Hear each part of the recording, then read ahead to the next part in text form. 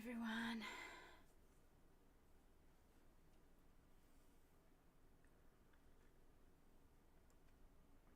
Ooh, hot. Ooh, that hurt. How's everybody doing? I'm here now. I was gonna come earlier, but oh well. Whatever. I'm here now. Mm, we had a very interesting stream yesterday about this, or analyzing somebody's dream that they had. It was awesome because this person had a dream that I've had in the past, similar with something of a text, but he was actually able to read all the text, and then we translated it, and the outcome was like really incredible. It was so crazy. So that was the first time in my life that I met somebody outside of my brother that had a dream like that. And it was about that's actually the paper here with it. It was about a woman in chains bringing, like, dragging a dragon, a red dragon, somewhere, and the dragon was wearing a crown and looked sad, and he was wearing a crown, and the dragon was so sad that when he had his head down like this, the crown fell. But the person that had the dream was able to decipher writing on the crown as well as writing on their hands, and they were able to remember, even though this writing was in Latin. I'm telling you guys, these are the ones where I tell you guys, this is not just some weird stuff that happens. This is way too specific on that scale, and way too specifically weird to be just something weird. You know what I'm saying? I don't know if that makes sense, but anyway, so I was very tired last night, so I wasn't really able to get all like super hyped about it. But today I am able to get hyped because I slept, and I went to bed early. So they were able to not only decipher it, but decipher it even so it was Latin. Given I don't believe that this person speaks any Latin at all or knows any Latin, and then and then us me being able to translate it, and then the result of it was so incredible. um well, maybe we'll come to that later, because that's the whole other topic, because the point of my topic is the fact that they had this dream in the first place. Because, like I said, I have in 35 years never met anybody that had something like this, or at least nobody ever told me. And you meet many people in your life, and if you only really spend, even if it's just a year or so with a person, this will be a topic that will come up, dream analyzing, or visions that people have, or stuff like that, that will come up. And if these people don't have, the person that you are talking to doesn't have that, then that will also be discussed, and the person will say, oh, I don't have this. Okay. So in all this time of me meeting many people all over the world, locally and everything, nobody ever told me anything like that before, besides, like I said, my brother and myself. So I'm like, wow, this is really kind of a breakthrough, if you will, because this is exactly why we have this channel here, why I do these discussions,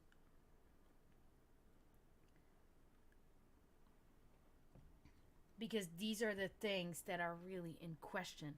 These are the happenings that I personally put in question, that make me realize and believe in other things beyond the now familiar human senses. So really cool, really good, good stream last night. Good topic. I'm glad we were able to kind of get in on that. And talk about this. And also, of course, now I would like everybody else's thought on that. You know, what do you guys think is going on there? You know, is this something that's really valuable? What does it mean to you when you hear us talk about this stuff and this happening? And maybe one of you will say, "Oh, wait a minute! Actually, I had an experience like that myself as well." So, you know, whatever it is, please let me know. I'm really interested in hearing everybody's opinions and stuff. Um, Later, maybe we can dissect what you know, what could be the possible meaning of dreams, because this is also kind of part of this whole topic, is that it is difficult to tell, even for me as a professional, in quotes, right? I'm just saying that because of the amount of years that I've been doing this, you know, not because I'm, you know, whatever, but so it is always difficult to be able to distinguish between a dream, which a dream is just kind of like your imagination, you know, it's just something that happens. It's your brain processing things, you know, that happen throughout, you know, maybe your whole life even. But when we talk about dreams themselves, it is literally the body processing things in your life. Okay, that's how dreams occur. It's just like memories. It is really hard for us to be even able to even properly analyze what dreams actually are and how they work, you know, how they function, where does it start and everything. How does it come to be? So then we also have to understand that it's hard to tell whether or not is this a premonition, is this a vision, is this based on a memory, is this astral travel. It's very hard. It's very hard, and we find ourselves, as even with this is actually a perfect example that we can use for talking about the difficulty of knowing what is the meaning of this dream, if any at all. Okay, so I'm gonna just kind of expand on this. So the Latin text, I'm gonna start with the Latin text, and I'm gonna read it. Embarrassingly enough, I took Latin in high school, which is now a long time ago, but still, I do remember many words, and unfortunately, none of the words I remember were in this important text. Go figure, right? It's the same with math. This is how it worked. Like, I had to learn all this other shit that was horrible, and in the end, what was really really important to maintain was basic math, which I never lost at, but would have been a nice information, and percentages. These are the most important things that you will learn in your personal life about math. Not geometry, none of that crap, unless you want to become an engineer, architect, or something like that. But yeah, so of course, none of the Latin words that I remember were in this text. So it was embarrassing. Like, I hope my Latin teacher will never know this, but I really flunked Latin in the last year of it anyway, because Latin is all about keeping up with your vocabulary, and I didn't do that. I was an athlete, and I was into you know, boys, so I didn't care. So okay, now I care. Boys can, you know. But anyways, so unless Sweetie Kins interrupts me. Sweetie Kins, you want to come inside? Open the door. Come. How? You just push the door. You always do it. Come on, sweetie. Come on, Sweetie Kins. Sweetie. How? Here? That's what I'm hearing. How? How you always do, sweetie.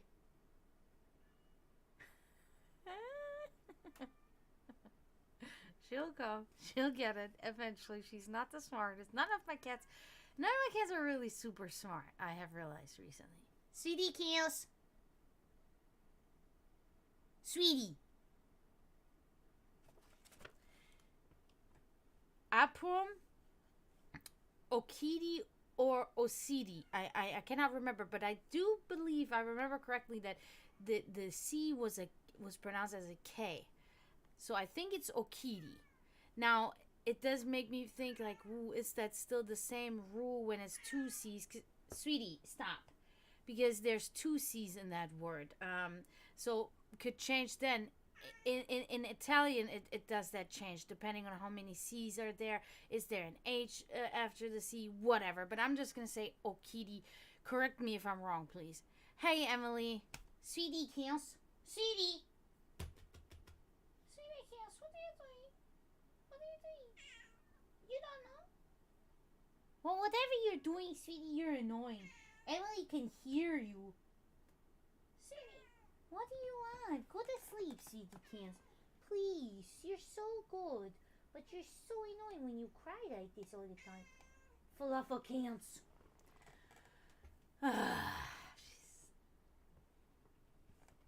She's being ridiculous. She's gonna do that meow meow weird stuff until she finally lays down. That's, I hate when she does it. I have like an automatic like cringe, and I'm automatic like stop when she's like sweet. That's the one. Sweetie, stop.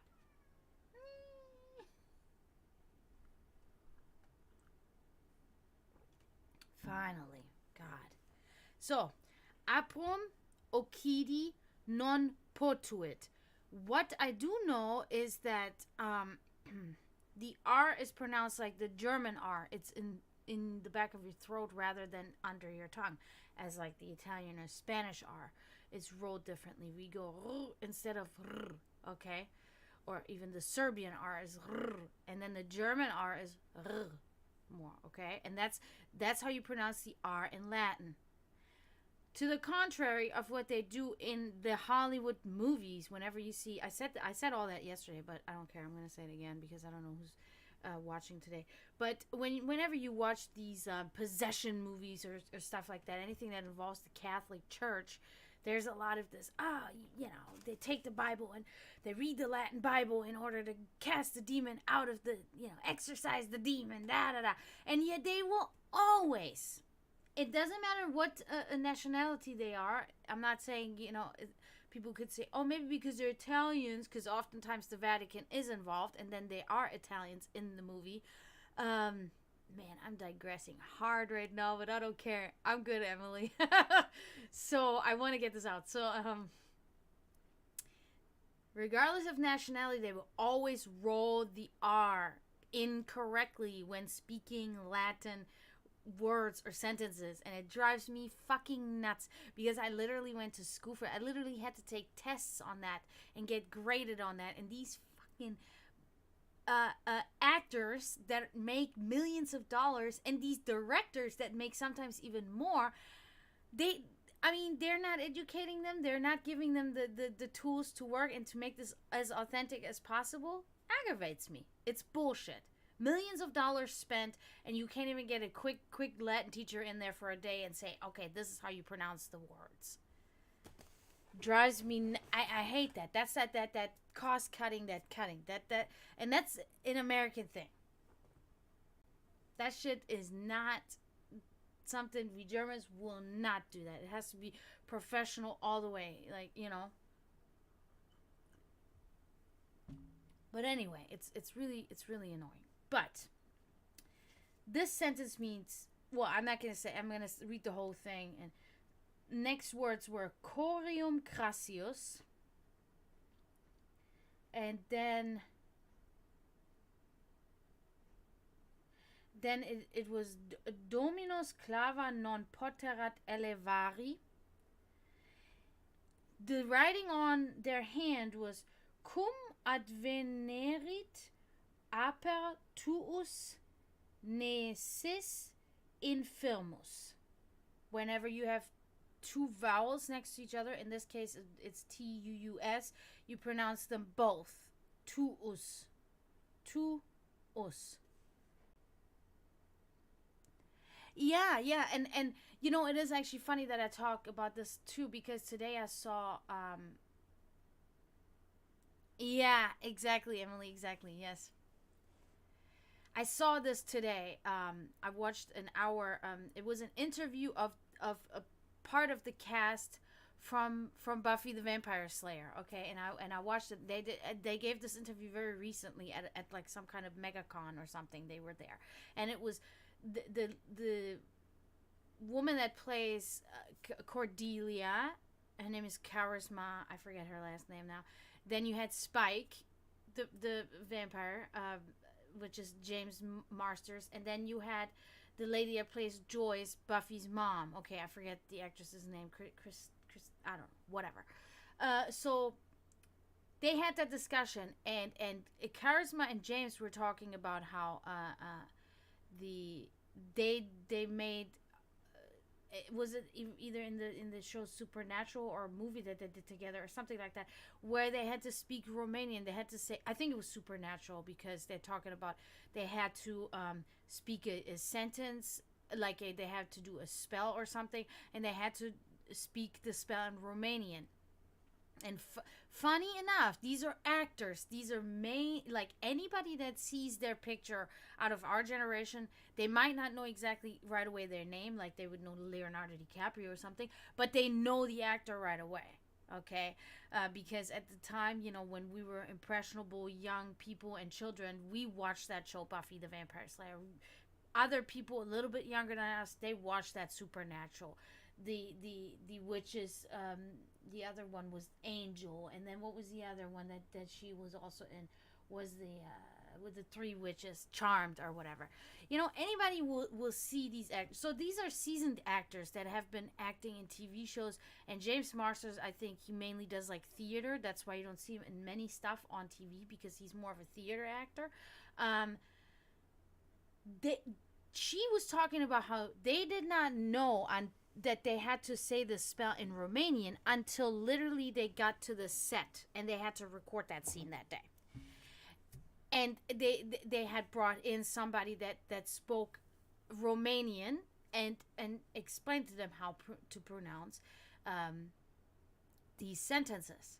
And it was a whole scramble, because Charisma was like, "There's no way, there's no way I can learn that, in this fast of time to pronounce." Because Romanian, she was right. She also said how Romanian is a difficult language to speak. It is, just like Serbian or German. These are difficult languages. And she even called the crowd. They were like, I mean, they were probably like, I don't know how many hundred, like a couple of thousand people, I think, in the audience. And she was like, "Who in here speaks Romanian?" And literally nobody, even in the crowd. It is a remote country, and so the language is not familiar to the rest of the world at all, just to that specific area. Same as Serbian. It's the same way with Serbia. You will not hear that language anywhere else in the world except for there.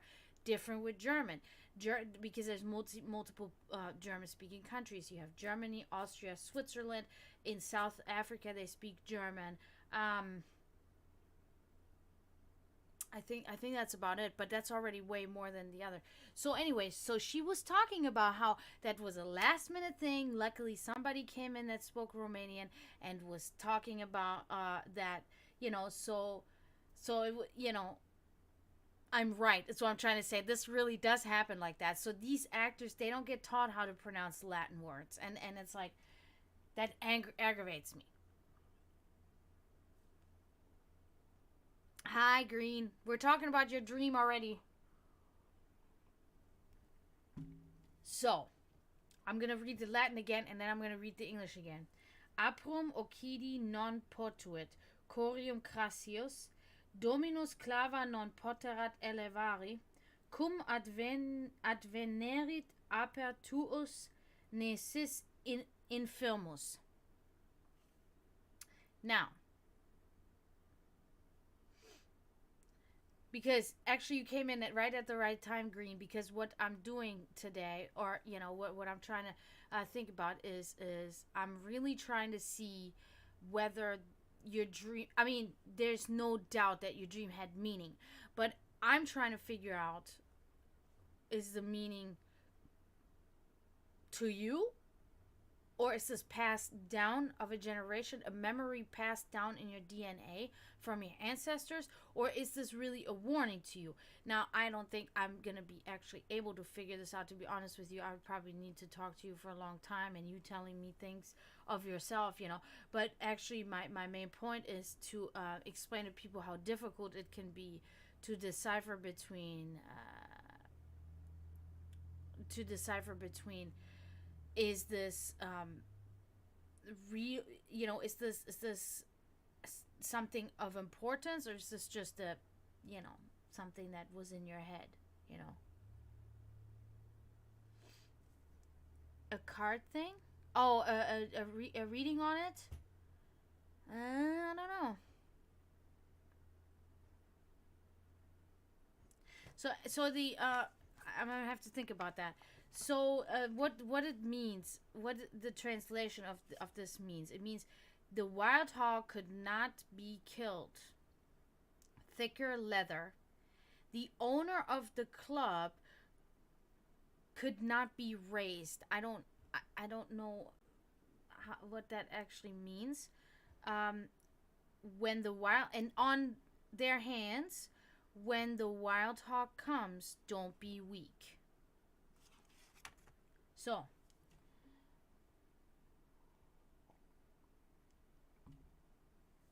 now just into my head came a thought that like this could have been literally something that you were in your in your astral body traveling into your ancestor, and this is something that your ancestor actually saw happen in front of their eyes. Could be. Then it could be either or it could be both then at the same time, or it could be a warning. You could still have had this could have been the actual experience, but it could still also be a warning then at the same time, to tell you about something to come. A wild hog, you know, analogy of, you know, something crazy, something very big and heavy and maybe even aggressive will come your way, and when that happens, don't be weak, you know. So it could literally be a warning to you to whatever is going to come your way, that you're gonna have to fight, and you have to get through this without being weak, you know. But there lies the trouble. Now, for me myself, whenever I have dreams like that, because I know myself, I know what I've experienced in my life, I know what my parents have experienced, or a lot of the things they have experienced, because they talk to me and my brother about these things, etc., etc. I can pretty much immediately tell whether this is for me. It's a feeling, like how do you feel when you have this dream. So it's easier to analyze your own dreams as a psychic or a medium or whatever you want to call, than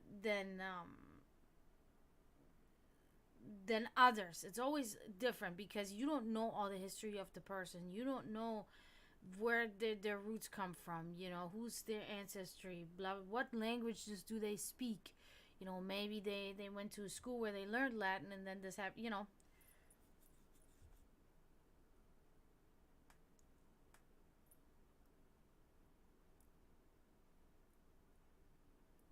Ah, so that must be from the Celtic pantheon.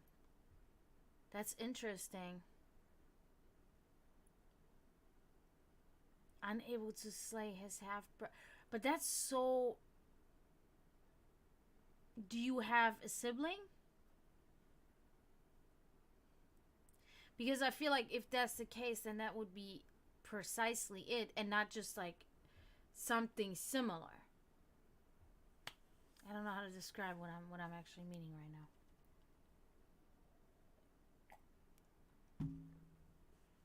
But this tea is so good. Mmm. Cup of tea, cup of tea. CD. Hi. Kiss. You love me too?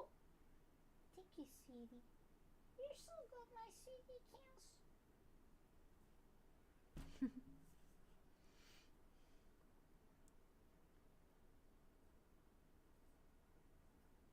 Yeah, so so she really is. She's look at her, she's just staring now. She's like, "What do you want from me?" Yeah, let me do that. Well, then the way because I can't. For me, it's not. It doesn't work this way that I just do a reading on something on a situation. It's not. I that's different. I have to actually just sit down and meditate for a long time and stuff, and then these things will happen. So I can do a reading for you, and we can see if we can see something. If not, it would just be a reading on situations in your life. So.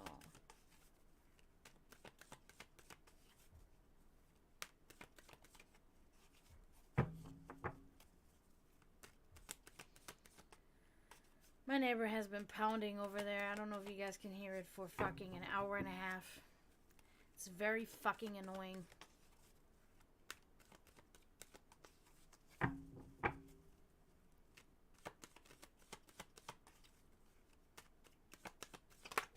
Whoa. Mm-hmm.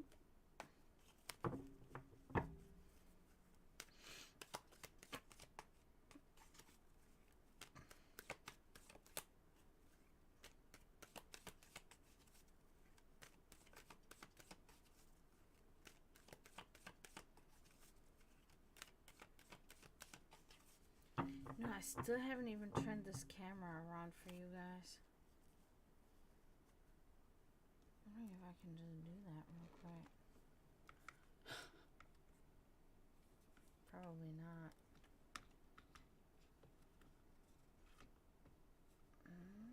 Wait a minute, actually. Maybe I can.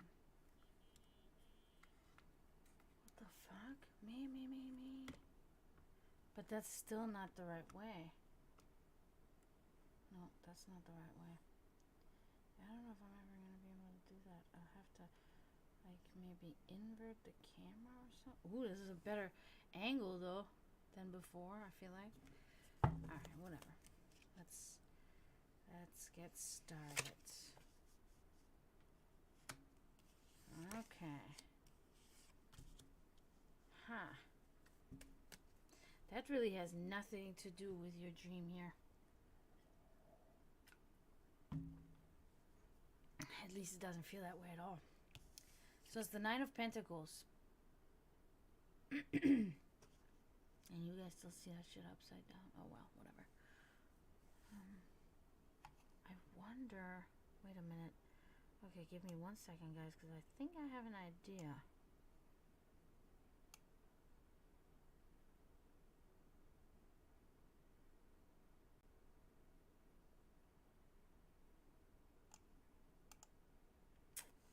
Let's see.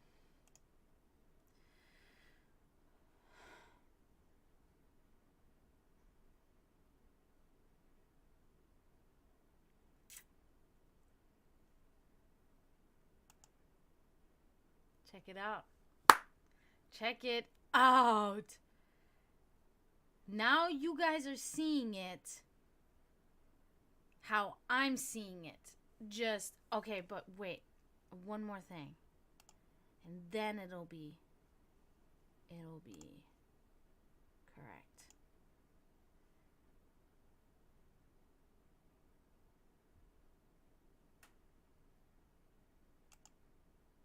Now you're seeing exactly what I see.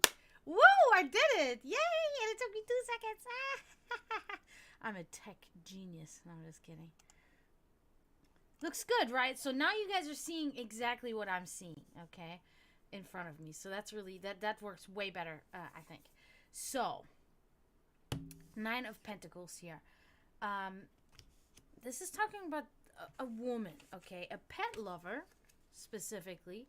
A wealthy woman and independent woman, okay? So it's material good fortune, okay?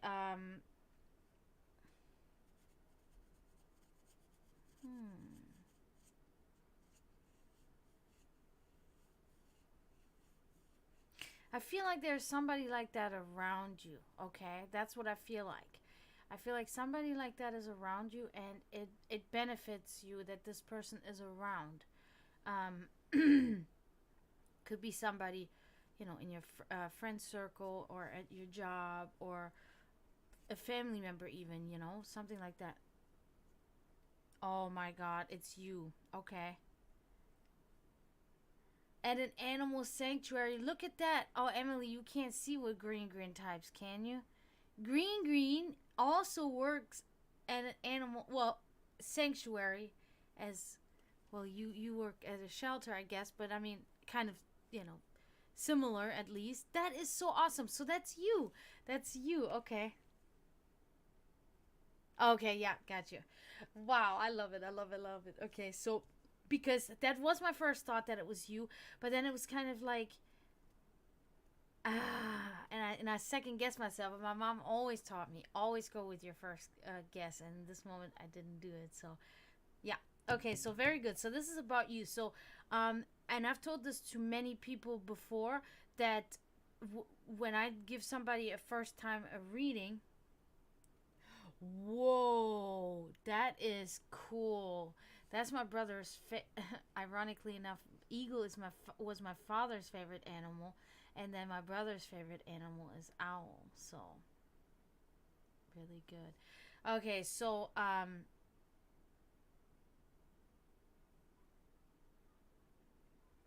okay, so okay, that's what these fucking neighbors got me all.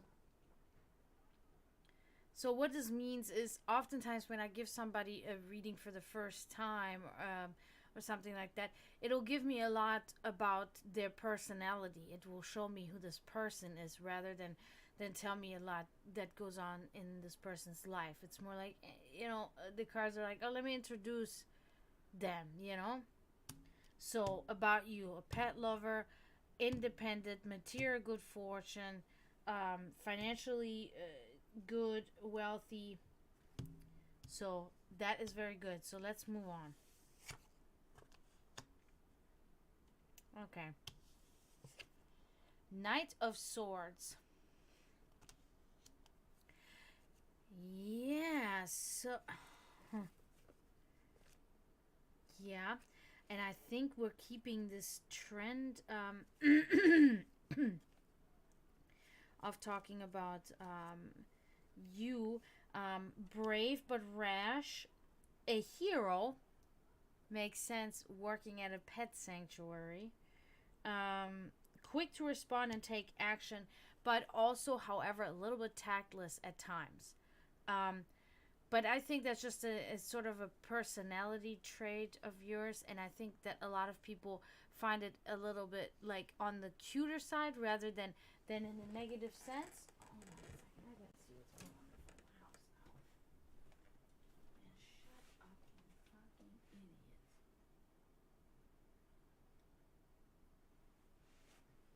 Why does it always have to take place in front of my home? Go away, fucking idiot! Yeah, so more on your personality and your character. Okay, so good. So you are you have a lot of energy and stuff, and young, and you're trying to do new things.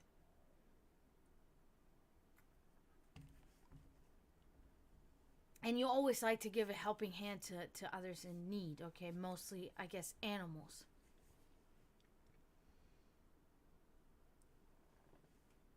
Mm-hmm. I get that label too. I get that label. So let's see what comes here.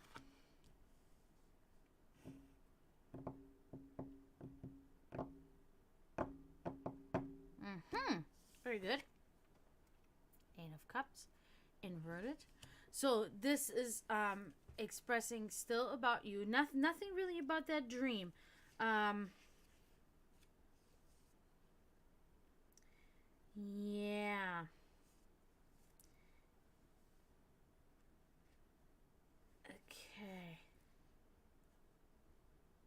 Yeah, really nothing. I try to, sorry, but I try to again try to see if anything about the dream, but no, no, not really. So this is a really good card. So this is expressing you, even in difficult situations, you don't give up. You persevere. Okay, you're seeing things through. You have in the past abandoned your place and the things that you set your mind to, but it has changed recently. And recently, you have become a lot more persevere, and you're trying to really you're not afraid to take the risk of seeing through certain situations that could hurt you in some way, but you are convinced that you're going to stick around this time, and you're not going to abandon your situation, and you're not going to maybe even flee a particular situation that you find yourself in. Okay, so that's good. Yeah, so unfortunately nothing about the dream.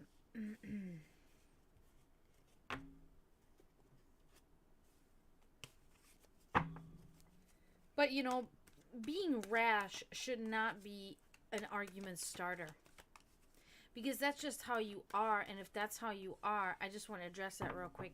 Then if people cannot handle that, then that's not your problem.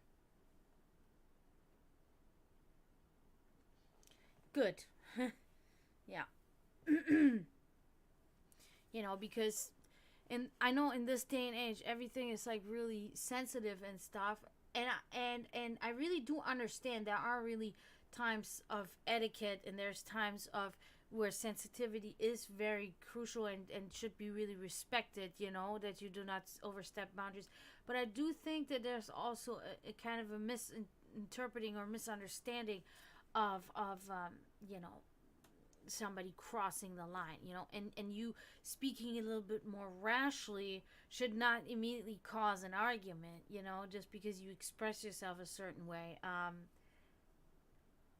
But I know the feeling, and I was told that same, or rather, very similar to what my mother kind of tried to bring to me many times in my life, but I don't know. I think there's a time and a place where you gotta understand you can't be that way, or you shouldn't be that way, because it's just not gonna work. But I think most of the time you should be able to be whoever you are. If you're rash or whatever, and if your friends and your family can't accept you, then that's their problem. Because my mother did tell me these things about myself too, but my mother still loved me and accepted me, even so if I didn't change the things she wanted me to change. Speaking of that dream, yeah, yeah, yeah. Did you have another dream?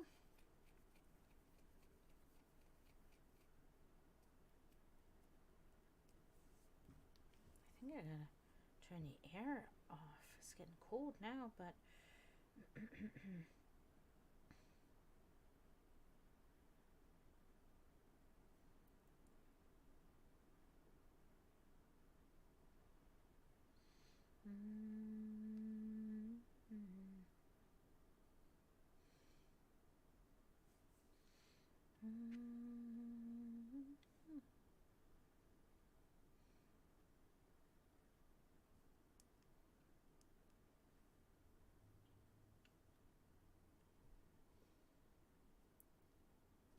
oh, cool. What was it this time?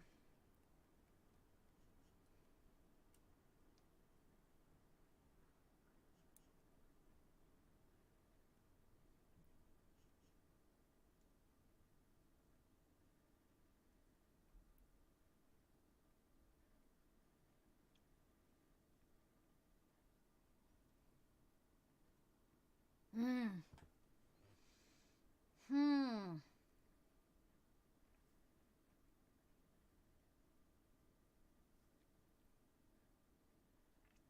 Four-winged leopard.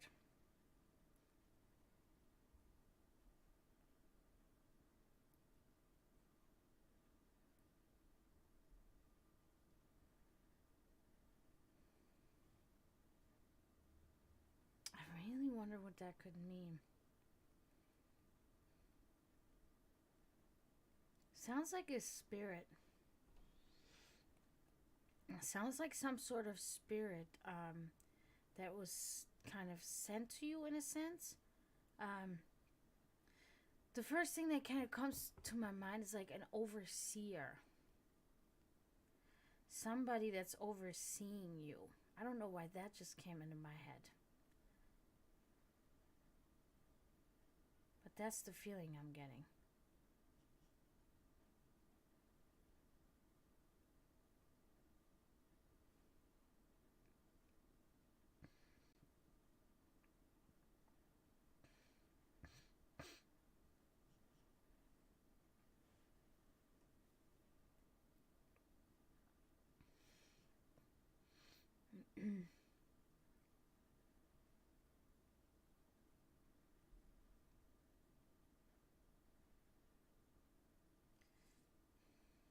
So who knows?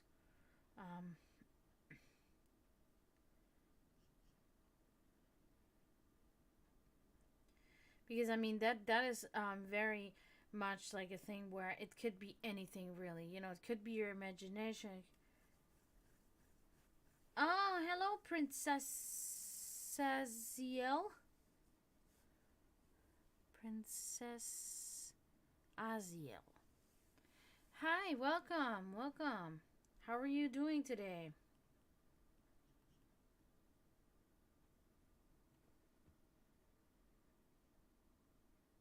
With a rural German accent, and he laughed a lot? Okay, that's interesting.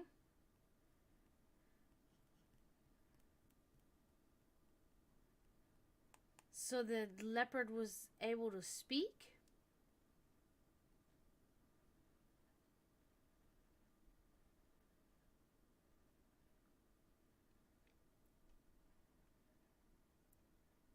I do, yes. I definitely do, Princess. You can get a 1 card reading just like this, or you can subscribe. If you subscribe, you can get a 10 card reading. And you also get no ad breaks, and you get to use my emotes that I designed myself. So I always recommend, if you have Amazon Prime, you can just use your Amazon Prime. Doesn't cost you anything to subscribe to me, and then I can give you a 10 card reading. I don't know if you have Amazon Prime, but if you do, you get a free. You are? No, you followed. Oh, hi, Unconfirmable. Thank you for following. You followed Princess, but you have not subscribed. But again, if you do have Amazon Prime, you get a free subscription with Amazon Prime. And you can use that to subscribe to me, and then I can give you a 10 card reading. Same for you, Unconfirmable. I like that name. That's a good name. Hi, Unconfirmable. Welcome to the chat. Yeah, so anybody that has Amazon Prime, use your free 1 subscription that you get with Amazon Prime. It doesn't cost you anything, and you can subscribe to me, and then I can give you a 10 card reading. And the 10 card readings are a lot more detailed than a 3 card reading.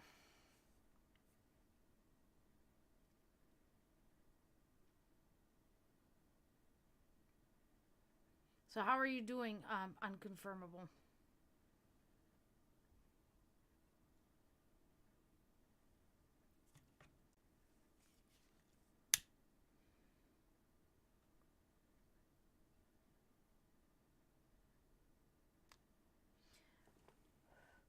And also, green. That's interesting. That's interesting. What did the leopard say? Was there anything in specific that the leopard was talking about? And I guess you said he. I guess it was a male leopard. I find that so cool and interesting. But you know that's one of those things. Yeah, if you subscribe, you can get a subscription reading. It's really easy to subscribe, and it's only, I think it's $5.99 a month, unless you have Prime. If you have Prime, you can just use your free subscription from there. But so that's the thing. That's the thing, green. It's like a dream like that is so difficult to um you know dissect, because it could really be anything, but it depends if the leopard said anything in particular or not.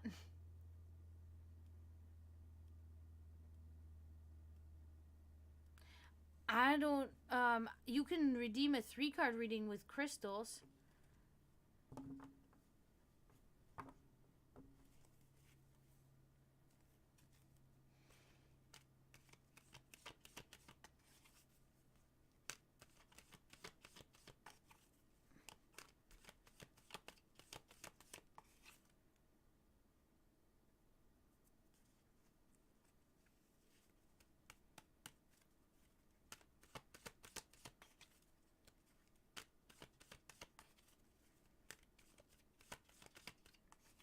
All right, cool. So you're wondering if you're going to be friends again with your roommate.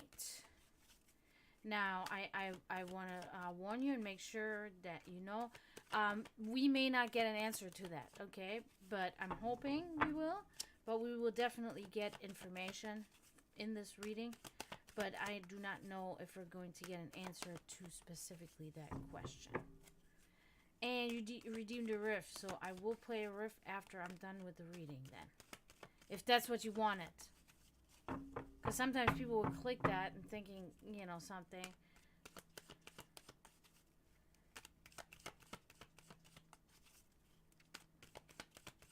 Alright, so let's see what we can find here.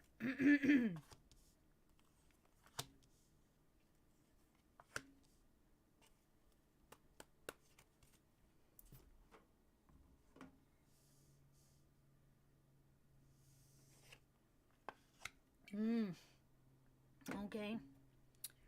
Huh. Starting off a little bit troublesome here. Okay, so the Ace of Swords inverted. Luckily you see it the same way I see it. So my thought is actually we're tackling directly this problem with your roommate here, and this is talking about abuse of power, tyranny, and destruction. Okay, so I feel like there was a really heated thing going on between the two of you, and that is what caused this argument. Maybe something was broken, literally, like things in the home that you guys lived in together, or that you guys live in together, and there was also abuse of power, taking advantage of somebody. I feel like there was a lot of stuff going on that was not good between the two of you. The leopard said, "Pity, pity, pity. Fell back from laughter. Such a pity." Oh my god, what is that? I wonder. That's so fun. That's cool. Let me. I'm gonna check on this.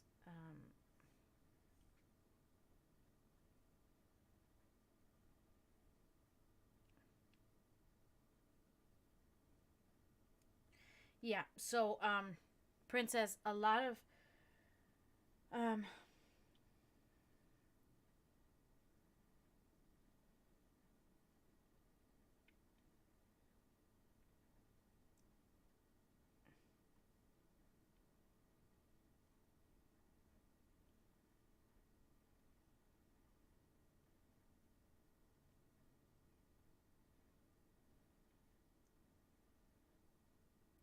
what? This is again. Oh my god.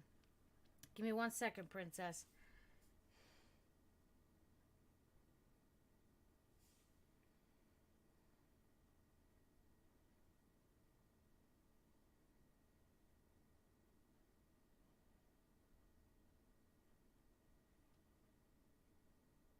Oh my god. Okay, so definitely not trying to be offensive whatsoever, green, but it looks like these are a lot of religious, and I'm talking about Christian religious dreams. Are you Is your family Christian? Do you go to church and read the Bible often?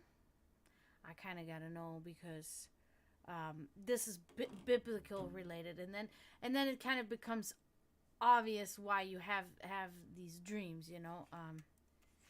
So anyway, continuing with you, Princess. Yeah, so a lot of trouble between you and your roommate. Moving on. Oh wow. Okay, so strength inverted. So this is talking about um,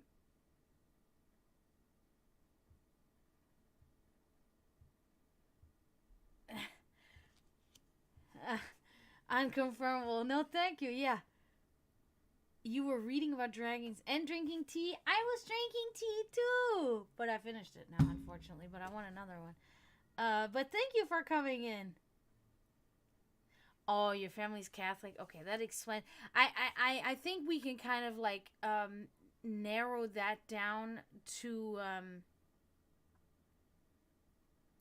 the Catholic aspect in your life. I'm almost thinking, since your other dream was in Latin, that we may be able to debunk this as not being of ancestral heritage, but it actually being based on the religious influence in your life. Okay, which kind of makes me sad, but the fact is that you must be around Latin here and there, given your family's Catholic, so Latin is something that you're familiar with. So that would explain this dream. I was looking for somebody that has never even seen Latin, and I was like, okay, so very much religious based, not so much. I believe not so much based in ancestral and you know DNA makeup of yourself from or even past lives or anything like that. This is more like, it seems this is very much explainable, more common. Um, yeah, which doesn't, I mean, it does make it less cool. I'm not gonna lie, right? But it does still, it's still awesome. It's still cool. These dreams that you're having, they're so specific and they're so vibrant, and you said they're very vivid and they're very colorful. So it's still cool. It's just not as cool as we hoped it to be, but it's okay. It's good. It's like you must have. Mm-hmm. Could have been the trigger for the dream, and then the dream morphed into that because you saw the leopard. Because a little thing can be a trigger, and then it can cause you to dream to make the sound. um so anyway, Princess, here we continue with your reading. Strength inverted. Okay, so you feel very defeated. Okay, you feel very defeated because of this fight between you and your roommate. um you feel like surrendering almost. It has you to the point. Okay, okay, okay.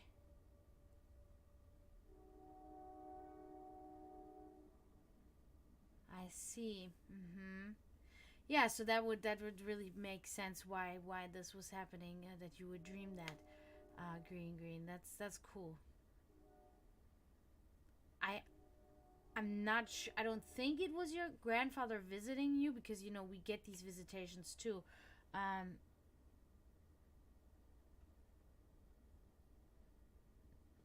I feel like it's not that you've ever heard it. I think you've read it somewhere.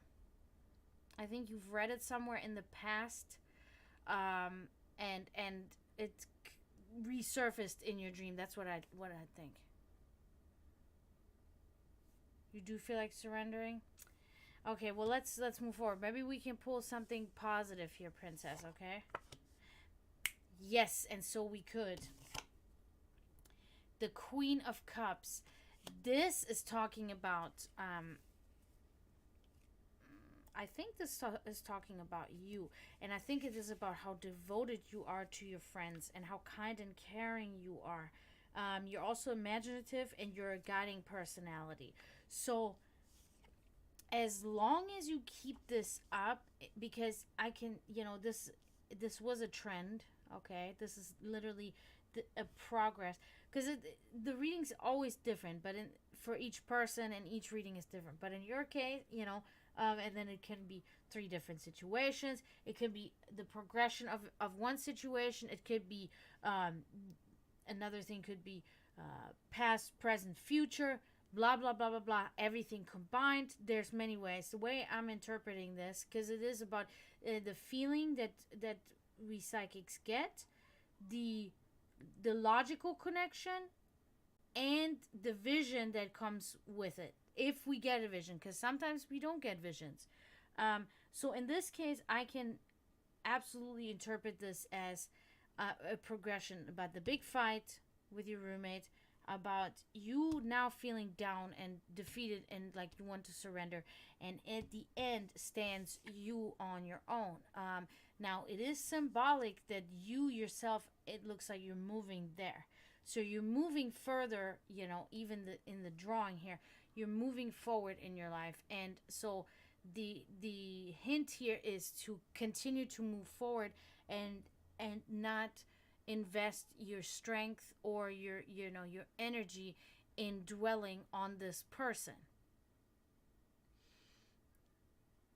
Time will calm these things down. It is well advised. I think fighting is okay, but sometimes fighting can be more of helpful if you do it in a more passive way instead of an aggressive way, right? Aggressive way would be constantly trying to reach out, constantly trying to make contact, constantly trying to do certain things in order to get back into this friendship with this person. I think there's a time that needs to pass between the two of you where you guys don't speak, and where you don't push the friendship. I personally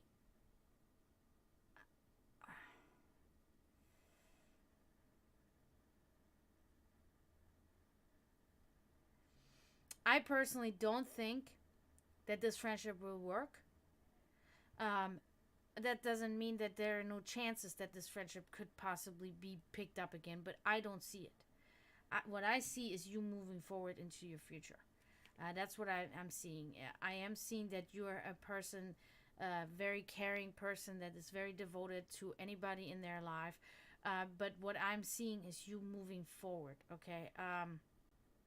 And that's okay, because you moving forward with your life doesn't mean that you're cutting them out of your life. They can, if they decide to come to you and work these things out, you can always leave that door open. But don't run after them. Do not waste your energy in trying hard. Focus on yourself. Move forward. If they care as much as you care, because it is rather obvious, and there's certain things you don't need to be a psychic to know. You coming in the stream here and asking about your relationship with you and your roommate, and getting literally a reading and asking a stranger about it, that is your devotion. That is how devoted you are to this person. Not many do these things. So there is a problematic scenario when one person cares less than the other person. And that's what I'm seeing here. So my advice is moving forward in your life, but keeping the door open if they decide to re-enter your life as a friend. I know it's hard, and it's definitely harder than harder, easier said than done. Jesus, Americans have it weird. Easier said than done, but it can be done, and it is advisable. You're welcome, Princess. You're very welcome. I was glad I was able to do that for you, and I was also glad that it was a very straightforward reading. There was not much misunderstanding, and this has been happening again the last couple of days. The one day we had a very weird, energetic clusterfuck. Everybody was not in the right place, so all the readings were a little bit strange. But now now we have been getting better again, which is really good. So you're welcome, Princess. I wish you very good luck with everything, and I really hope things will work out. So Green, green. No, we're done here, green, green. So you can talk. I'm about to tell these kids out there to shut the hell up. Why are you right in front of my house? Go away.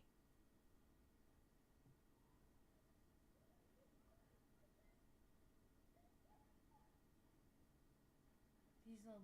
Oh, my God. Go somewhere else. They're literally right in front of my house. Why? Go somewhere else.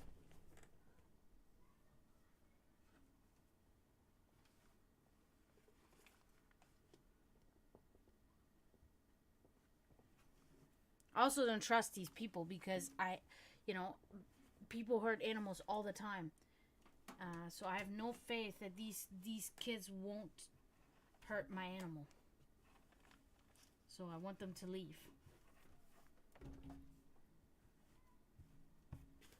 Okay, what's the final part here? Green, green. Please let me know, because I really do want to know. Because of course, this is why it's always so hard to explain this to people, because people always think everything is black and white. But of course, there's always a chance that we can interpret your dream to green, green as your grandfather visiting. But because we don't know, we have to go with the more rational. We have to go with the one that would make logically, physically, scientifically, chemically the most sense out of all, okay? And that would be literally talking about the leopard skin triggered you, leopard fur triggered you to have this dream, and so it is, and that's why you had this. It is hard to confirm whether this was a visit of your grandfather to you, in that sense. So we don't want to go with that right away, because we cannot really know.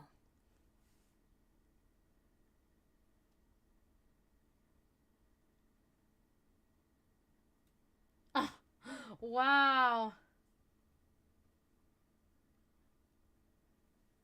Wow. I wonder.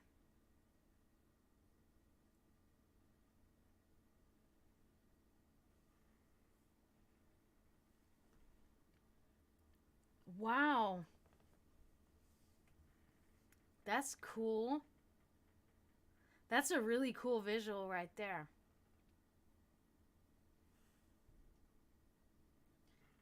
A bee, a wasp, and a butterfly came, and they were all giant like that?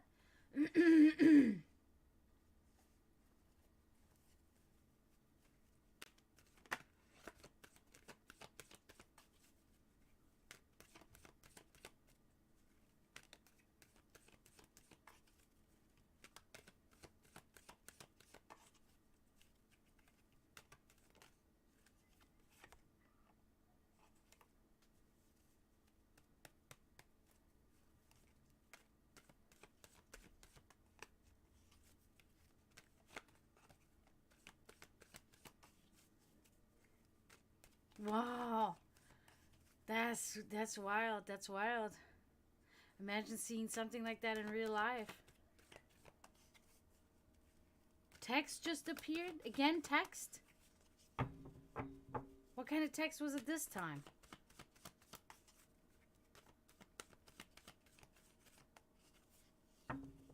Oh, okay. Interesting.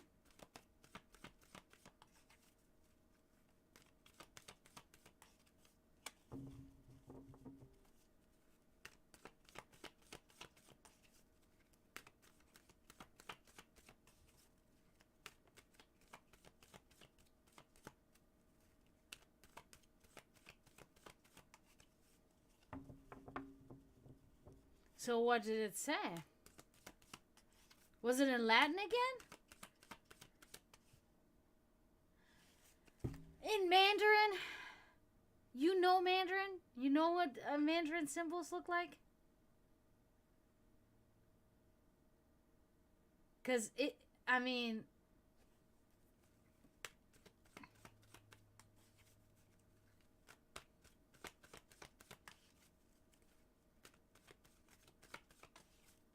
Mandarin.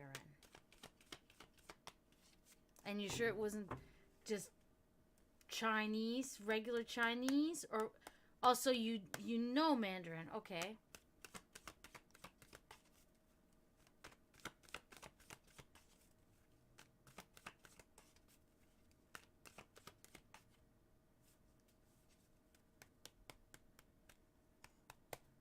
You know Mandarin? Jeez, that's a difficult language. Wow. Okay, well at least that rules why it was in Mandarin. You know the language. It's not a language that you don't know. Like you say, you don't know Latin, but then again, you know, like I said, I believe that you've read it at some point somewhere, given having your Catholic background with your family. There's a lot of Latin, you know, around. Even just inscriptions on churches and stuff, they're all in Latin, mainly in Catholic, in the Catholic community. So I'm a firm believer now that's where you subconsciously remembered that, maybe even as a child, because sometimes people don't realize, but even as a child, and you may not remember it now, but as a child you read something in Latin somewhere, and that caused you to, and it resurfaced after a long time, and you may not remember ever reading this now, you know, but, what? Is my phone ringing? Oh, child abduction. Palm Beach? Yeah, well, I don't know. I can't do anything about that. If I see them, I'll do something. I hate that they send that out because... Oh! How in the fuck are you able to do that? I can't even copy this text now or anything. Can I? No, I can't. What I can do...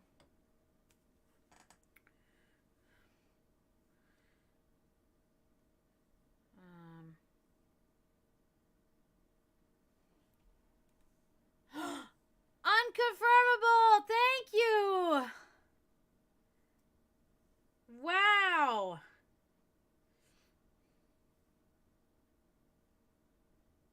Thank you so much. Yeah.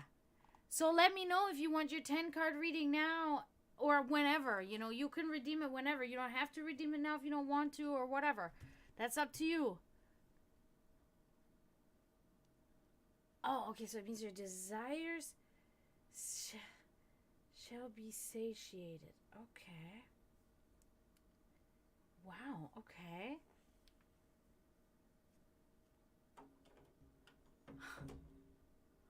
That's so crazy. Okay, wow. Interesting. Very interesting. You have very intricate dreams.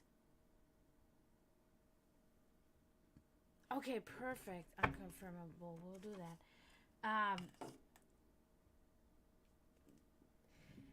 The way that this is, I don't know how, if I can ask you this, Green. I am 35 years old. How old are you?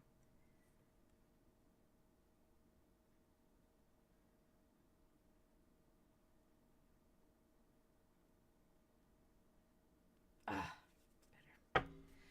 Perfect. Unconfirmable. Let me know in chat if there's something in particular that you would like to inquire about, because we can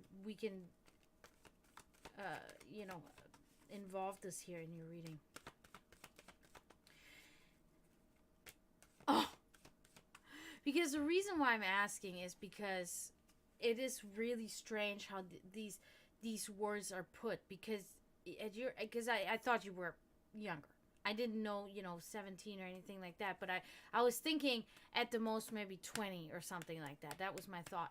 So it is so strange how this is put in your dreams, because that is not something how even a 17-year-old would naturally think. So then that again leads me to believe that this is of a different kind, because you would not express yourself that way. You would also not subconsciously think that way. Unless, I don't know, maybe you watch movies or videos, or, I mean, like, shows where people speak like that, or are involved with people that speak like that. But I would not think so in this generation and in this day and age. So that then again leads me to believe that there is somebody coming to you and talking to you. I'm not gonna lie.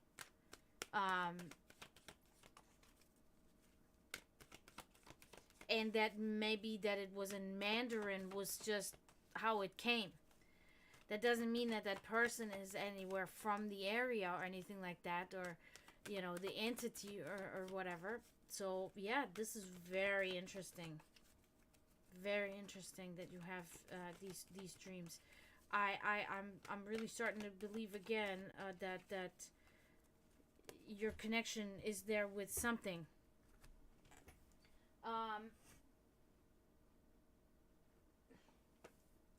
Letting me also making me believe that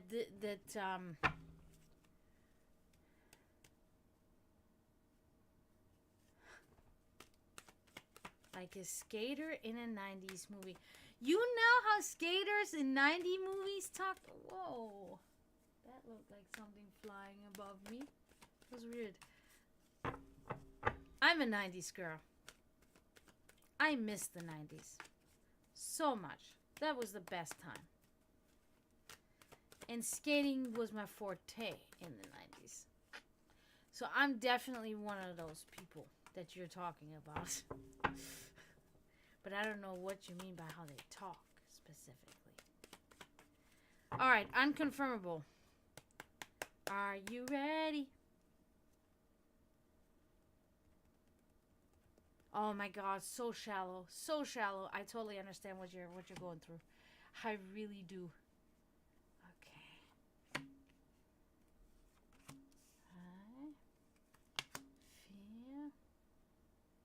Hi, Venus, Neptune. I do remember you. You can, after I'm done with this reading here.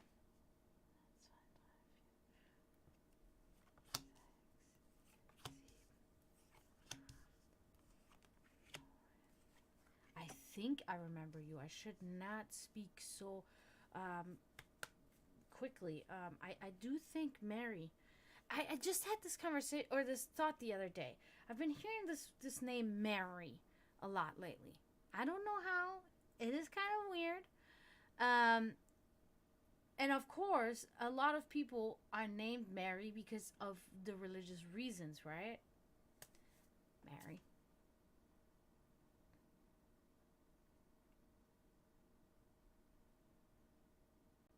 Well, I know for sure that I don't remember the name Venus Neptune. I feel like I remember Mary, but not that username. So anyway, I just recently realized that thank you for understanding. Yes. That I really like that name Mary. And I hate myself for it. I really like the name Mary. I don't know why. It's just something that I started to feel recently where it's like whenever I hear that name, I'm like, Mary, that's such a nice name. I've heard the name Mary many times in my life, but why is it now suddenly feeling like I like the name? Weird. I don't know. But, you know, I guess tastes change over time or something, and now suddenly it rings a bell and it feels good when I hear it. I don't know. Whatever. Let's take a look here at unconfirmable. At your present circumstances and how they're influencing you and what's going on there, okay? Oh, okay. So not too bad. Just seemingly a little stress there in your life right now. So this is the Two of Pentacles inverted, okay? And meaning of it is that you're unable to maintain balance in your life right now, and you have your priorities a little bit misplaced, unfortunately. Okay, so you're struggling a little bit with multiple things on your plate, and you're not plugging them where they're supposed to be. You know, you're not prioritizing things that you should be prioritizing. You're putting other things on the back burner. So you're having a little bit of a hard time struggling these multiple things in your life. Okay, but it's not really really bad. It's just something that's happening, and that is impacting your present circumstances and how you feel in your life. Okay, I'm gonna have to glue these back on there later because that's getting on my fucking nerves. Okay, so let's move on. Let's take a look at your past and what we can see what happened in the past, okay? Oh. It's the Eight of Wands. So in your past, there was something about decisions made in haste.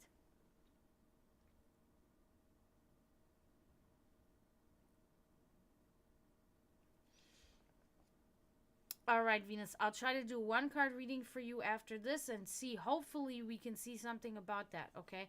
I'm going to try to keep that, in mind to see. Hopefully, we can see something about that.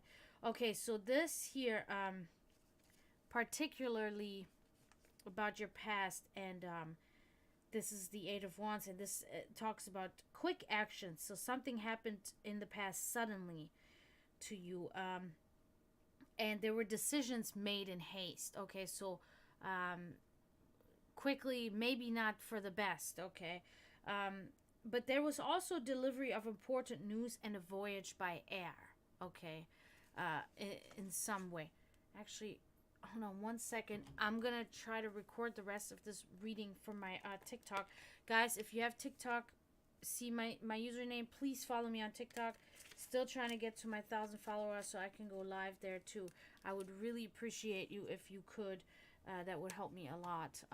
So please follow me on my TikTok. Let me set this up real quick here. Unconfirmable, because I do want to share this to my TikTok, this reading here.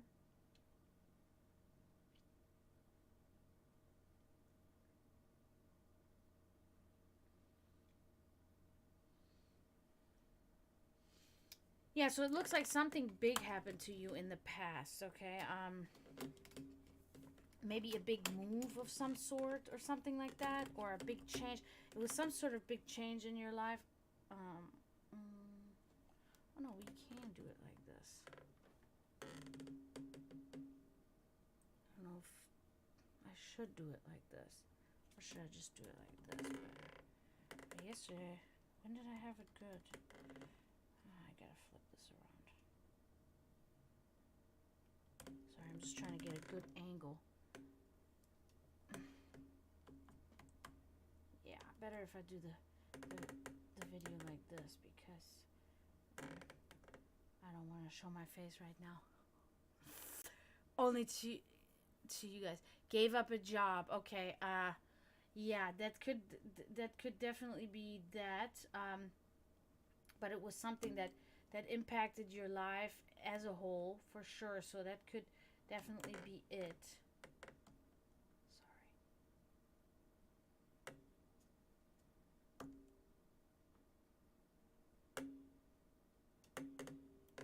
Hastily. Yeah. I kind of assumed that. Yeah. I think we got it. Yep, we got it. Okay. So that had a big impact on you. That is very obvious here to see. Okay.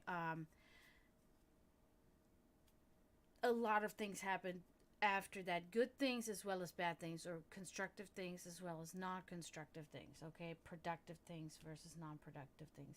So moving forward. Oh, hi, Green. Welcome back. Yeah. Okay. Although I don't think that this is really relationship related, to be honest with you. I do think that is related for related to your life in a bigger picture than the relationships were, so to say. Okay, so now let's look at your subconscious. How are you doing there? Okay, the Seven of Pentacles here. So your subconscious, you're doing pretty much the thing that you're wondering about, in a way that you're asking me about. So you're checking on your progress that you've made since you have made this big decision. Okay, you're checking how have you progressed in your art, in your job, in yourself, in your character.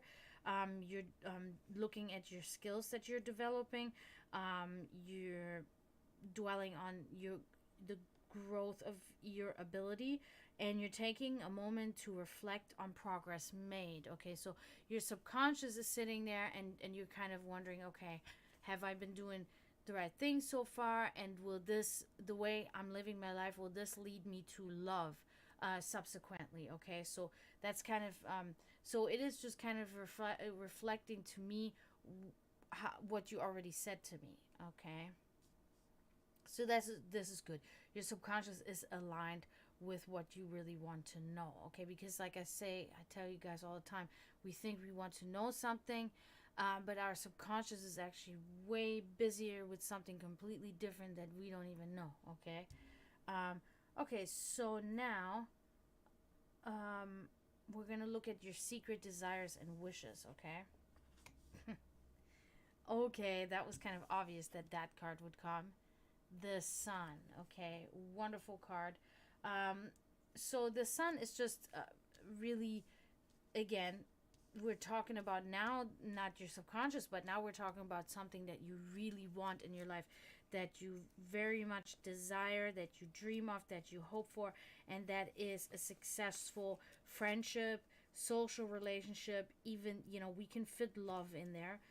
You want to connect with somebody on a deeper level, if you will. Okay, and you want it to be in a happy way.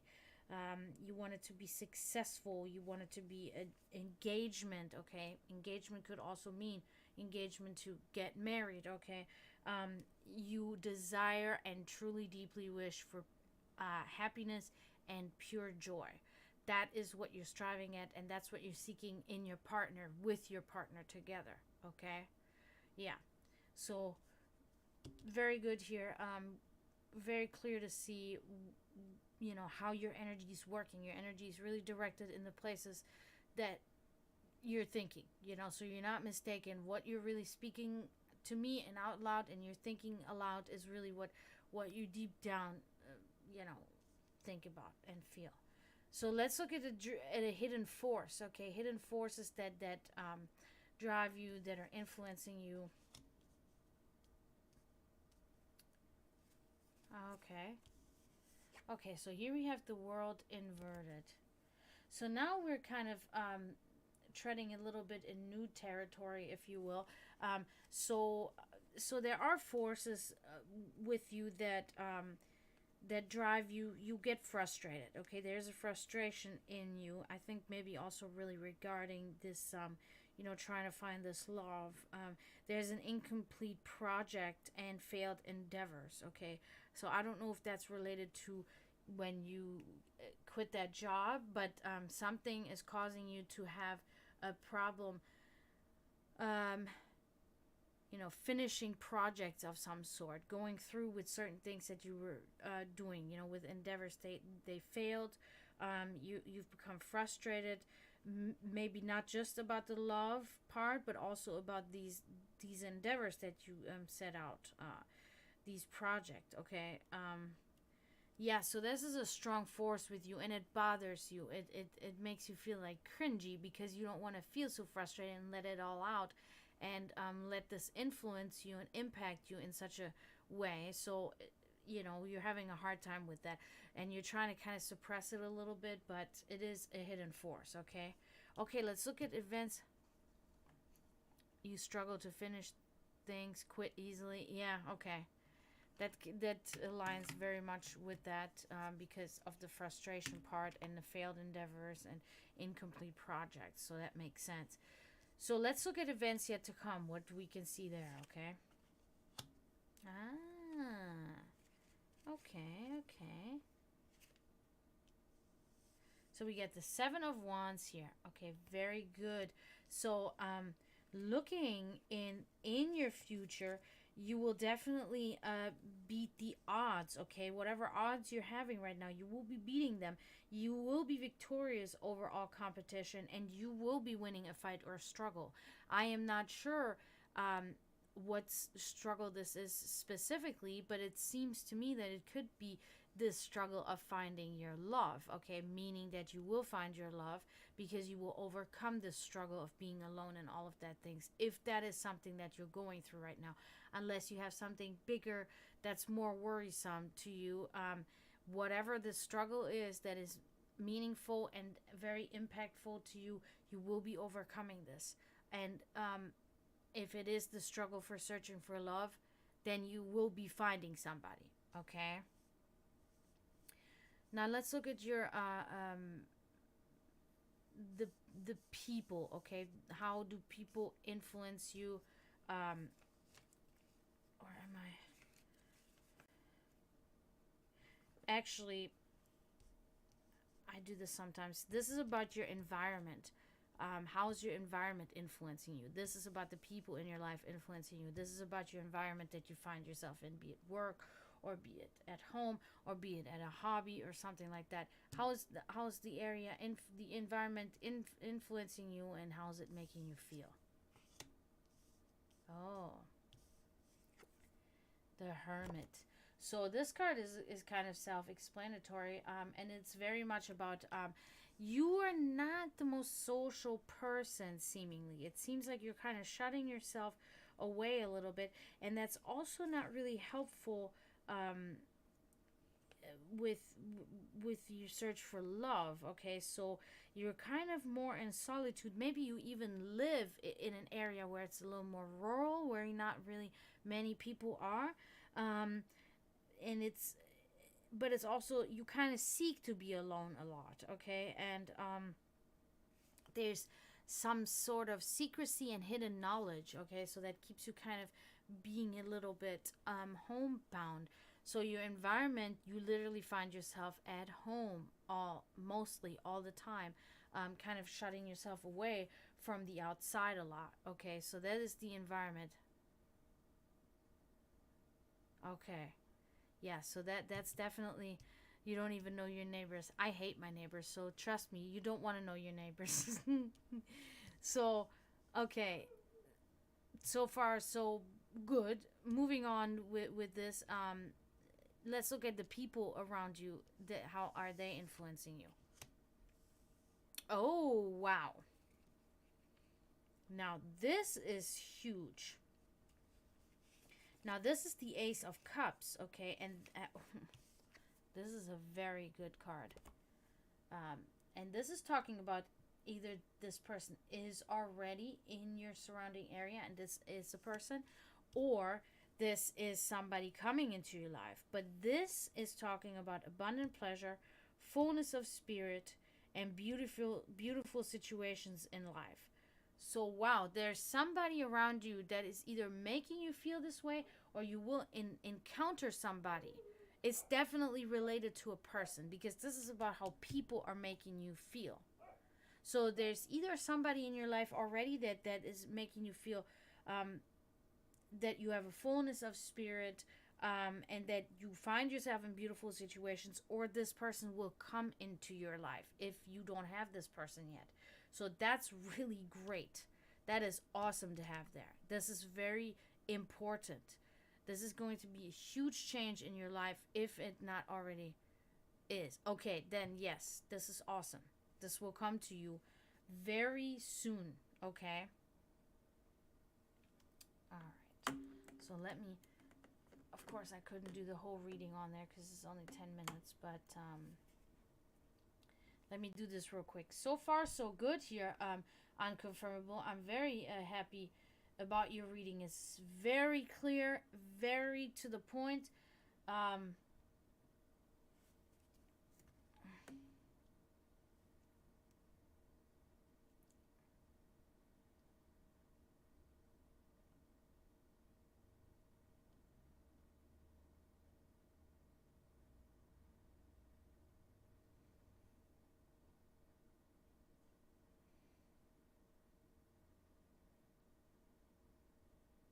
Sorry about that, but I have to do that.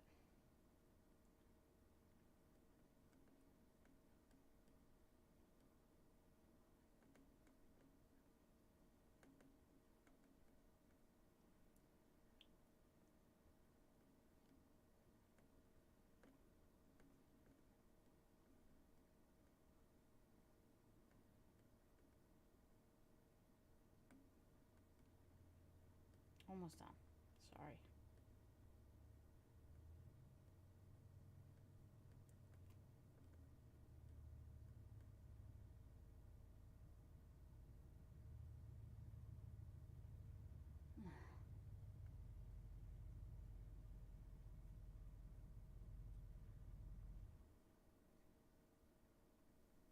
Okay. Posting. Yeah. Posting. Yeah. Okay. So, really good, unconfirmable. We're really getting somewhere with this. This is awesome. Okay, so now let's look at your spirituality. Okay, I don't know, we'll see how you're doing there right now with what's going on. Oh, okay. I had a feeling. The moon inverted. So there's some weird forces kind of tugging on you, on your spirituality right now. It's not. Hi, Littles. Hi, Littles. Go to CD Camp. She's waiting for you right now. What are you doing? Hi. What are you doing, Littles? Why are you here? Go to the Sweetie. Go up there. You know you and Sweetie like to cuddle with each other nowadays. Where's my guy anyway? Is he over there? Is he laying on the bed there? I can never tell because he's all black and my bed is all black. So, spirituality is a little bit, again, kind of a reminder of the hermit here, about almost like avoiding reality a little bit. Okay, there's trickery, there's kind of dark influences and illusion. Okay, yeah, okay. So there's subconscious control. So I think there's almost like something from the past is tugging on you, that you were kind of indoctrinated to believe, but you yourself have seen different things and believed different things, and you were kind of like, and this is what is the conflicting part about it. Okay, what you've been taught versus your experiences. Yeah, so there's some weird stuff going on there, that's not really healthy. So maybe even not focusing on that for a while and just giving that a break can help. Not really. Oh wow. Okay. Hi, Ladles. Yeah, so that can definitely be because it's all about like illusion, dark forces, trickery, etc. Things along those lines. So that could very much be what this is about. The past and how you grew up. So now let's look at your final outcome. What we can see here in general. Oh wow, wow, wow, wow, wow, wow! One of my favorite cards. Littles, the Hierophant. The Hierophant is such a great card. What are you doing, Littles? So the Hierophant now is telling us that in the end, when it comes to your spirituality, comes to to yourself, okay, in its entirety, it is about divine inspiration. Okay, you will be divinely inspired, and it will be about mercy, and you will be able to control your spiritual needs and conformity. So I think you're going to be in a very balanced state of yourself spiritually. And I think, of course, this can be a very good step in the right direction. It can very much help you find this love that you're so seeking, because if you yourself are in a good place, then you don't have to work on that so much anymore. And you can focus on trying to find somebody that will love you that way. And it looks like that person will come to you. This person will enter your life and give you this pleasure and this great feeling, and they will be devoted to you. And so, yeah, this is really good. Yep. So that concludes your unconfirmable. Really good reading. Yeah, I'm very happy about this because it was definitely cut and dry and clear on what's going on in your life, what went on, and where you're going from here. You're welcome, unconfirmable. I'm really happy for you. This is good. This is good. Maybe it can help if you go a little bit out of yourself and go out into, and socialize with people more. It could help you with finding finding your love. You guys are gonna have to excuse me for a moment because I think I have to let my cat out because I think she has to go. So can you give me? And I'm getting a drink. I'll be back in like 2 minutes, guys. Okay. I'm not even gonna turn the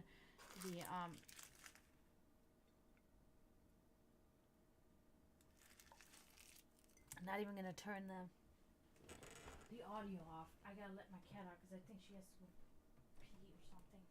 She's been in all day. I'll be right back, guys. Don't leave. I'm coming, little thing. You gotta go pee pee. Come on. Come on, little.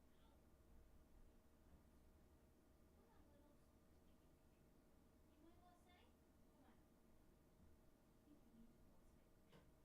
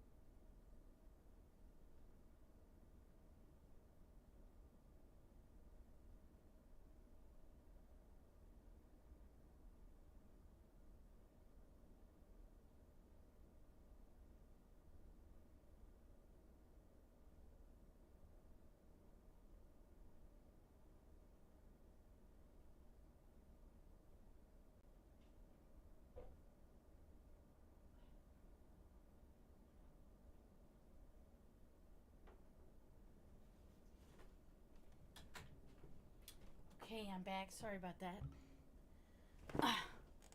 You guys didn't leave. Thank you. Whoa, it's dark now. I can turn this light down a little bit. Jeez. That's better. Okay. Maybe a little up.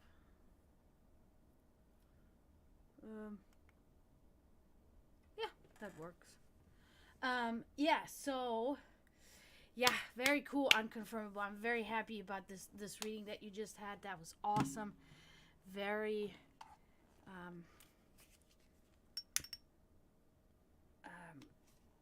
constructive progress you're going to be going through in your life. So we can be happy about that. It's in my eye. I think I've had some in my eye all day today, and it's just been moving around. Sometimes I can't feel it.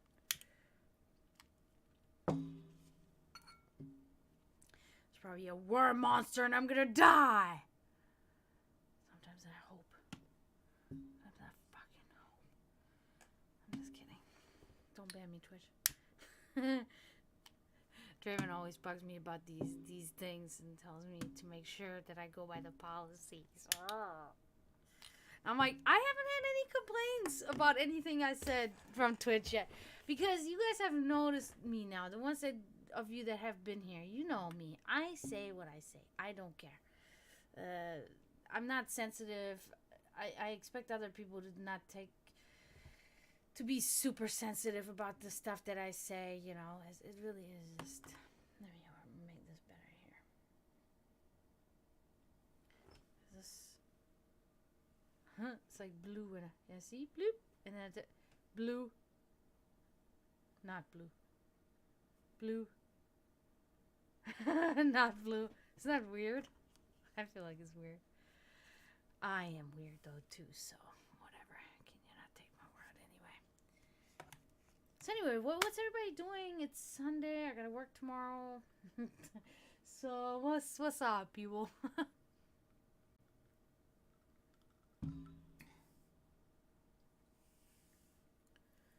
I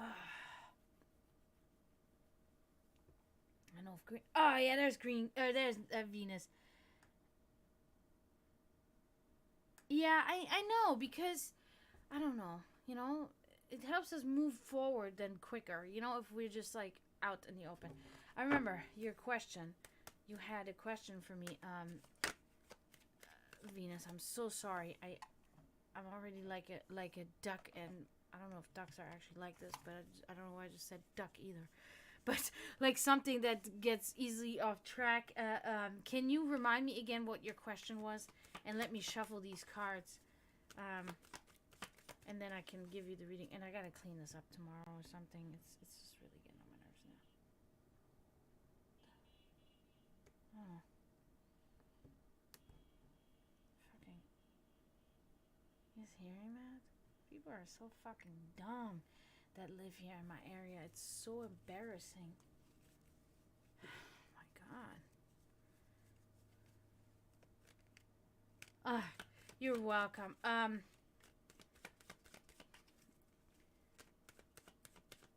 do have to remember though what it was that you wanted to know about. Somebody with A, about a past relationship, I think, that you had, or something like that.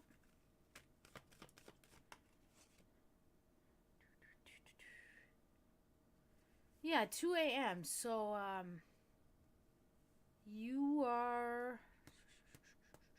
you're in Europe. Where in Europe are you, Unconfirmable?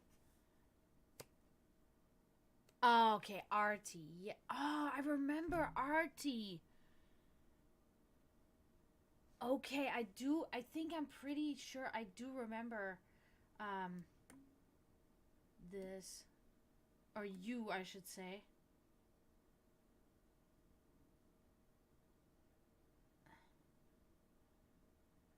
Oh, guys, please, if you have TikTok, follow me on TikTok. If you have TikTok, follow me on TikTok. This is my TikTok. Dragana down line, whatever that thing's called. M period 1988. Follow me on there, please. Please do that for me, okay? Oh, okay. I was wrong. Okay. Africa. In Africa? For real? Where? I mean, it's not like I'm so familiar with Africa, but I was gonna say the country. Jesus. Um, the continent is what I meant. But wow, go to school, kids. That's all I can tell you. Go to school. It'll be better for you. South Africa. So wait a minute. It is South Africa that they speak German, is it not? Well, one of the languages there is German, right? Or is that North Africa? I know there's a part in Africa where they speak German. I just cannot ever remember which part it was, or maybe I do remember it correctly, but I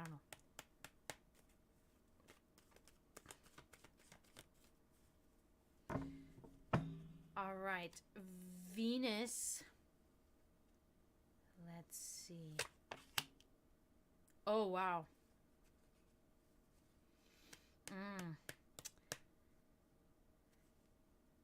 Very little German, but there is still German be spoken in that area. Okay, so I wasn't all wrong. So, here you see Venus, the inverted Nine of Wands. So, it is rather a reflection of something going on in your life at the moment, and in a negative way. So, there's like almost unsurmountable obstacle, maybe one or multiple. Okay, and you're really having a hard time. It could be maybe even related to the situation with Artie. Okay, um, so there's a delay, there's a feeling of giving up, and there's a lack of motivation and willpower. So this is describing your feeling that you're having, that this insurmountable obstacle may be this connection that you have with Artie, that you're having just a hard time letting go because you guys have not talked. Now, my personal feeling is that you guys may never talk. Okay, it has been since October, which is October, November, December, January, February, which is a while. Like after a breakup, it's normally the way it has always happened in my life, and the way I've seen it happen with others too, is like when you break up with somebody, within the first month or so there could be possible reconciliation, but anything after this is usually very unlikely.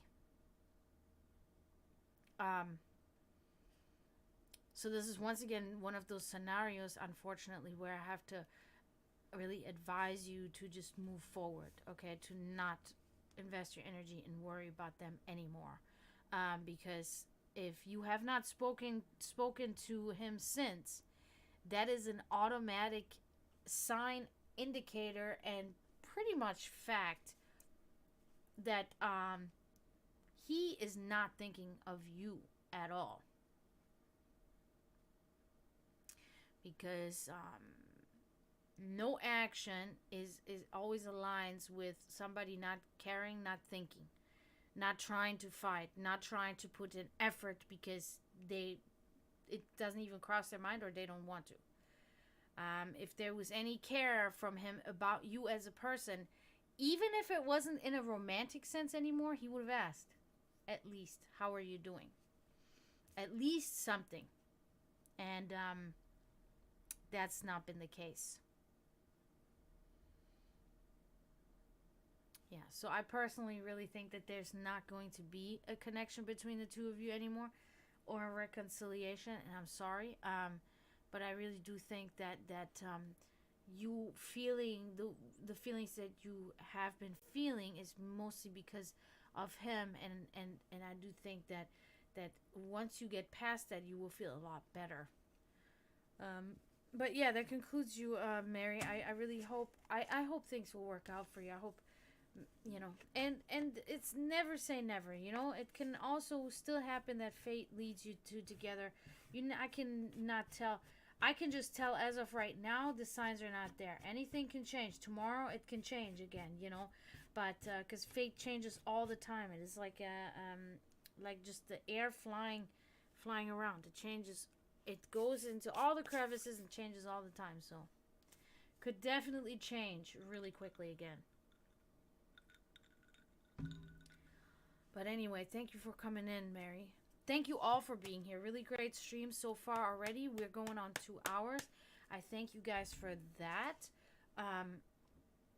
Again, if you guys have TikTok, please follow me there. I need my 1,000 people that I do not have yet in order to go live there.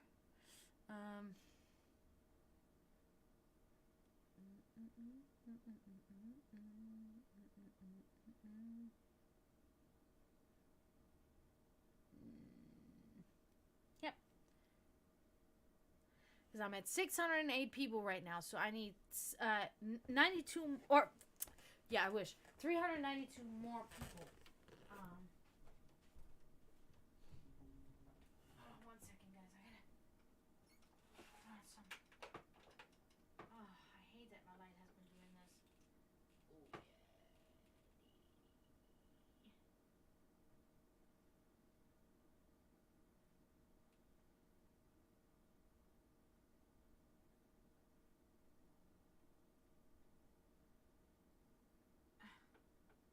No, this is not a makeup tutorial because I technically don't use makeup. I just put powder, and I don't have that on my face right now either. But that's what I use is powder. A covering stick to cover a couple of areas and powder. I don't use makeup. I cannot use makeup because it totally clogs up my pores. So I can use eyeliner and stuff, but I have right now the only thing that I have on my face is a little bit of a cover-up stick and the lip gloss. God, okay, finally got the word out. Yeah, so I don't know. I just told you guys that. I have no fucking idea why I just told you guys that, but I did. Anyway, thank you guys all for being here. Really great.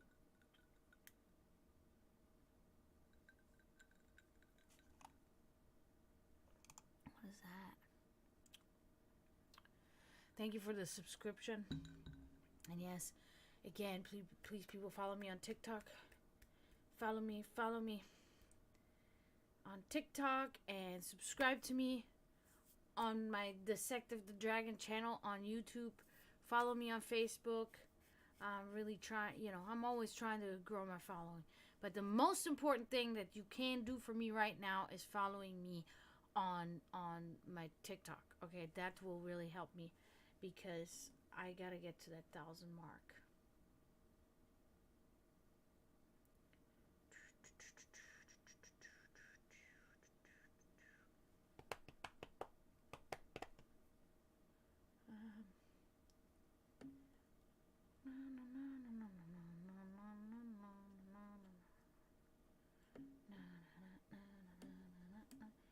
Oh, I'm dumb. Am I not following her anymore? I should be. What the hell?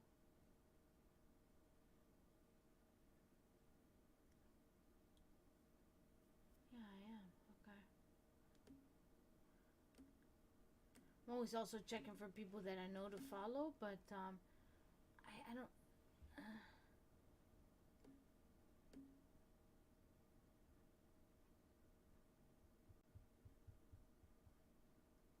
And sometimes I'll see a face and I'm like, oh yeah, I remember them. Follow. And then sometimes I see a face and I'm like, ew. Definitely not following. You know how we get? Shit.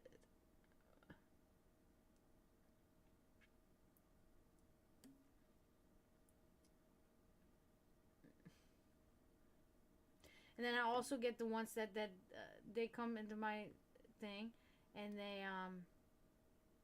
they request me to follow them, and then it's like dog rescue or something, and I can't. I cannot follow these because they post the most gruesome videos of abused animals that are mangy and that are dying and that are being like operated on to be, you know, in a good, like, saved, you know, from the, but I can't watch these videos. I can't. It is so horrific what humans are capable of doing to these creatures, and I can't. And then on top of it, I don't have money to help these people. I can't do anything to help. So now I'm just watching this miserable, crying about it, literally crying, and I can't do anything about it. I already have this on my brain 24/7 about how these poor creatures on the earth, you know, when I look through my feed, I don't want to see that. I really don't. No, I have a lot of feeds with, like, you know, just happy puppies and stuff, you know, and that can sound very ignorant, but it's not meant that way at all. It's like when I go on there, I'm trying to look at funny stuff and cute stuff and trying to get my mood up, you know, because when you know, the depression of the existential crisis and how creatures are being treated on this earth is already stuck with me always, you know. So when I go on there, I'm looking for funny dumb shit to kind of get my mind a little bit better, you know, in better shape, if you will.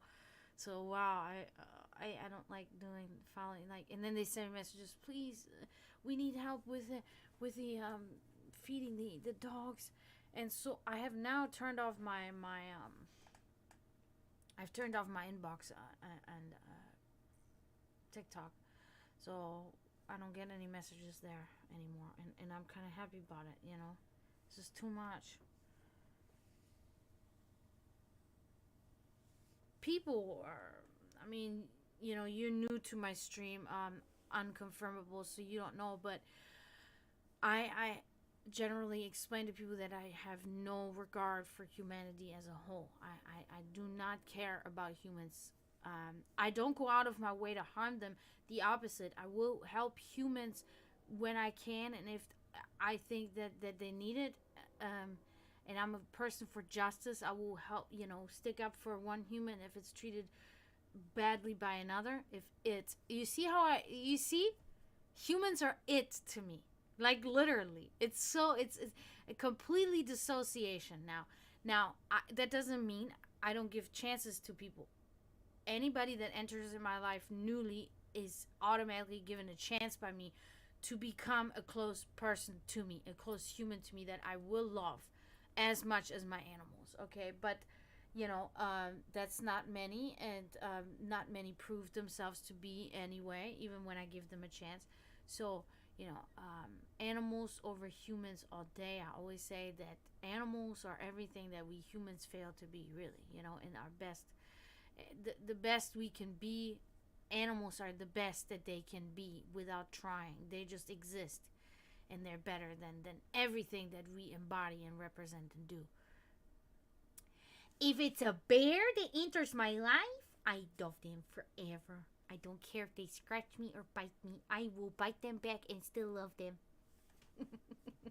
Because, you know, I call all animals bears. All animals are bears because bears are just cute, and you can just use that as universal. If there's a spider, guess what? It's a bear. But I do not particularly think spiders are cute. The really small ones are cute. The bigger they get, the less cute they get, the more gross to me they get. Will I kill them? No. Will I vacuum them up? Yes. Will I scream and have asked some man around me to remove the spider in a safe way outside? Yes, that will also occur. People will scream, just kill it, just kill it. Nope. I'm leaving the room. I will not harm this creature. Why? Why would I harm it? The fact that the way I feel about the spider has nothing to do with the spider. The spider does what it does. The spider is more scared of me than I am of it. I'm not scared of the spider anyway. It just grosses me out. I try to tell people all the time. When I see it, I'm like, I'm not scared. Like, that it's going to harm me or something like this. I'm not afraid of it. I'm like, blah, blah, blah. I feel like crawly and creepy. I don't know. It's not scared. Scared is if I think that, like, something bad could happen to my brother. Knock on wood, of course, but club of hearts. But that's scared. That's where I sit here and say, whoa, I'm fucking scared. It's like panic. But when it comes to the spider, I'm just like, don't come close to me. I don't want you to crawl on me. So gross, bro. But I will not kill it because it is a creature that's just alive. It's that I'm there. I'm in his area, her area. They're just fucking living their life, and I'm building my fucking house right on where the trees that they live. So. But bears are good bears. Oh, hi, Savvy, by the way. I'm sorry. I did see Happy Kirby.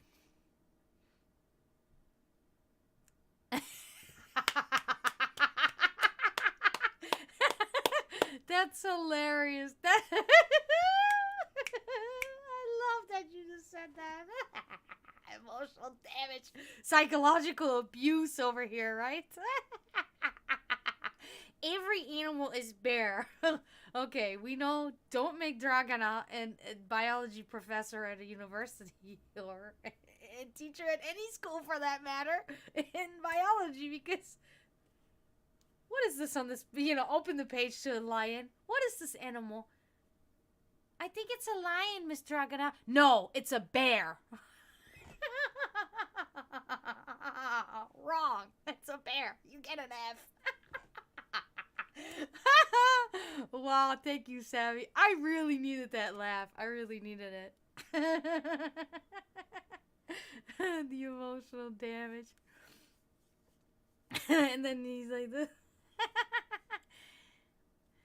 I don't know. It's just something like that feels right for me to say, just like all the nicknames I have for my cats. People are like, how did you come up with this name? And I didn't. It's just like when I first meet the animal, then I immediately, it flows out of me, the voice. Because I have my cutesy voice. You guys hear that cutesy voice. I just name it that. I don't think it's cute, but, I'm talking cutely to them, whatever. You know what I mean. Some of you have it too. The thing is, I cannot talk to my cats in any other way unless I'm telling them to do something, like go outside, or when they're bothering me, like stop it. Then I'm not saying in the cutesy voice, of course, But whenever it's in a sweet way, it's always the cute voice. But it changes. The pitch of the voice changes. The frequency of the voice changes depending on which of my cats I talk to. Okay? So, and this is the same phenomenon that occurs when I meet the animal for the first time. Then I immediately have this weird name for the cat. It's mostly cats that enter my life, so I say cat. For instance, when Frigga and Freya came into my life, it was just suddenly it's like Beatsy. I wanted to call them both Beatsy. And it was Beatsy, right? And then Draven tried to make sense of it. It's like, Beatsy. Okay, that doesn't make any sense. Why would it be Beatsy? Okay, it's not Beatsy. It's actually Bitsy, and it means little bits. Because they're little two cats. So now the cutesy thing kind of made sense. But just Beatsy didn't make any fucking sense. So now sometimes I call them Bitsy or something because of this alteration that Draven did for me to not sound like a fucking crazy maniac. But most of the time, I still just call them Beatsy. It had nothing to do with the fact that they were small. No, it actually had everything to do with the fact that they were small. But it had nothing to do with the word bit, as in small bit, little bit. Had nothing to do with it. It just came out like that. Sweetiekins? What kind of a word is sweetiekins? Sweetie, we get it. What is the kins? I don't know. It makes sense. Sweetiekins. I'm sorry, sweetie. She's sleeping. She heard me say it and she's like stretching.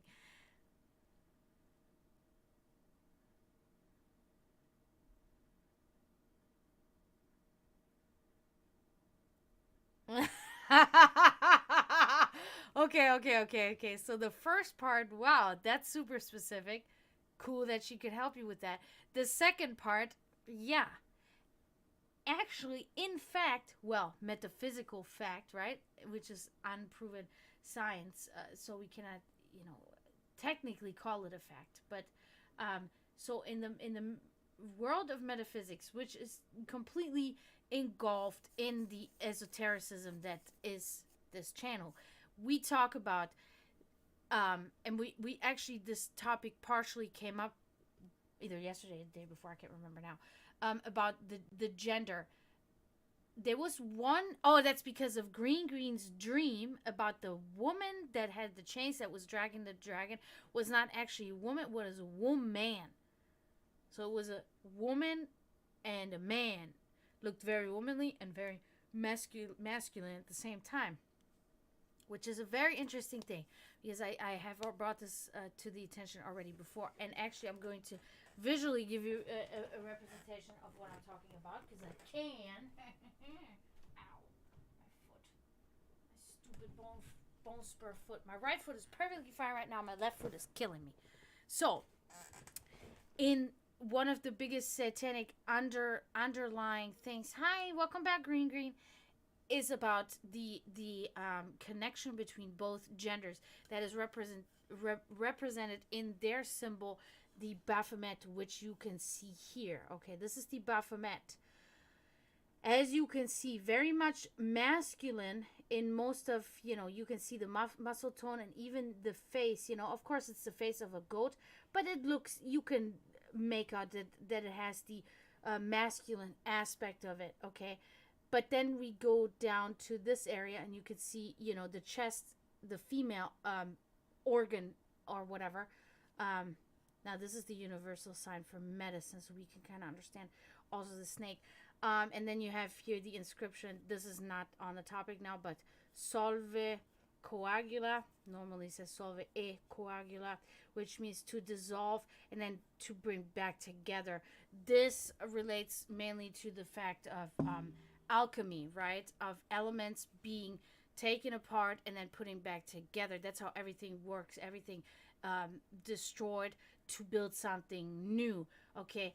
Also, one last cool fact is the fingers, how they are pointed, and they're pointed like this and like this. Okay, which means as above, so below. Also involved in this symbol for Satanism. Okay, Satanic Church and as well as Satanic Temple. So so this is I'm thinking because Satanism was established in 1966 by Anton LaVey. Now, other branches of some sort have been floating around, but were never actually put on paper and distinguished from these things. But so that leads me to believe that this symbol is coagulated, if you will, of other of the metaphysical things, of metaphysical and esoteric teachings. So that's the point of the gender, okay? Because Helena Blavatsky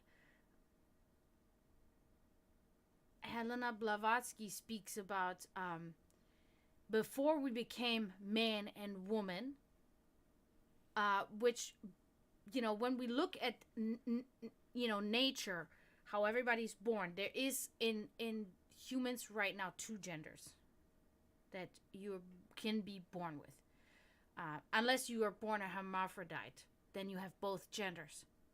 But it is a female gender because of female organs, female sexual organs, or it's a man, male sexual organs, right? The chromosomes, the DNA, it will tell you what gender this is, okay? So people come up with new genders and stuff. It's fine. Do whatever you want. I'm not judging. I'm just saying scientifically we can understand exactly what genders there are, okay, for humans specifically. I mean, for most animals on the planet, okay. Other animals, they have no gender. You know how certain plants work.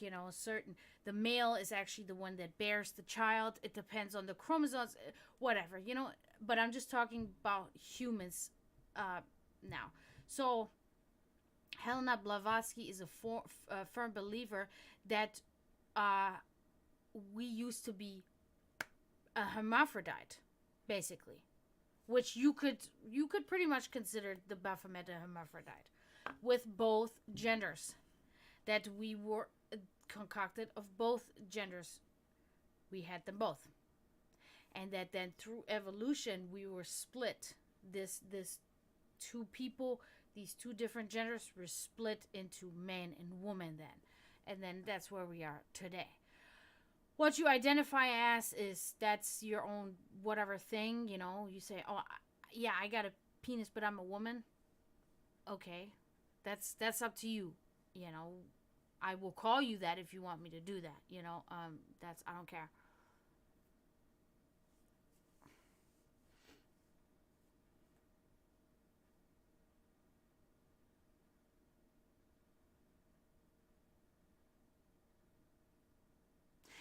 That's Wow, that's very beautifully put there, Savvy. That's Yes, yes. When you see, I love contribution like this because that opens myself, because I didn't even think about that. I didn't even go past the factual, or the, you know, what an author said. I didn't even go past that. So that's really interesting to think, because yeah, because and you can even derive the term from that. When oftentimes it's men, no offense, but it is oftentimes where when a man says, how's the wife doing, to another man or something, and the man says, women can't live with him, can't live without him. Where would that come from? Because, like, technically you can. You can totally live without a woman. You don't need a woman. You only need a woman if you want to have a child. If you want to reproduce as a person, then you need a woman. But other than that, you can live without a woman, just like a woman can live without a man. But it is an interest, it's kind of just an interesting thought to think, that there is such a sentence as this.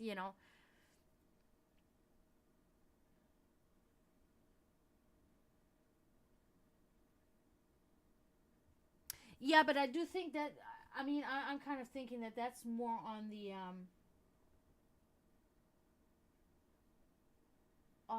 level, guys, I'm gonna have to bring this up real quick. There's this white van, and I'm telling you guys, it's one of those kidnapping looking vans that keeps parking in front of the church, okay? And it's so strange because sometimes there will somebody be coming out of the church and will go into this van, okay? And drive away. It's just this van has not been coming here until recently. Okay, this van has not always been here. And the weird part too is the other time this van I saw it, it's here now. That's what I'm saying. It's parked right here in a different spot. It keeps parking in different spots in front of the church when there's a huge parking lot in the back for all churchgoers at this Baptist church, right?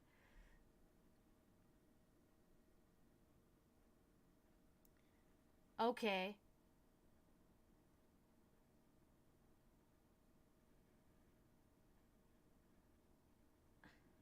sorry, because I'm hearing stuff. Because you see, my room is located directly above the front door, which is right over down there. So when somebody walks onto the porch of my home, I can hear that, because it'll go doom doom doom. I can literally hear that. My whole house is of wood. I can hear everything that happens in every room, pretty much. So anyway, I think that sound is gone now. What is that though?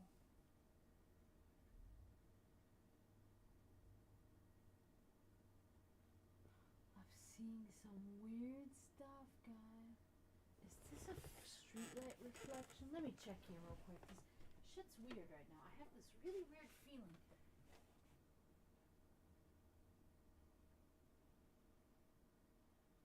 Oh wow.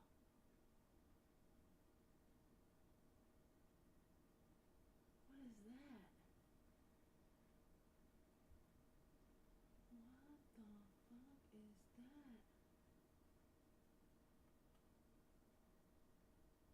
Okay, I see.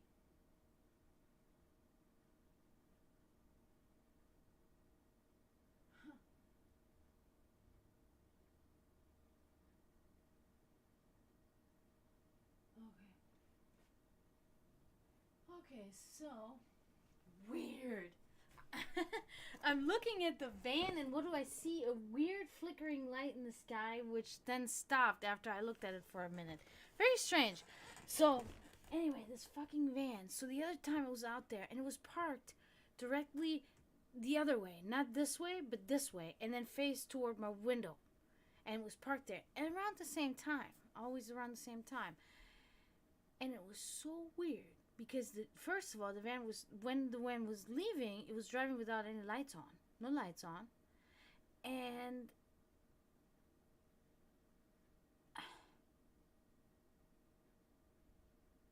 when it saw me, look, like, I didn't know, but I looked out at the window, and when, exactly in that moment, that's when the van took off.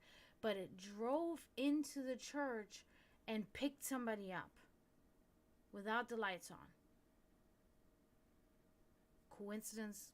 Possibly. I just don't know what is this van. And it's so creepily parked there. In the front. There's that flickering light again. What is that?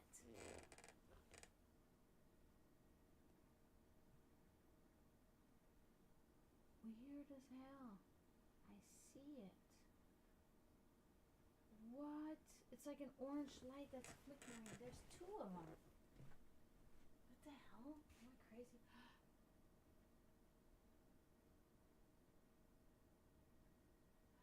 know. No, I see it. No, it's a reflection of something. Okay. It's a reflection. That's what I was saying. It doesn't make sense. Okay. Now, continue. What was I saying?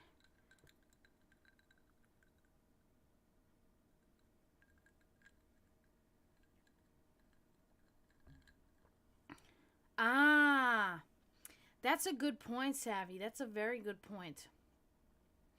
Mm-hmm.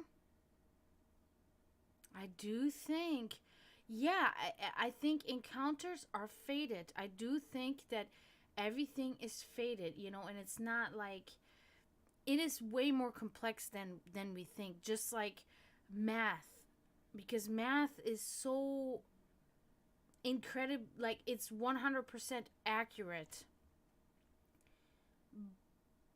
but it was only, we were only be able to establish that through finally finding science and then being able to decipher math.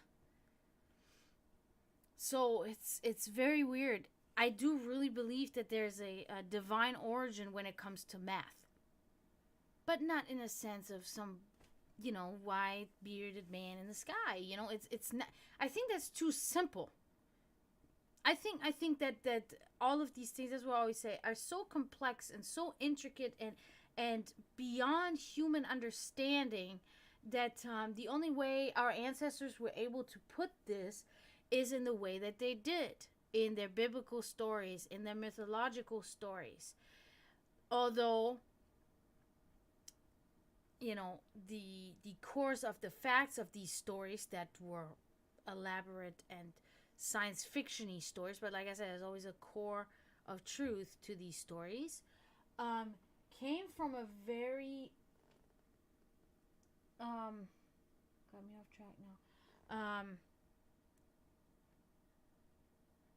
Came from various actualities, right?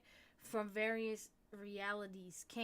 Some of them came from flat out delusion, and some of them came from based on facts, so and that's what we're here to decipher. And that's what all of us on this planet in the end will understand, that that's the only thing that matters.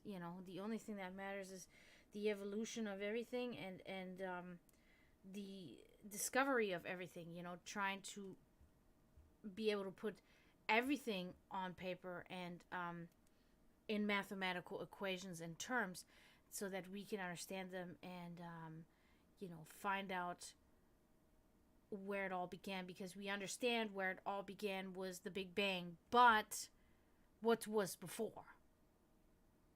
Like, because you can say, oh, there was just darkness. Well, darkness is a thing. So where did that come from? You know what I mean? Like, we have to try to go back as far as possible. And then there's little bits and pieces along all of our lifetimes that these are manifestations of magic, and these are reminders of what we're still capable of, what we have long forgotten, and what came before anything. You know, because I do think, I've said this before, I do think that in our evolutionary process, you know, the physical evolution of our bodies, as well as our mental evolution, and also our spiritual evolution that nobody ever talks about, that the humans went through as well as the animals, that that we have thinned out our spirits so much, because the technology just has come so far that spirituality, in a sense, is not even really so necessary anymore. You know, when it comes to like meditation, used to be essential. Shaman healers used to be essential for our ancestors, because the medicine at the time, even, I mean, herbal medicine was already then used, but the technology of medicine was not, the innovation was not there yet. So it was really, shaman healers were the way to go. Nowadays, it's like we have disregarded meditative medicines, in a sense, or healing processes, or whatever we can do.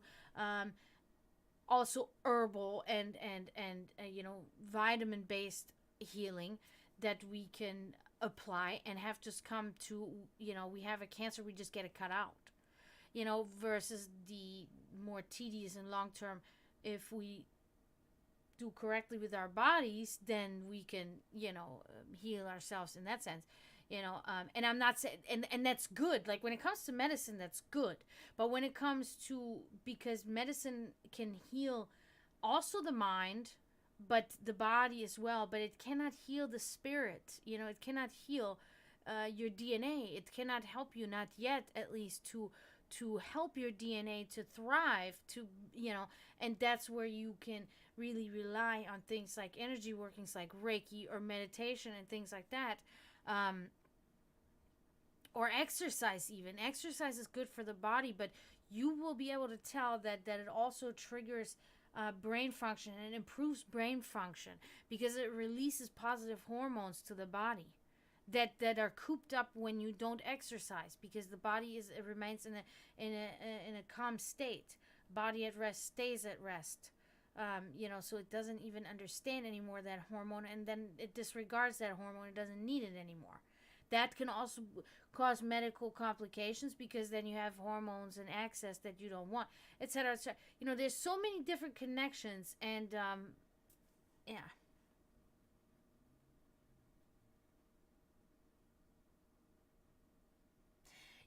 And that's a really good question, unconfirmable, because I have the hopes, as technology keeps growing, we humans keep growing too. We keep evolving. Our spirits, our souls, our mind, our psyche, our bodies, everything will keep evolving. So I'm hoping that there will come this tipping point. That there will come this tipping point where we will continue to advance technology, people that are in that field, but that we in general. Bro, what the fuck? So weird. I keep hearing noises. Did you guys hear that? It sounded like a car door, but there is no. There, I'm hearing it again. Well, that sounds like garbage can. Nope, that's the van. And it's driving away. What a fucking creep, bro. I don't know, but I'm hoping that the tipping point will come through education and research, that we will understand that these things about, connecting to the divine, it's also a word that I hate, right? Because it's so cliche. But for lack of better term, that we will be able to reconnect with our roots in that sense, that we will be able to open this up again, and that we will start relying less on connecting through technology, which is like, when it comes to human connections, no connection at all, basically. I mean, and really rely more on connecting, and get that tribal thing even going on again. you know um I'm really hoping that the time will come where we will understand the benefits of things like energy workings, where we will understand the benefits of meditative practices, of sports, and exercise, that we will really get. And I'm seeing it. I'm definitely seeing already things improve already. People talking about spirituality, people talking about meditation, people talking about private retreats, to go and reconnect with nature too. I see this more and more and more all the time. Again, I'm hoping, that AI will help us in this, because AI is already doing good things. Like, I have an Alexa myself, and I love that thing.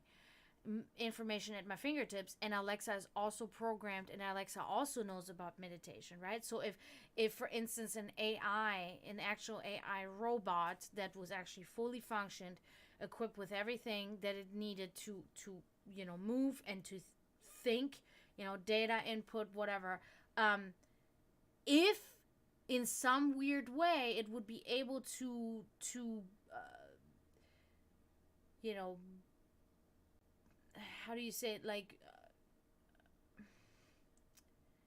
get a consciousness, how it would be able to somehow grow a consciousness throughout all this data, or throughout the data plus the things it goes through every day, being maybe a servant to a person or something, and they then somehow are able to evolve into a conscience, which is like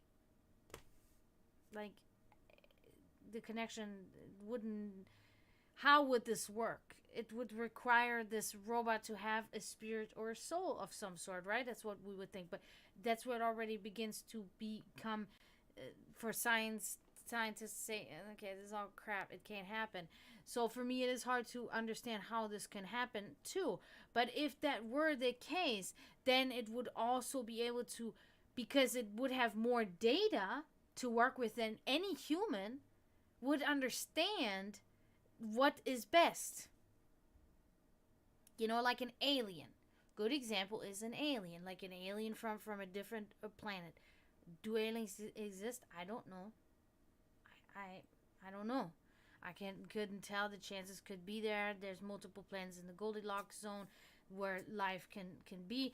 Even life can be different. It doesn't mean that it's the same life we do, breathe oxygen and all that stuff. It can be life in a different way. We don't know, because we don't know everything about chemistry and about physics and about anything. We don't know everything about anything. So only what we know right now is what we know. That doesn't mean that these are not, that doesn't mean that that's the limit of this knowledge.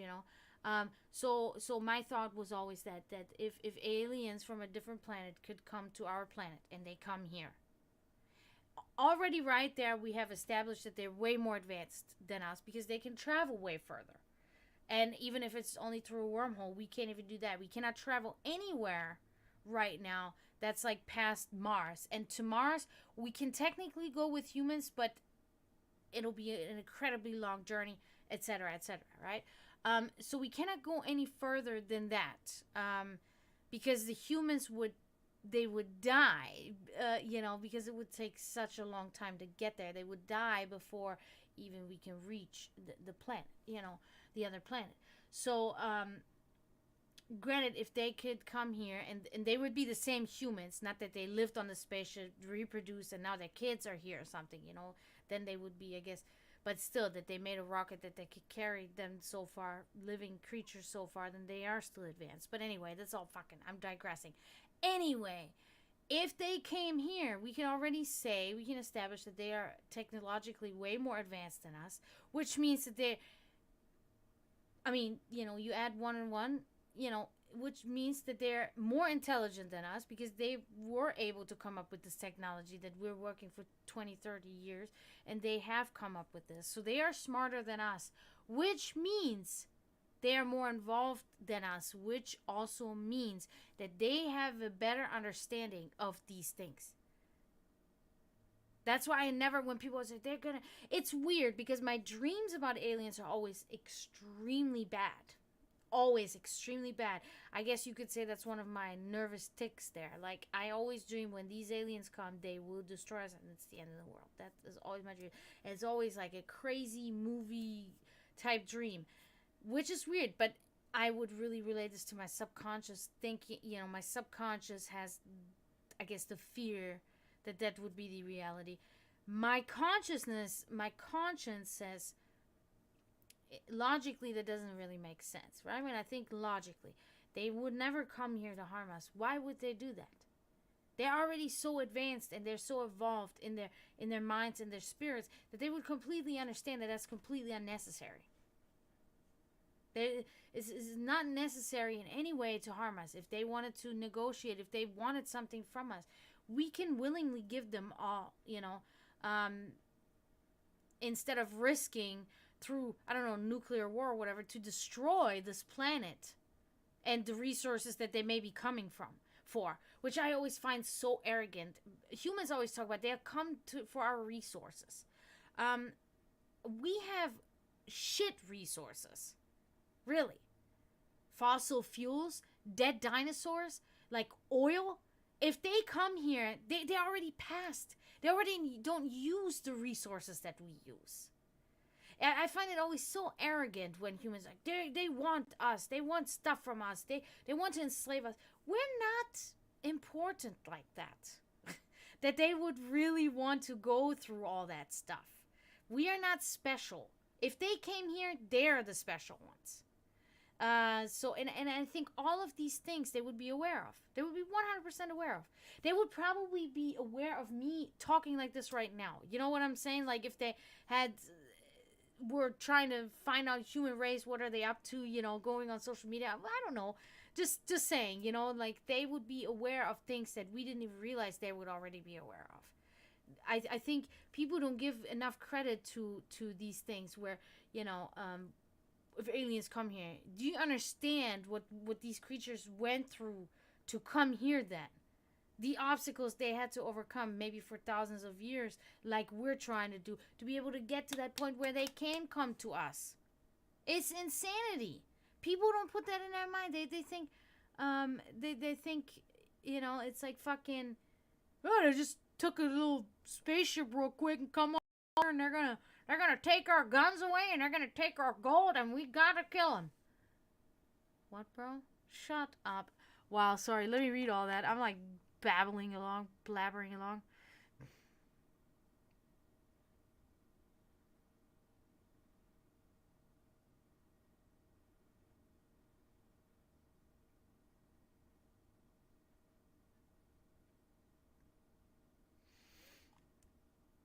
Yeah, and that's the thing. And that's exactly the thing about the Hinduism there, Savvy. That's why paganism is also such a thing, which I always tell you guys, paganism is not a religion. It is a culture. It is a tradition. And it works the same way. We talk about this, you know, it's like, okay, Jesus, who's Jesus? Jesus, okay, we'll just say he's the God of sacrifice. You know, he did something great, so he can be in there. You know, he can be in there with Odin and Freya, you know. He can be. It's fine. You know what I mean? It's not... It is just what I said before. Anytime you read any religion about I am the only God, you must do what I say. This is only to control masses. It has no other purpose, because a God, the definition of a God, it would never leave the God's lips to say something like this, because it is unnecessary. A God is a God, and it is more than obvious to mortals what is a God when they come. If there is such a thing as God, as any God, then they don't have to speak. They don't have to tell you who they are. You will know who they are. And they would never give you such ridiculous commands either, because there's way more important shit than gods would understand that worshiping them is obsolete. because there's way more to it, or way less than we think, you know?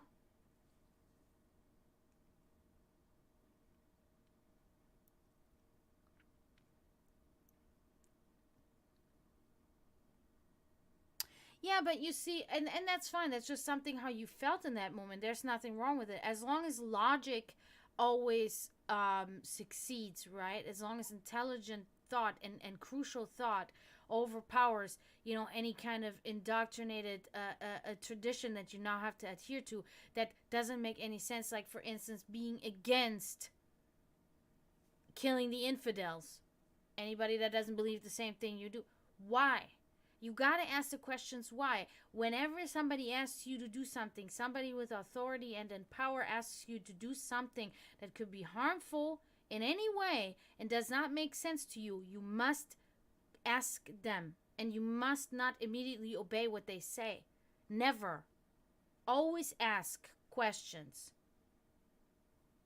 That is what makes me dangerous to everybody.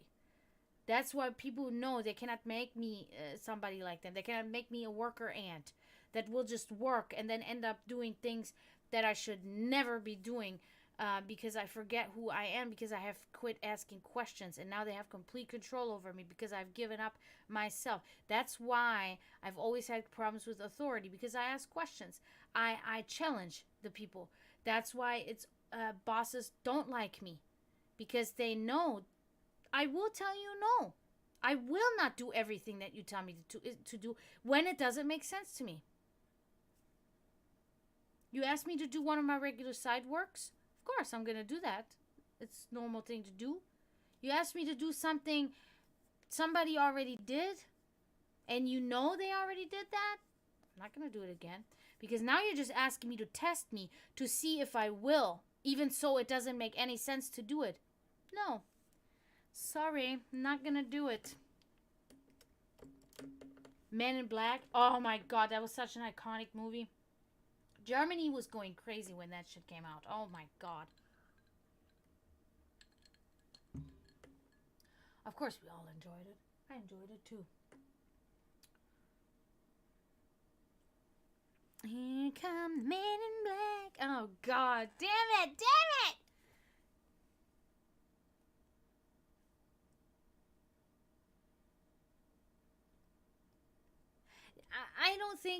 I don't think that way. I think like to say to unconfirmable. I think that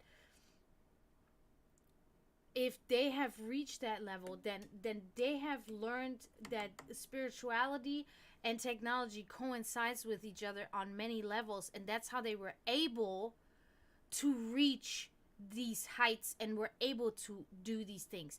Because I think that that's where we're having trouble. Oftentimes when we're trying to evolve technologically and you know, industrially, when we try to keep evolving, we always are very, you know, scientists in general are oftentimes very arrogant and very stubborn. They will not go past conventional sciences. They will only be stuck in that same way instead of looking at other aspects of things, you know. That's why I really do enjoy people like astrophysicists and astronauts and stuff like that, because I hear it more often than not nowadays too, where people say, why do you want to go to the moon? Why do you want to go to Mars? Why do you want to go in space? What do you mean why?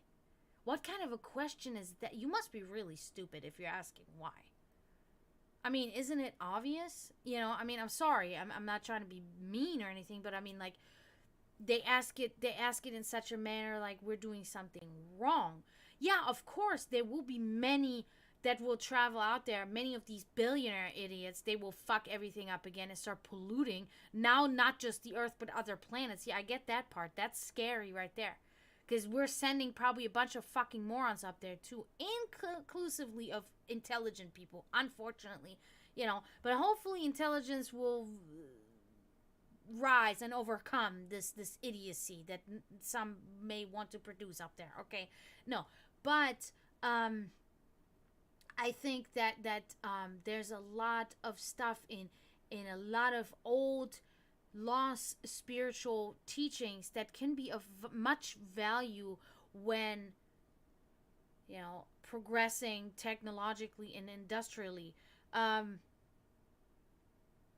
So I think that the aliens would be the ones that would have this under wraps and would understand that as well, right? So I think they would be then even still closer to the divine and to their own spirit and soul than we would be, and and I think it would be one of those moments where they would interact, and of course they would most likely it would be very much like Independence Day or such. They would want to see who's in charge, and we know the leader of the world is usually it's the president of the United States. This is the mightiest man in the world. This is like an unspoken, unwritten rule in the world, and so they would seek out how to contact him or her, whoever that would be at the time. And then it would be the exchange. I really imagine it to be like an exchange where the president at the time would go, okay, yeah, you're right, that's what we've been missing the whole time. That's what I really think would happen. I think the alien would explain in the way, maybe even present documents or data of some sort. Then the data analyst would, oh my god, okay, that's the missing, yep, that's the missing pieces, da da da da. That's how I think that would go.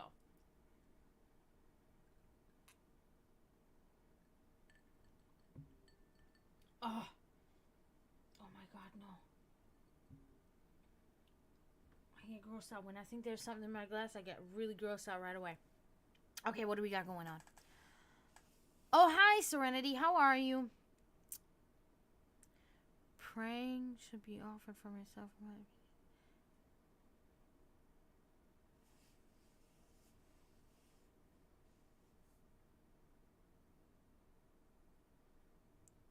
Yeah. Yeah. I see what you're saying. I see what you're saying there, Savvy. Yeah. Like, pray for me when somebody says that. Yeah.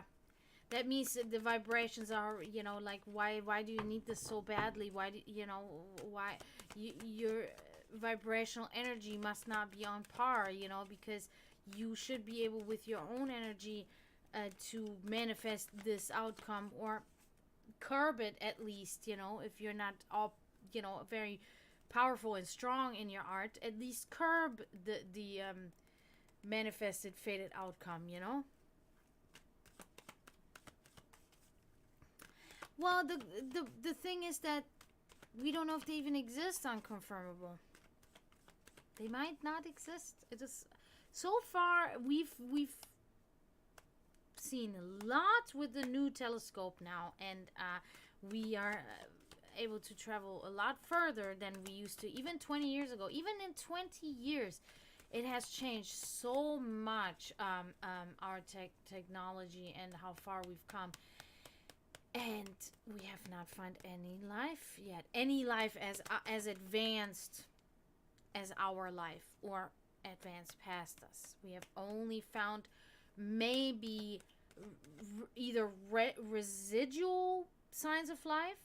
There may have been life in the past. We found water on other places, water, oxygen, or these are young planets. These are new, and they can potentially at some point harbor life as we are. But even the way that we are now I can't even say designed, but the way that we came to be and the way that we evolved is a complete coincidence. That is, at least as of right now, is what science is telling us. Is, it is a complete thing of evolution, natural selection. Yes, it's a theory, but there's only because there's one tiny piece missing. We know it to be a science. We know it to be fact. Looking at everything else. So it's like, if there is life on another planet, the likeliness of it, that is just my layman thought. Okay, I'm not a professional. I'm not an astrophysicist. I'm not a biologist, microbiologist, whatever they are. I'm not that. Okay, I like to dabble in that and read on that, but I'm not that at all. I have no formal education on this. But it just would make sense that this life would look completely different than ours. These creatures that would be on these planets, would the likeliness of them being exactly like us, very small. I mean, that would just, as of the data that we have right now, would not make sense that they would be like us. On the other hand, if the conditions on the planet are literally exactly like the conditions, you can, I'm sure they make tests with ants and stuff like that or whatever to see, if you put the ants in this environment, will they evolve to something else, etc., etc. If the planet has the exact same history, present time, and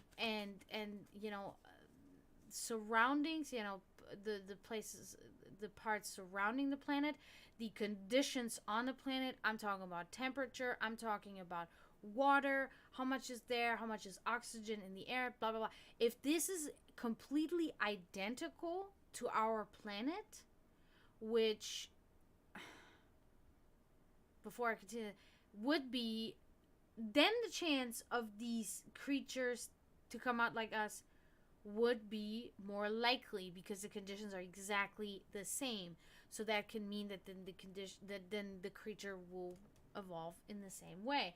Now, could there possibly be a planet that has the same conditions as ours? As big as the universe is, you really have to think of it that you're making a 360, right? Because you think to yourself, halfway through the universe, you're thinking, yeah, there's no way, because like everything is different because there's so much of it. But then you run out, in a sense. You would think to yourself, like, you run out of the uniqueness at some point, and then things will like, mathematically, the chances, then they would repeat themselves. There could be a potential planet that's like ours because we exist. So then there could be another one, because the universe is so vast. So now there is the chance there and it keeps expanding.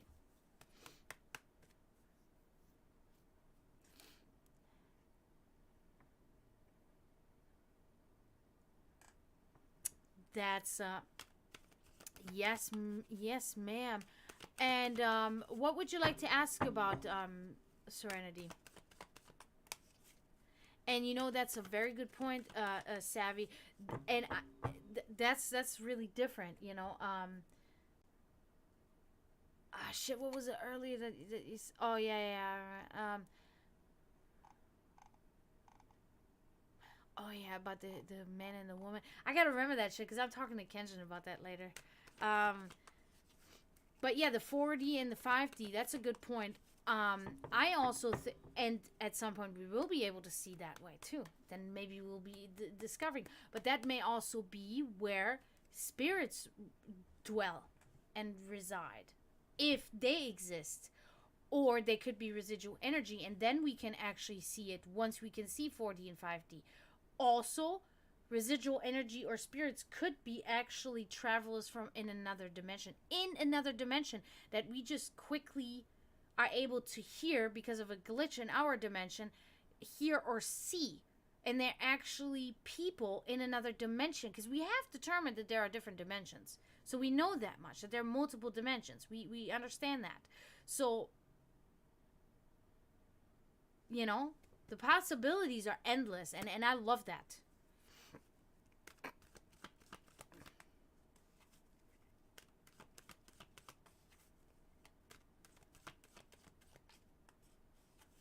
There you go. Just don't have travel, just change dimensions. Yeah.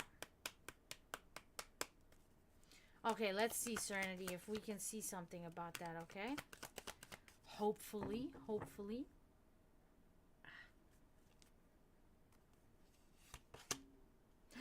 Wow. This is an amazing card that you're having here. The Star. Look at that. Answer to your questions. So, I really have to...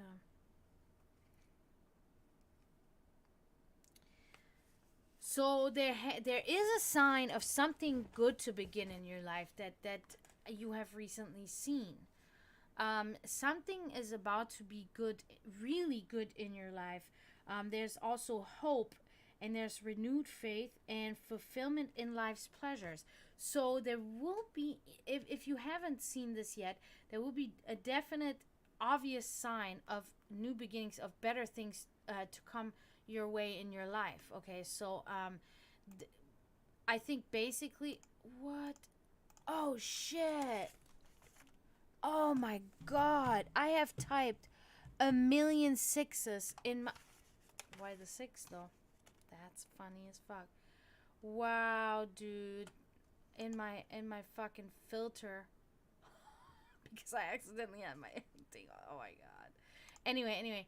So there will be a very obvious sign of new things and fulfillments in your life that are coming your way. Okay? No, I'm not talking about them. I'm talking about in your own life personally. It has nothing to do with them. There will be better things coming your way, okay? Hi, Peachy. How are you? Thank you for following. Thank you for coming in.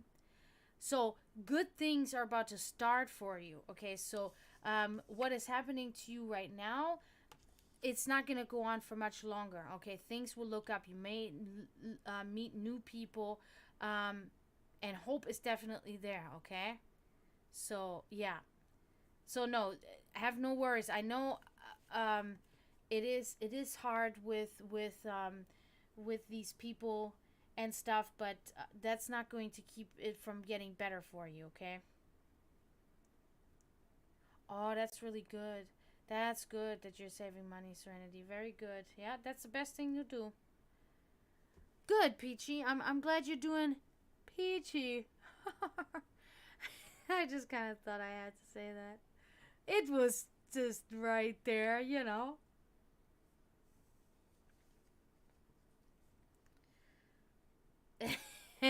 Sorry, I'm sure people do that shit to you all the time. But yeah, Serenity, that concludes you. I hope that was helpful to you. Yeah, socially things will look up. They will definitely look up. So have no worries. Things will. You might not be much longer around this person. Somebody else will come. That's what I'm thinking. Somebody that will.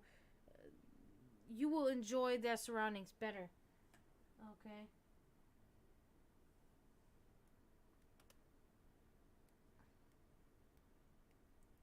Sorry, I got a stupid hangnail here again, as usual.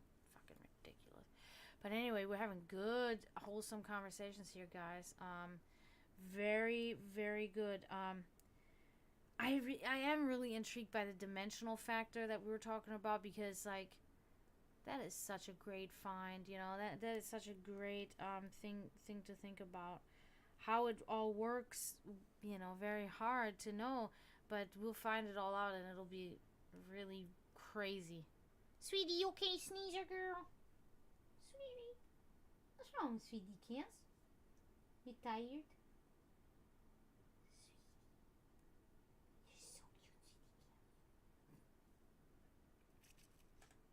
But anyway, how's everybody doing? What are you guys up to? That's another thing we need to. Yes, my sweetie Chaos. Why are you looking to the door, sweetie? There's nobody there. It's just the two of us. We're all by ourselves, sweetie. Sweetie.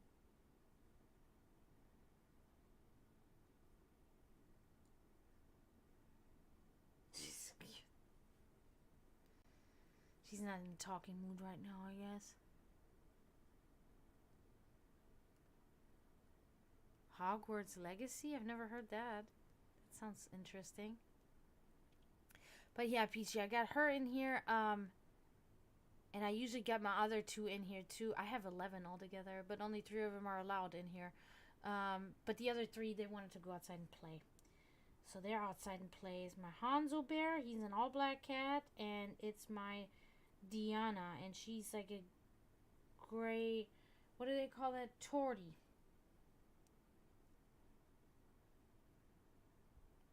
Ooh, yeah? Is it good? You like it? So you give readings too. That is cool. That is very cool.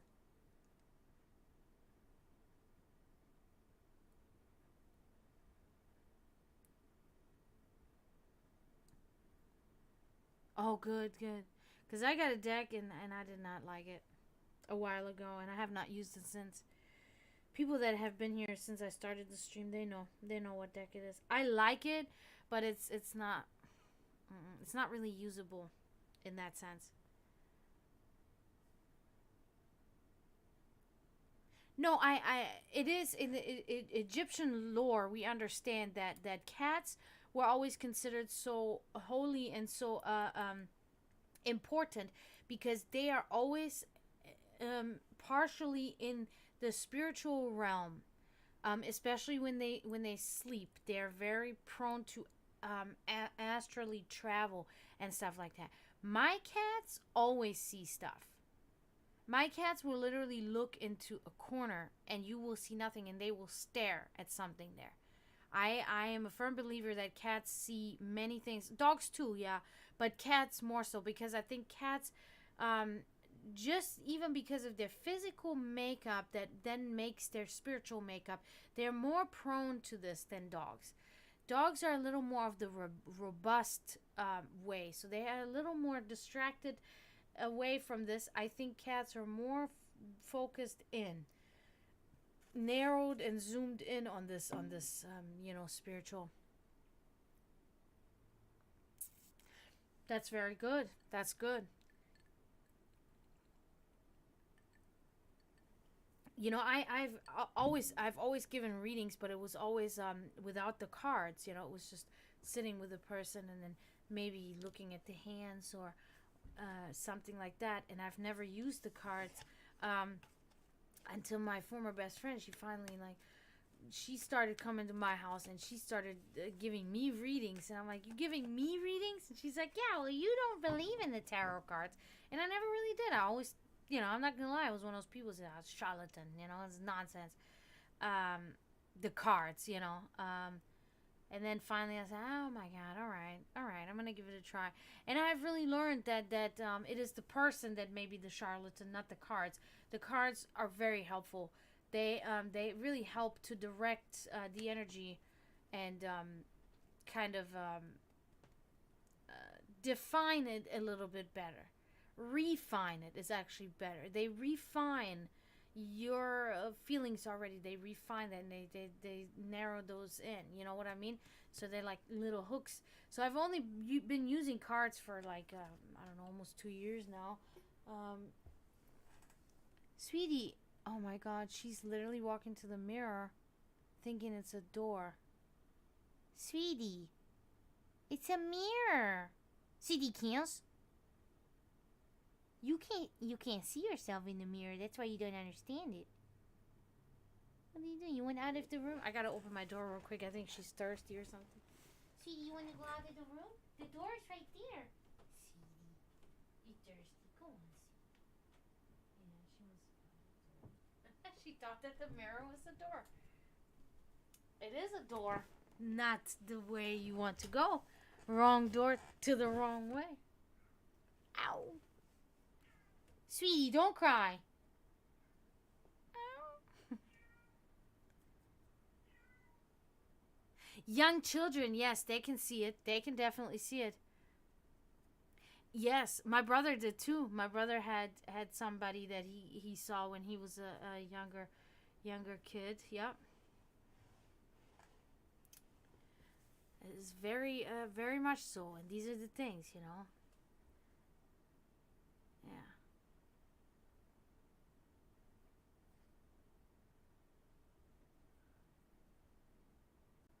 Uh-huh.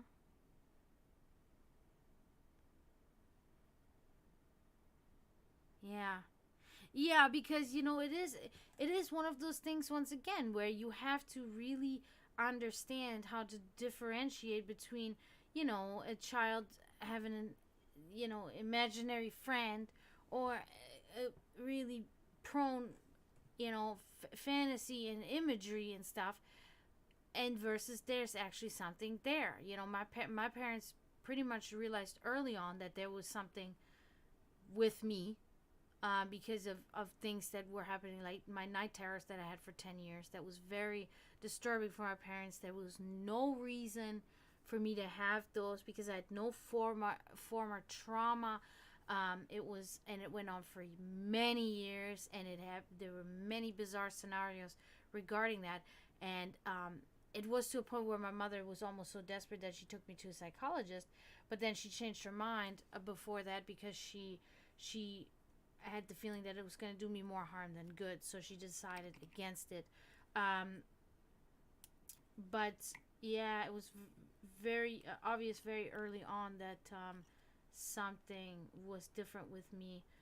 But my parents never spoke of it that way, because that just wasn't my family. That was just not a thing. They just lived their lives, and they really didn't dissect it in that sense as one does sometimes, depending on the people. Sweetie, what's wrong with you? She's just down there yelling at me. What is it, sweetie? What's wrong? Sweetie Chaos, you want to be famous? You want to be on camera again?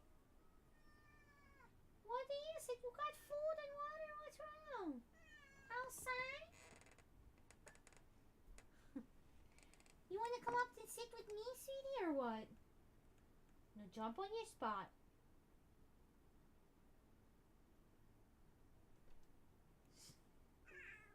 It's okay. Yes, it is. Why? Just sleep, sweetie. It's fine. It's fine, sweetie. I love you, sweet. Yeah, I know. Look at her. Even she's like, what the hell? Stupid ass neighbors with their stupid ass truck. Anyway, what was I looking at?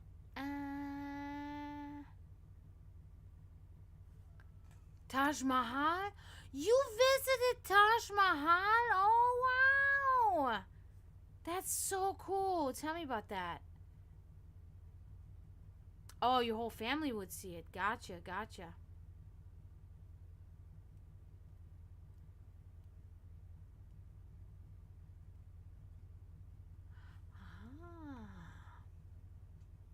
We had something similar like this that both my brother and I kind of experienced. We had this place also under the stairs in our basement, though. Like the stairs to our basement, we had an area. As soon as you come down the basement, you take a right, and then there's like a cubby hole that goes like deeply into underneath the stairs.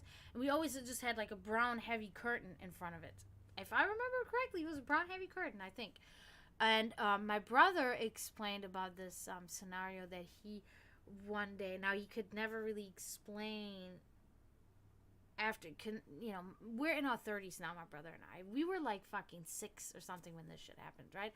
So a long time goes by, and it makes you wonder, did you really see this? Was it a dream? Blah, blah, blah. Was it an imagining thing? Sweetie, do you want to go outside? I think I might have to take her outside. I think she wants to go outside. Sweetie, you gotta go outside? Beep, beep. You guys see her? Oh, no, you guys can't see her. So anyway, it was this man underneath in that area that was behind the curtain. I was all the way in there, and he was working on something. But he was like hunched over and working on something, woodworking on something or something like that. And my brother had this vision and this thing that he saw there, and I related to him. Now I cannot remember whether I actually saw that too, but I knew exactly, like, yeah, that guy is there in the corner working on, and it wasn't scary.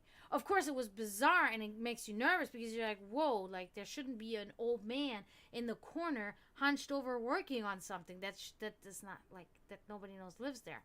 I've also had my experience where I saw a hand down there in the basement, because the house that we grew up in was built by my grandfather, and my grandparents had long passed. And one night, now the basement was, when you come in there on the right side, you got this cubby hole, and then you keep going further. On the right side is a laundry room with a door that leads to outside, a staircase outside, and this staircase goes into the backyard. And then on the left side of you is missing a room, but there's a pantry. It was a big pantry where we had all our canned food and stuff. And then you go all the way to the end, and at the end is a door. And We open this door. You have a huge bar, literally a bar, with like ping pong, not ping pong, but the pinball machine, with the slot machine, with high tops, with high chairs, with an actual bar. It was an actual bar that my grandfather had built downstairs, that he entertained people, you know? And there was also, of course, a fridge behind the actual bar. And it was, my grandfather also was a painter, and all the walls downstairs in that bar were painted in Arabian Nights theme. My grandfather had painted himself. Unfortunately, this painting came off after 20, 30 years, so that then my grandfather put wood planks all around it because, you know, it was fading away and stuff. But yeah, so behind the bar, on the ground, in Europe it's common to have your refrigerator on the ground. It's like it's a small refrigerator on the ground. So there was the extra fridge that my parents used to store beer, because my parents like to drink beer at night. So one night my mom sent me downstairs into the basement to get beer for her, because there was no more beer in the fridge in the kitchen. And I went down there, and I was nervous. You know, it's dark, it's night, going into the basement and stuff. You know, I'm a kid. Of course I'm going to feel that way.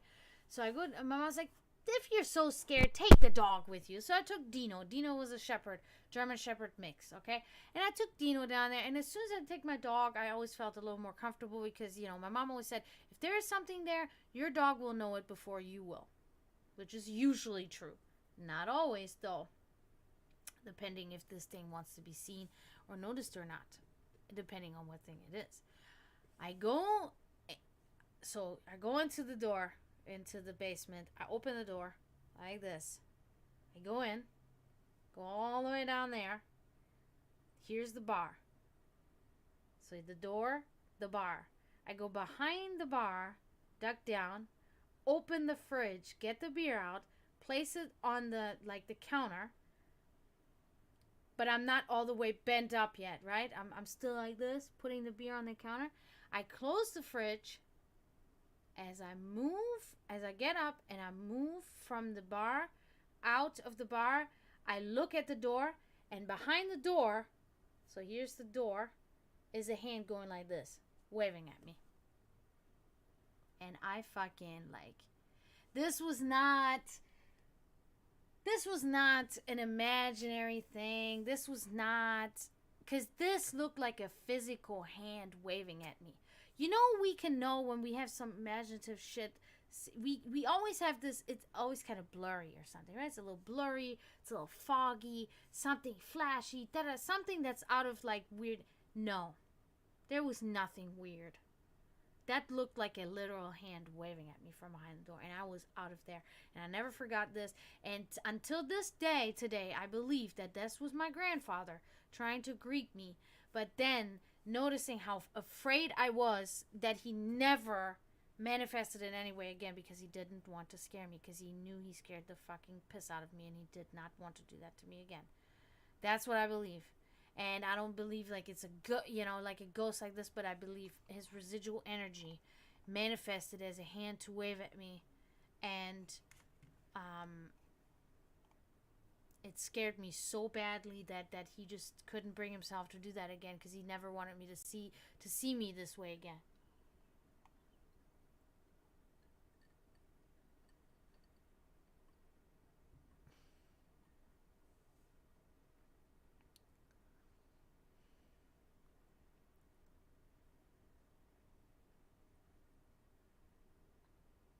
Wow, Savvy, that's crazy. And that the medium or the psychic pinpointed that well, that's good work. That's a good psychic there. They are good. Really good.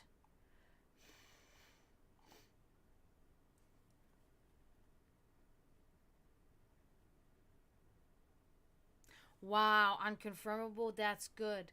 That's also very in tune, that you are so precise with your premonitions, with your visions. That is a gift. That is a gift. That is not something that everybody can do. Definitely not. You're very in tune.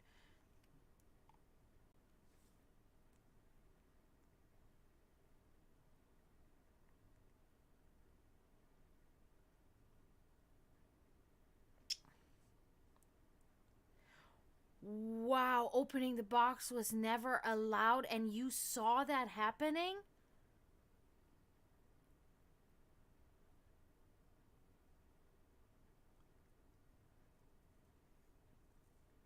So people said that, did they also say that this box was never opened?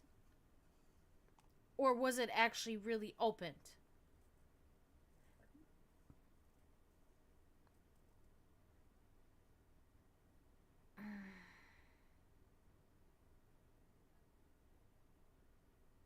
Wow, PG, that's crazy.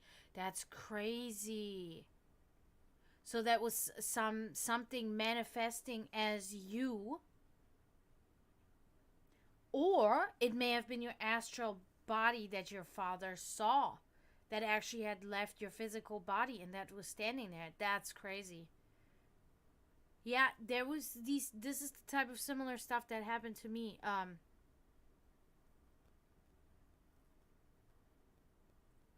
Whoa, that's so crazy. So, wow, wow. So you either traveled, to a different dimension in that moment and witnessed this, or you had a vision, maybe that maybe something triggered, being there triggered a vision of maybe a past ancestral life or a past life of your own, or future life, or a different dimension, or anything. It hard to pinpoint. What could it have meant? It's crazy. Very, very awesome. Very interesting. All of you here today are seemingly very much in tune with things, with the other side.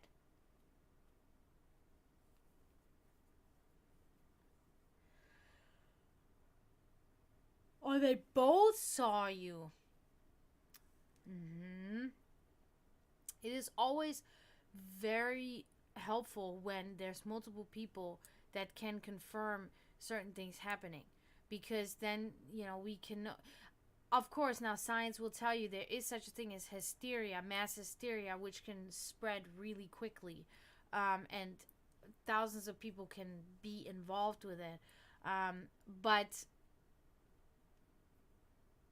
I mean, is always an explanation. But how common is something like that? It's very uncommon to happen. So how would this really adhere to the situation, given looking at circumstances and facts, and data on how many times has this happened with a mass hysteria, or even a micro small hysteria with less people. How many times does something like this occur? And then in such a setting as, at night, when everybody's sleeping and everything is quiet and everything is all right, and everything is good, like, how is the likelihood, mathematically, that this would be what that is? Kind of unlikely, I think. So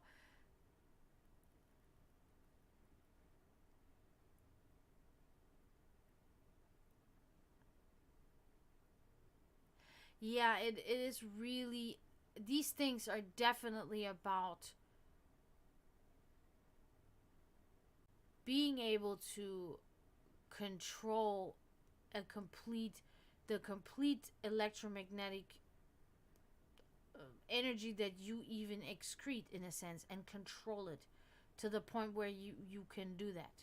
The your spiritual energy, your magnetic energy, when you can do something like that and infuse it.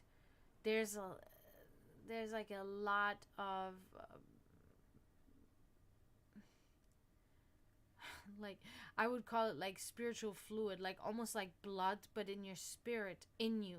A lot of energy, that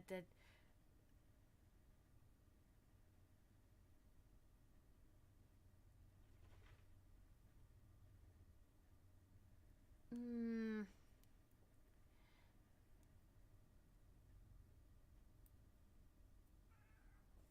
what, sweetie?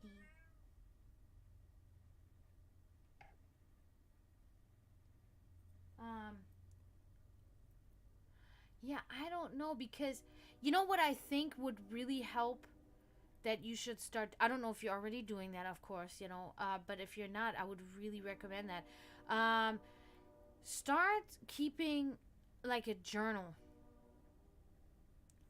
Write down the incidents, the different ones. Write down the date, what was the name of the person, you know, when did you first have a vision on this, what was the vision like, how many months was the person given to live, or what, you know, depending on the severity of the sickness or illness or disease. Yeah, and keep a record of it. That's what I would really do. I have kept record of my stuff, and I can tell you right now, anybody that will read, I have now 2 journals, I think.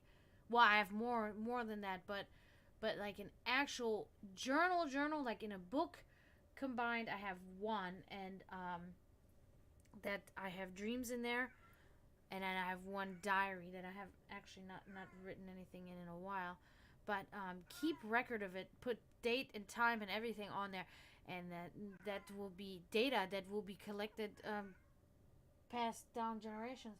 I think I gotta let my cat out. I think she's gotta use the bathroom. Come on, sweetie. I'll carry you. You wanna go pee pee? Yes, okay. Come on, sweetie. It's okay. Sweetie, come out. What are you doing? I don't know. Well, now she just disappeared. Alright, whatever. As long as she just quits crying. God, it's annoying.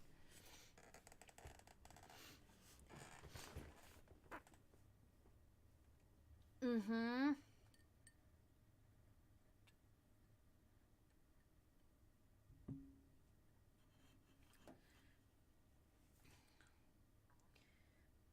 Yeah. Yeah, it's hard, Savvy. I tell people that all the time too when they talk about, you know, spells and rituals and trying to manifest things. It is never as easy as it sounds. And sometimes science fiction comes very close to reality because, for instance, I don't know if any of you, because I think most of you are younger generation than me, so I don't know how well versed you are with 90s movies, but there's a particular movie that, you know, no lie, was one of my starting points when I got into this, right? Because it is what kind of made this whole thing attractive to me to then get started and do research on shamanism, witchcraft, all of these things. Sweetie, what's wrong with you? Come on, sweetie. So that movie, it's about witches and stuff like that. But there's a part in the movie where one of the witches explains when she manifests things, and she talks about how it always goes wrong for her, and she talks specifically about she says, okay, I wish for rain, and I wish for it, and I wish for it, and then a pipe will burst in my room and it will get flooded. And that's exactly how that really is. This is exactly how manifestation most of the time happens, because we are not gods. We will ascend to gods, if you will, when we die, in that sense. We will become gods, even if we don't become gods in the sense that you think. We become gods because we are going to be always stuck in the hearts of the people that have known us before us. So we automatically become gods. That's why in pagan culture, you don't call it worshiping gods. It's often called worshiping the ancestors, the ancestrals, the ancestral worshiping. Okay, so that's exactly happened. So the way it is the more pure and clean and focused your energy is, your magnetic electromagnetic energy is that you send out, the better the result and outcome will be, the more precise it will be. The more cloudy, the weirder it will get. You know, you wish for, oh, there she is. Sweetie, come here. Yes, sweetie, I know you want to go outside. Yes, you do. Come on. Come here, my girl. All right, I got her now. Oh, sweetie, don't do that. Ow. I'm gonna be right back, guys, but I gotta send her outside. Look at her. Say bye, sweetie. Stop being a grumpy pants, my goodness. Sweetie, I'll be right back, guys. Sorry. Sweetie, you gotta go outside. What's wrong with you? Nothing? Something is wrong? You've been crying and crying?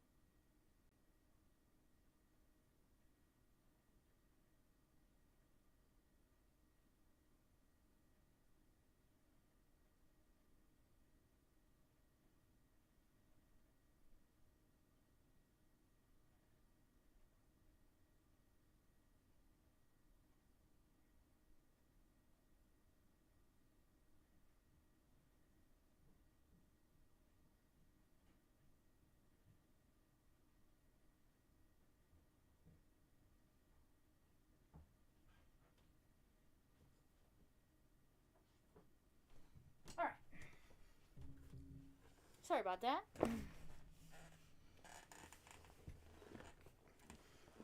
Let me read what.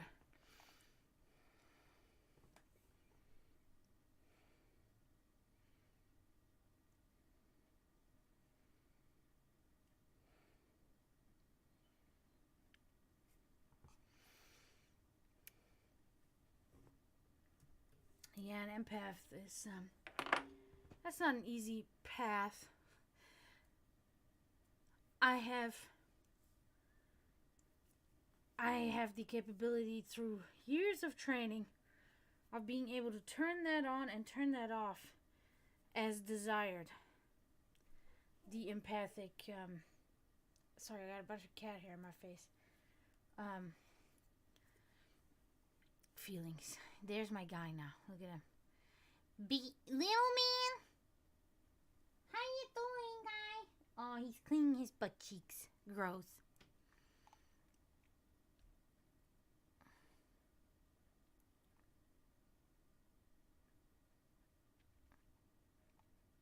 Got you, Savvy. Gotcha.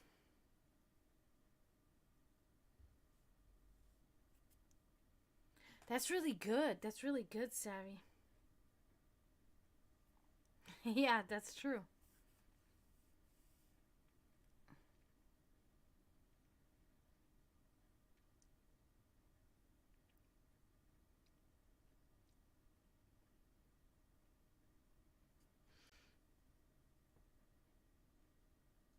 Yeah, I've told you guys that before on stream that it is something that occurs to me sometimes. You know, what does deja vu? You know, where does that come from? Because it is so distinct most of the time. You know, could lead you to believe past life and stuff like that. You know, and when you look at it, you know, if we were to say that a soul is actually an entity that exists, the spirit, the soul, whatever you want to call it, and then it leaves the body when you die, and then the way it leaves your body, it could then very well enter a new body, and you know, of a child, you know, so of a baby, of a fetus, if you will, you know.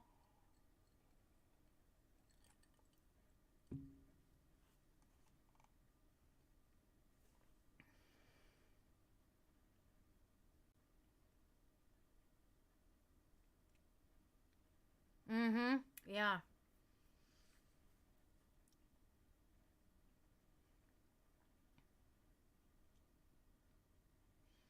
No, that's definitely very interesting things to think about. There's so much of that too, you know.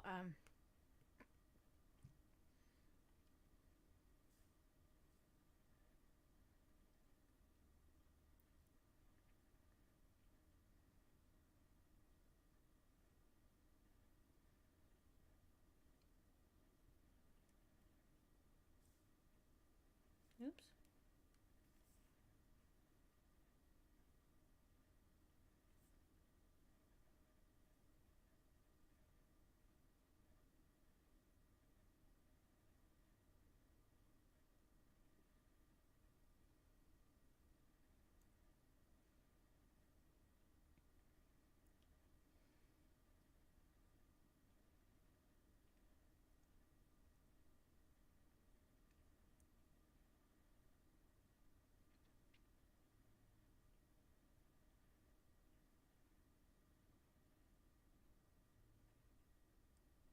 Sorry, guys, just checking my TikTok, seeing if I got more likes. If you have TikTok, please follow me on TikTok.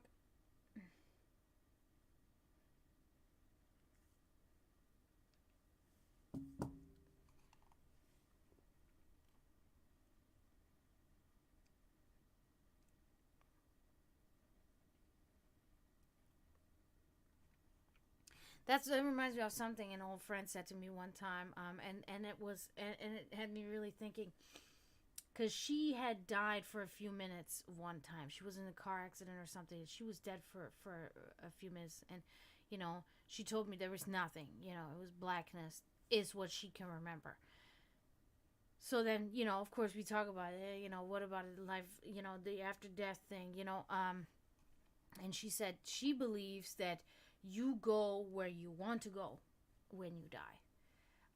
And I was kind of like, that makes sense, and that kind of aligns a little bit, at least, with the teachings of Helena Blavatsky, in a sense that she always talks about people that work on their spiritual development throughout their whole life, um, tend to have this thing when they do die, that the chances of their spirit leaving their body as one entity is higher than any other being that has never worked on their spiritual form, that have no morality, which we all know more morality is rather subjective, but you understand what I'm saying. Deconstructive and non-constructive things done throughout their whole life. So when these people die, their spirit just bursts into a million trillion gazillion molecules, giving them no chance of ever becoming, returning as that same complete entity ever again, in any way of life, right? But somebody like you guys or me that work in the spiritual realm, and that we try to hone our souls, our spirits, our spiritual energy. When we pass, our energy leaving our body will have the chance to be as one leaving our body, and therefore being able to have more chances of returning into another body again or going wherever, versus another person where it will just plummet into eternity to never be in any form, never existing in the same energy pattern, in a conscious energy pattern as it was before, so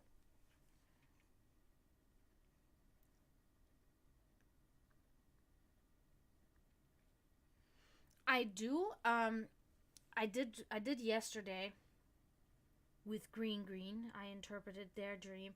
Um, I'm.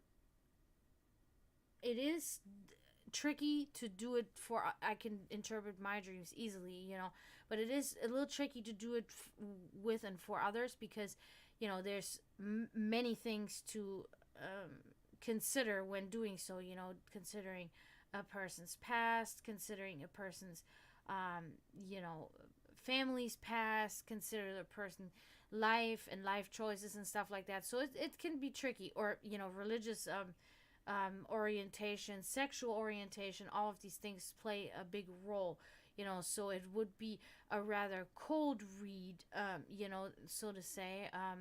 But yeah, I can definitely, because the fundamentals I have pretty much down and understand.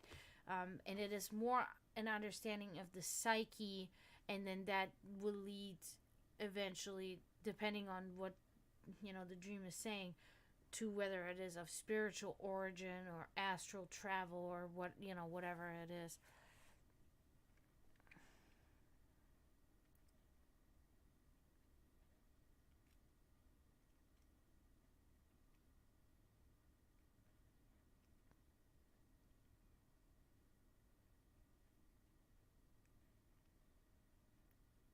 You're welcome. You're welcome. Well, I mean, giving life, we can. Uh, Giving life is something we can do. We all can, like, I can, for instance, uh, uh, um, clone a plant. I do that all the time. I take a cutting of a plant and then place it in water, and then the root grows, and then I will place the plant in a pot, and then new will spring off from there. So I have literally created new life in that sense, so it's just that creating new human life, in a sense, but also that is becoming something that can be done in various ways at this point, which is so cool. Women don't have to go through, sometimes women have to go through more stuff depending on what struggle they're facing with pregnancy and stuff, but oftentimes they have to go through a lot of less trouble nowadays when giving birth. We have the epidural when for the pain, for instance. You can also get C-sections now, and all of this is very safe and sanitary. And you know, pretty much 99% success rate at all times, you know.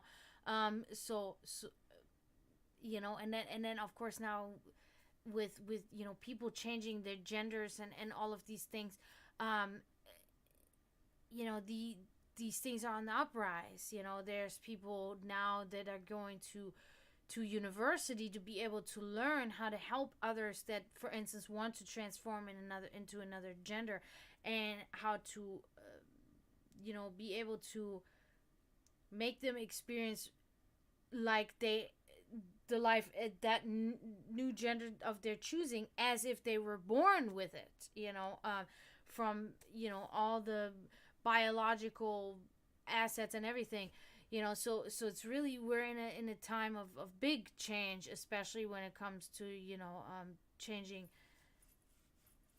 you know, we on the computer ages, we keep moving forward the technology, but we're also moving forward when it comes to the you know, biological technology, in a sense, and that is always very interesting to me. You know, we have now cloned animals. You know, we have done that now, so we understand it's something we can actually do. You know, so these are all really awesome things that we're doing nowadays, and it is really so. Sometimes I see social media or something and say, oh yeah, blah blah blah, and then the person say, yeah, I used to be a man, and I'm like, what? That's like the most beautiful one I've ever seen. It used to be a man. Like, you know, the possibilities are endless with that, you know. And I love that, because there are people that really, they feel that they don't want to be this gender, they don't want to be this, they want to be something else, and that they can, that this is a possibility for these people. That's really good, you know. But, oh, my back hurts so bad right now. Oh, wow, wow, wow, wow, wow.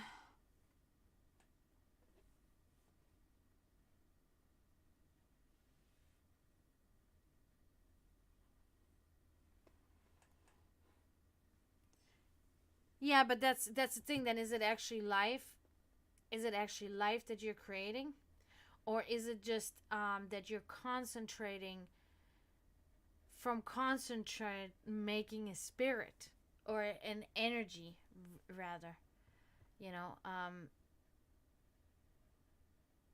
because that's more manifesting than creating life,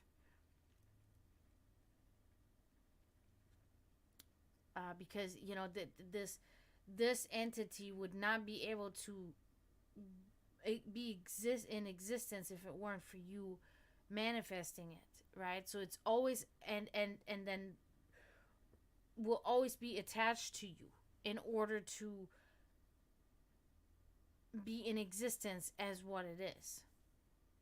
Whereas when we create life, this life that we create does not have to be attached to us forever in order to be an existing actual life form, you know.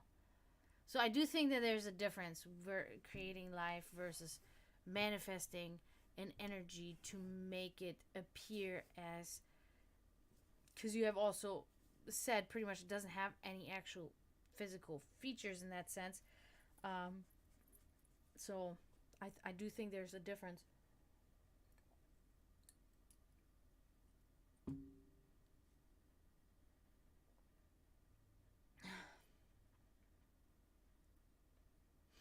Okay, now I gotta go and make a new drink. So sorry, guys. I'll be right back.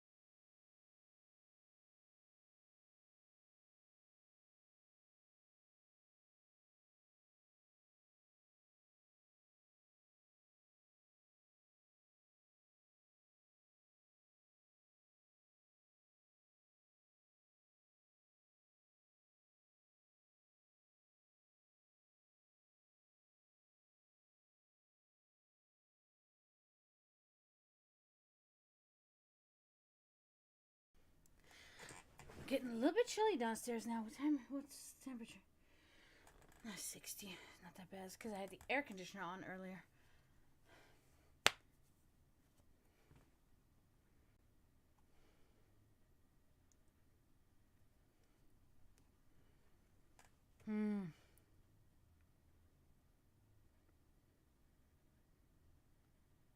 Or maybe the medium just saw it. You know?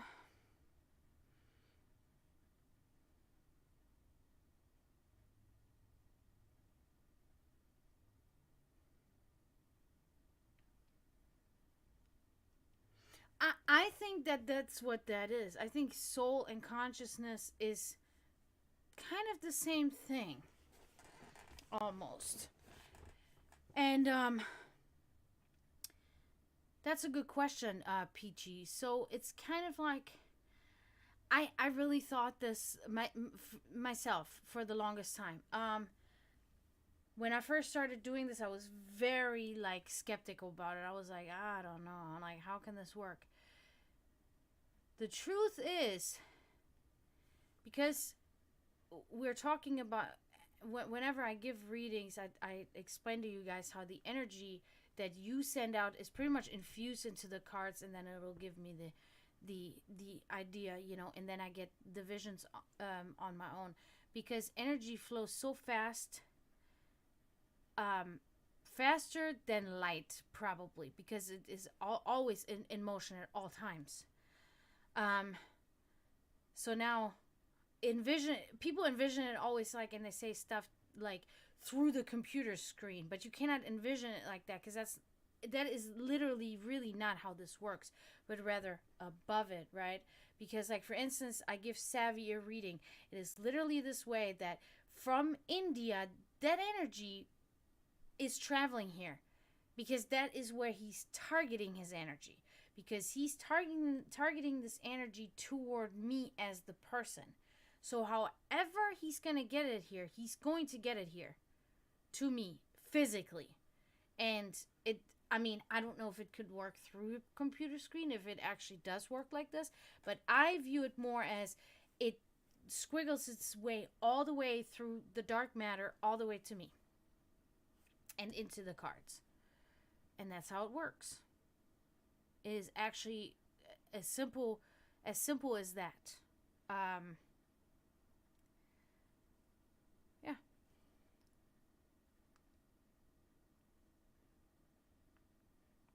Now, it is true that the information then received is a lot thinner than as if you had the person in the room with you. That's definitely true. I can definitely tell the difference between giving somebody a physical reading and what I can get out of there versus when I give them a reading like this. But it is still sufficient, and it's still viable, and helps, you know, and then it helps.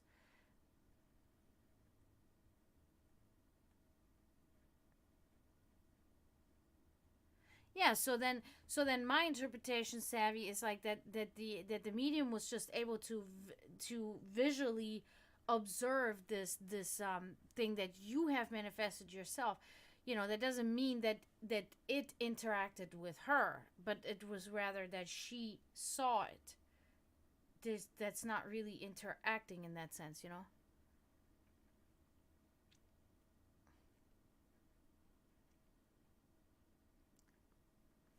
So, Peachy, the way it works is, I have three choices here. First of all, any reading you can just say general, and then it's just literally up to the cards, and the cards will hold your energy, and whatever your energy dwells in, whatever is your concern, whatever your energy is connected to, okay, it will show me. So a lot of people come in here, they have nothing specific they want to ask about. They really just want to ask a general reading, and then, okay, no problem. And then the cards will guide us and tell us what's happening in your life, what's going to happen, a reflection of something, you know, whatever it is. So you have three choices. You can either get a one card reading, and again, you can do general or ask something specific.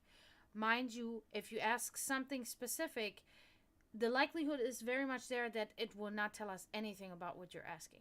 and that will tell us something completely different, because sometimes people will ask something that they think that their energy is very involved in, and it happens to be not at all that way, that they're subconsciously completely attached to something else, and that's what comes up in the cards. Okay, so you can have either a 1 card reading, you can redeem a 3 card reading with 150 crystals, or if you subscribe to me, which I always suggest, you can get a 10 card reading, which is more detailed and has more information than a 3 card reading. Also, if you subscribe, you get no ad breaks in between, which is good because ads are very annoying. And you get to use my emotes that I just posted in chat. So I always recommend the 10 card reading, because the 10 card reading opens, it's like doors. It's literally like doors. If I have 3 cards here, it's 3 doors that I look into for you, and that I'm trying to figure out. If you redeem a 10 card reading, I have 10 doors that I'm looking into, that I'm seeing things about your life. So it is a lot, better a 10 card reading. But, you can choose whatever you like.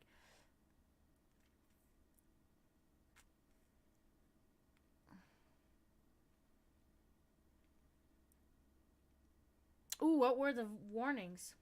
So the psychic was able to gather information, gather warnings that the being gave about future events.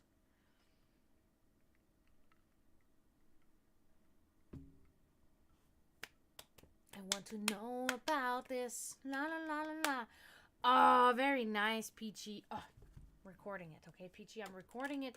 Peachy, if you have TikTok, please follow me on there. My TikTok is right here. Dragana /M.1988. Because I'm trying to grow my followers on TikTok to 1,000, so I can go live on there too simultaneously. I'm never gonna quit Twitch, but I would like to do it simultaneous here and on TikTok and on Twitch. So if you could follow me on TikTok. I've had this headache. I took medicine for it earlier, and it's been good, but it's kind of showing itself. Ah, thank you, Peach. Oh, I see your deck here. What? Are you serious? It's called Fyodor Pavlov deck? What?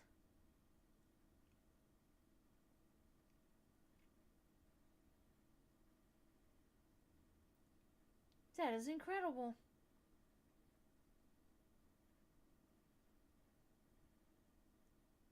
Let me see the card. Oh,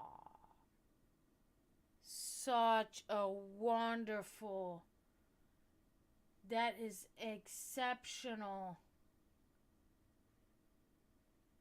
That is one of the best decks and most unique decks I've seen in a long time. You're gonna have so much fun using that. Love it. Absolutely love it. Obviously made by somebody Russian, Fyodor Pavlov. Very cool. Whoa, you got 1,882 followers. I'm so jealous of you. Damn it.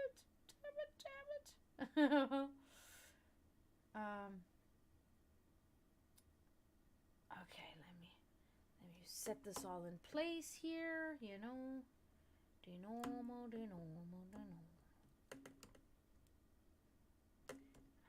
at that. Immediately got it set up. Well, let me shuffle for.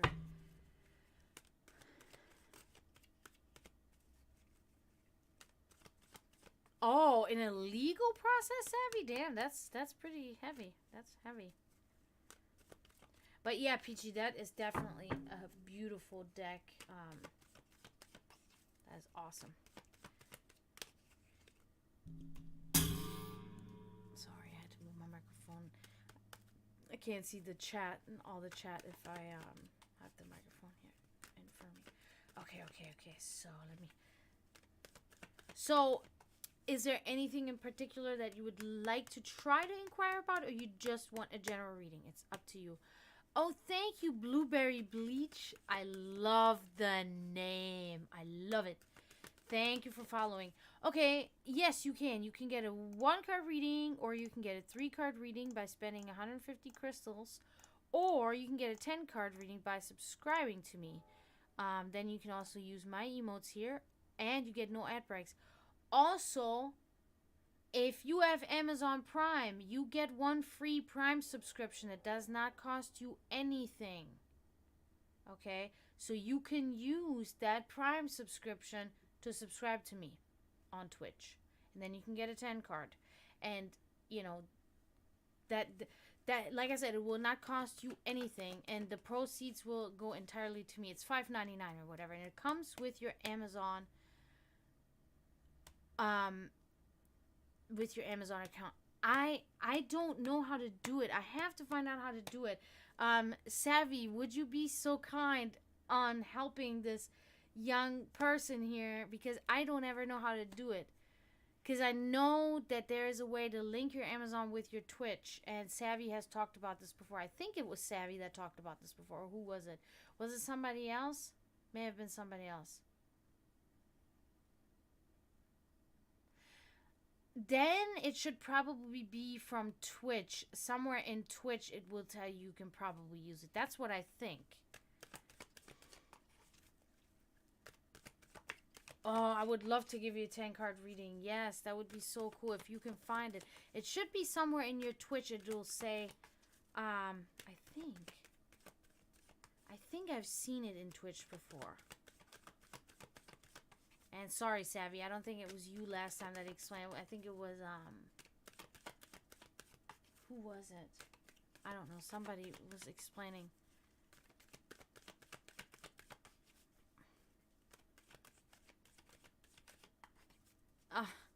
Yeah, sorry. I don't know. Is it in Twitch? If they are linked, it should definitely be shown in Twitch. I think you gotta go on your, yeah, I think you go on subscriptions. I think there's a part where you click on subscriptions in your Twitch, and then it will show that, I think. Or something like that.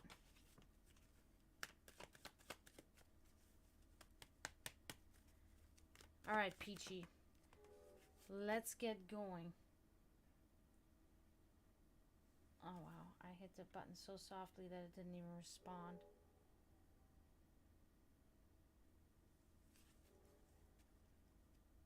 Oh, no, it's okay. Whenever. I'm here pretty much every day, so whenever, you know? Alright, Peachy. Good angle? Yes, very good angle. Good. Okay. Just want to say, look at my Baphomet taking part. It's only because I used it to explain meanings. Okay, cool. Blueberry, you're gonna be right after Peachy here. We got a bunch of fruit. I got a bunch of fruits in my chat. Oh, that's funny. That's very funny. I got Peachy and Blueberry. That's hilarious. Okay, what is that?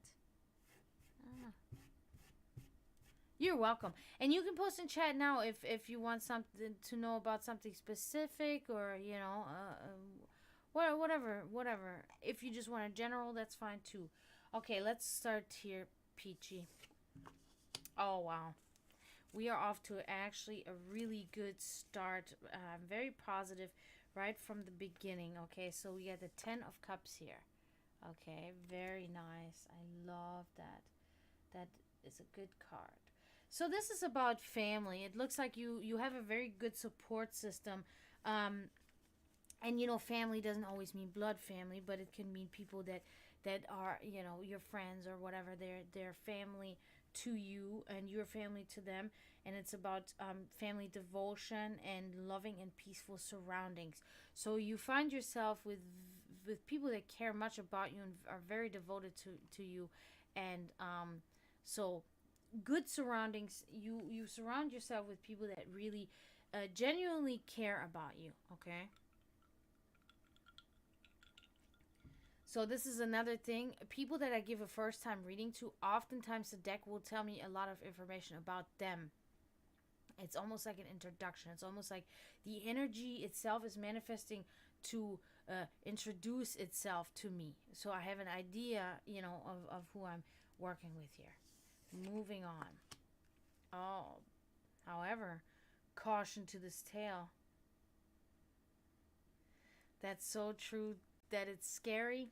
I'm doing my job. I'm doing my job. Okay, so now here we have a little bit trouble brewing, so it seems. We got the Nine of Wands here inverted. Okay, so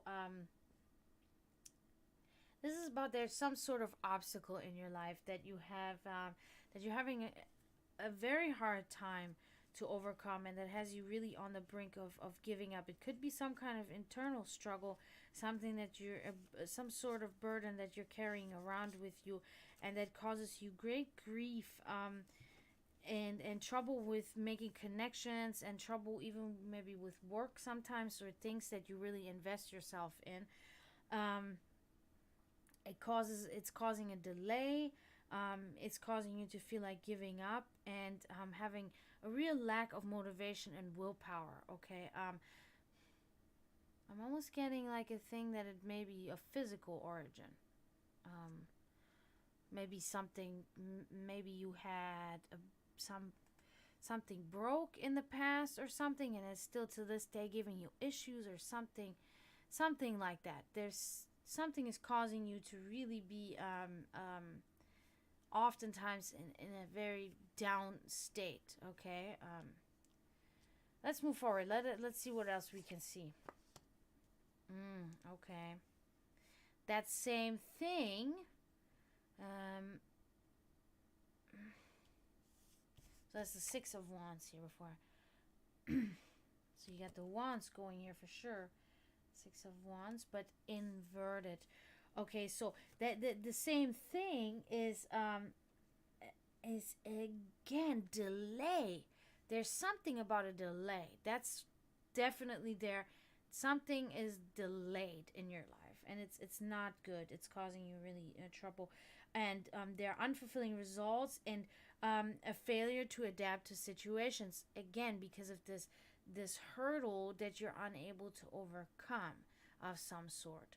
Okay, so you're having trouble, but you have a very good support system, and that's really thriving for you, and that's really what's keeping you afloat, if you will, to maintain stability in your life. Okay, so that's what we can see here for you, Peachy.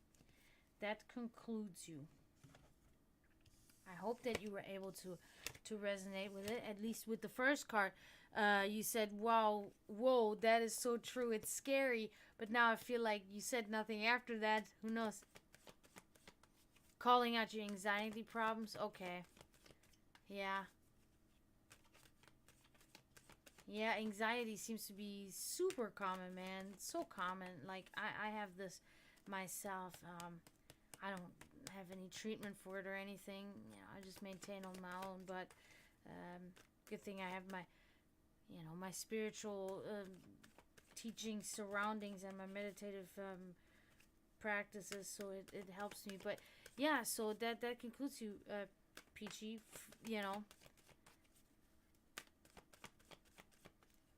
It is, of course, even so, it was a reflection of the person that you are, or the things that you're going through. It's also a guide, and it's also like the reason that this is showing up, the family support.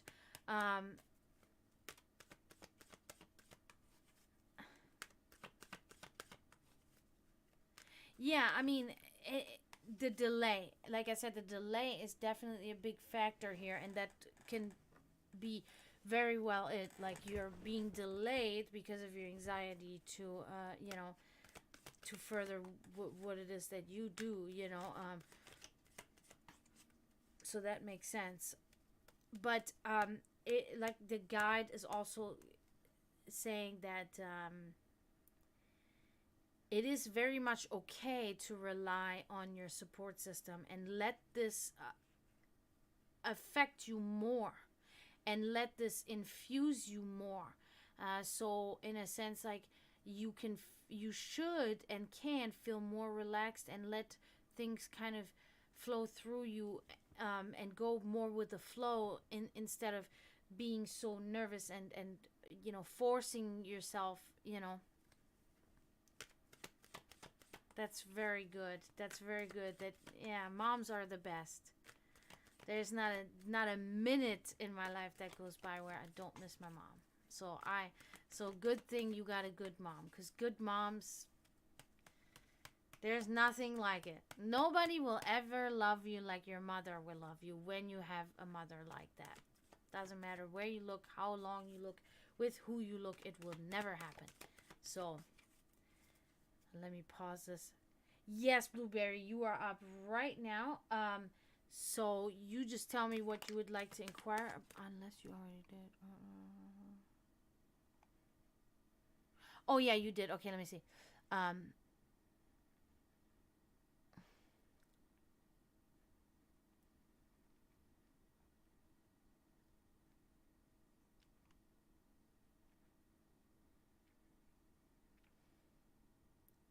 Thank you, Bon Bon, for following. Thank you so much.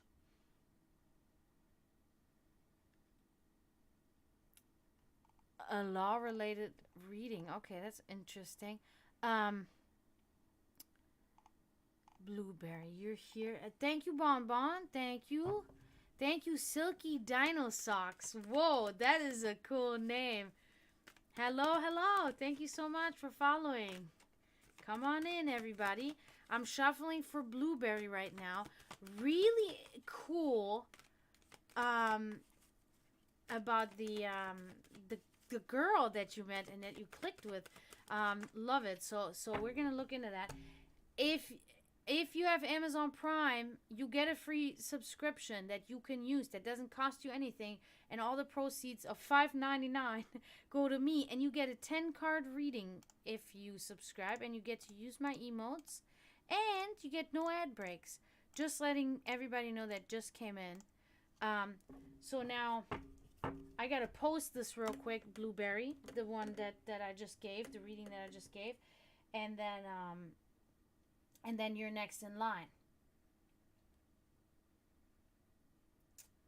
If my phone would react to what I'm telling it to do. Yeah, AI is gonna take over. Yeah, I doubt it. Really? Highly doubt it.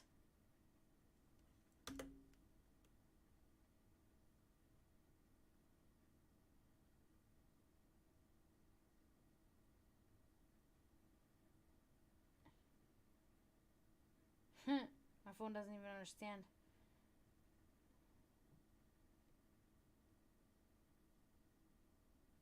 Okay.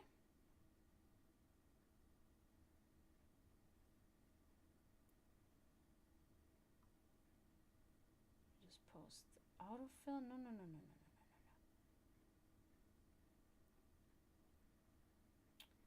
Also, please follow me on my TikTok here. I'm still trying to get 1,000 followers so I can go live on TikTok as well as Twitch. So please help me attain my 1,000 followers, because I'm really trying to become, to be able to do this here on TikTok too. So if you do have it, please follow me on it. Okay.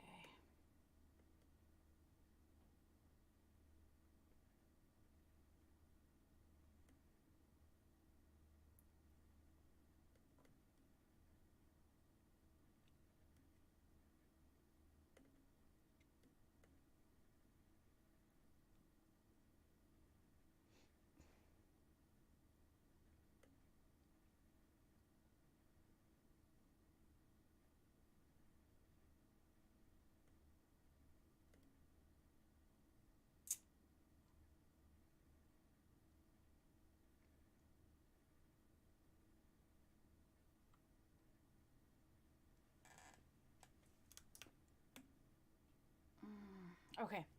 Blueberry, Blueberry, Blueberry. You are next. Anyway, thank you for following newcomers. Bonbon, bonbon, because it's actually French, I believe. So it's pronounced bonbon. In German, we say bonbon. Ridiculously enough. Even so, other French words we do pronounce French. Okay, weird. Like étage. Étage means floor. In like a multiple floored home, you ask, you know, étage is the French word, and that's what we use in German too, étage.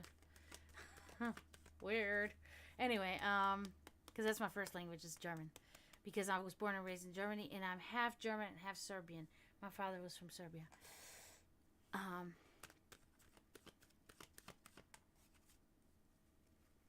Bonbon. Bonita. Oh, bonita. Okay, so you're Hispanic of some sort? King. Hey, how are you, King? Thank you for coming. You're going to be right after Blueberry here, okay? Perfect, perfect, perfect. Busy chat, guys. Love it, love it. We're going on 4 hours and 10 minutes right now of me streaming nonstop. I did not take a break in between today. Oh, Bonita and Donita. Look at that. That's my dinosaur. Oh my god, I love that. It's cute. It's very cute. Very creative. I like it.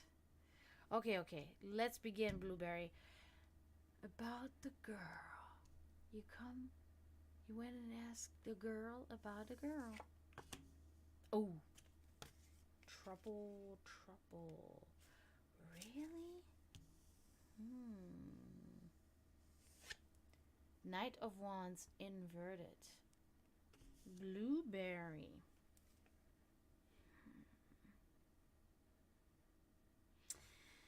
This is talking about an unforeseen disruption, okay? A sudden change of plans, an interruption and delay. Now, I don't know if this is something that just recently happened to you and that caused you, and this is what caused you to meet this girl, this unexpected interruption, or this is something that's going to come up regarding this girl, this interruption. But there's going to be some sort of unforeseen interruption that's going to cause a delay and sudden change of plans, okay?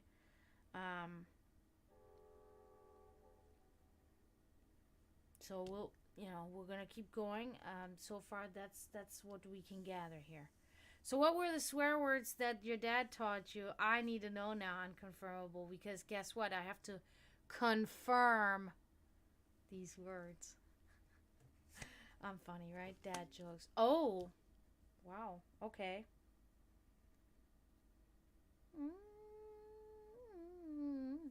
Okay, so you got the Six of Pentacles here inverted. So you got stuff going on. It seems like there's a lot, like you have a little bit of chaos in your life going on, I feel like right now. Because this is talking about, and I don't know how much you can resonate with that or on what level, because it could be either you or somebody close to you that's doing this to you. But it's definitely in your surrounding energy field constantly and frequently. That's what's showing up in your reading. But this is about selfishness and hoarding wealth and mishandled finances. Okay, so now I don't know if you've been making a mishandling of your finances. Maybe you spend too much money or something, or maybe you're not. Somebody asked you for money and you said no to give to them, or maybe you asked somebody for money and they wouldn't give it to you and they were selfish. But there's definitely something about selfishness here and hoarding wealth and misplaced finances in some sort. Okay, and it is showing up in your reading, so it is like of a little bit of a severity, so it is really weighing in your life right now. Yeah, so no, so this is not this is not about the girl. This is just something in general that's happening to you. Now this here is about a delay in plans and circumstances that can lead to possibly have, that can delay your connection with this girl, or getting to know her better, or this recently happened to you aside from the girl, but that led you to the girl.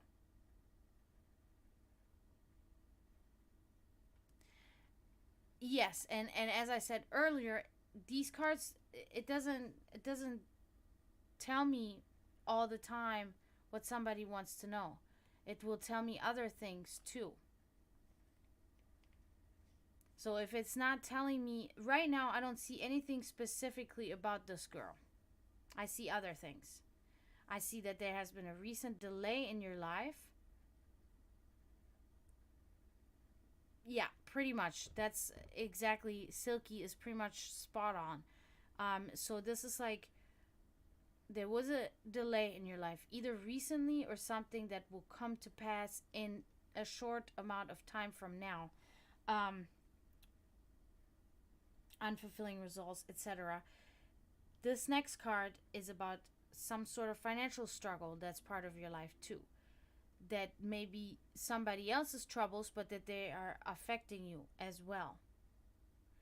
Um, this here could potentially have led you to this girl. A delay in your circumstances, a delay in things that were happening, could have sent you to the uh, on the way to this girl that you met. Or,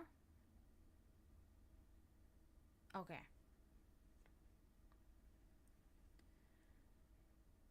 mishandled finances is pretty much then that would be relatable to you personally, not somebody around you. That would be relatable. Okay, yeah, so there was an unforeseen disruption and a sudden change of plans and interruption and delay. Okay, so this is your last card. We'll see if it says anything about the girl.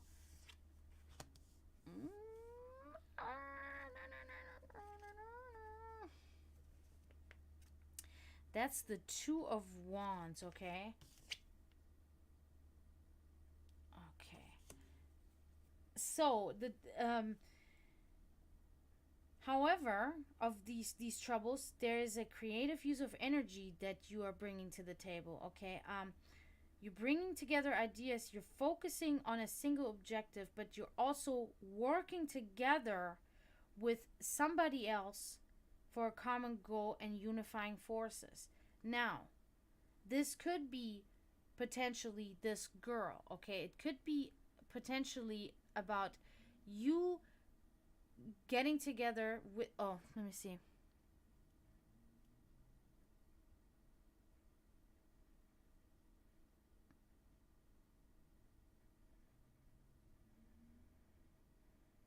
Yeah, that could fit with this here, with the Knight of Wands. Um, so this is looking like, it says unifying forces for a common goal. That could very well be you unifying your forces with this girl and rebuilding yourself as a person after this turmoil that you went through. Okay, you're kind of thinking outside of the box lately. You're thinking in different ways. Things, have changed you. You're bringing together ideas. Unifying forces is a big thing with this card, and that could very well be unifying forces with this girl, but it could also mean unifying forces with somebody you work with or something for a better goal. So it is hard to tell. It's not, things are never, that's not true, not never, but oftentimes, it could usually be one or the other thing. Okay, so in this sense, hard to tell, but it could definitely be, because we can tell now that you're not going to have a delay and problems coming up that will lead you to the girl. That has already happened. So the trend then, this is just something that's going on presently in your life, but the trend is we're progressing here, all in all. Okay, so, and then this is the ultimate unifying forces, creative use of energy. Okay, so creative use of energy is could also mean that you're creatively using your brain to woo this girl, and get to know her better that way. So But yeah, definitely something positive coming up. Getting together with somebody. You're going to be getting together with somebody. Could be this girl. Um, and looking like building up your life again for the better. So things will be improving in your life, regardless. So that concludes you here, Blueberry. So now I don't know if anybody else redeemed. I don't think so. Unconfirmable, you still have not told me about these swear words. You're welcome, Blueberry. You're very welcome. I wish you the best of luck. I think as much as you care, you know, I think this will help you in your endeavors, really, with this lady, you know, to move forward there. So I think things will work out good for you. Okay, Silky Dino socks. I love it. Is there anything in particular that you would like to address?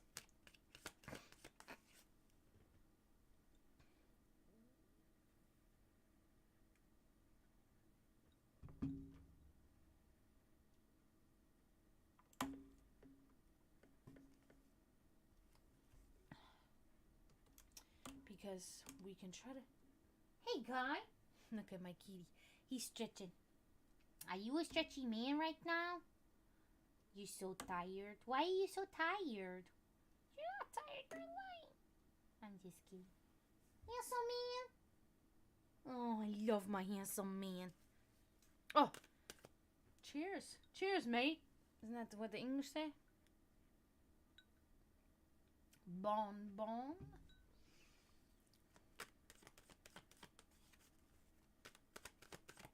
Okay, that sounds good.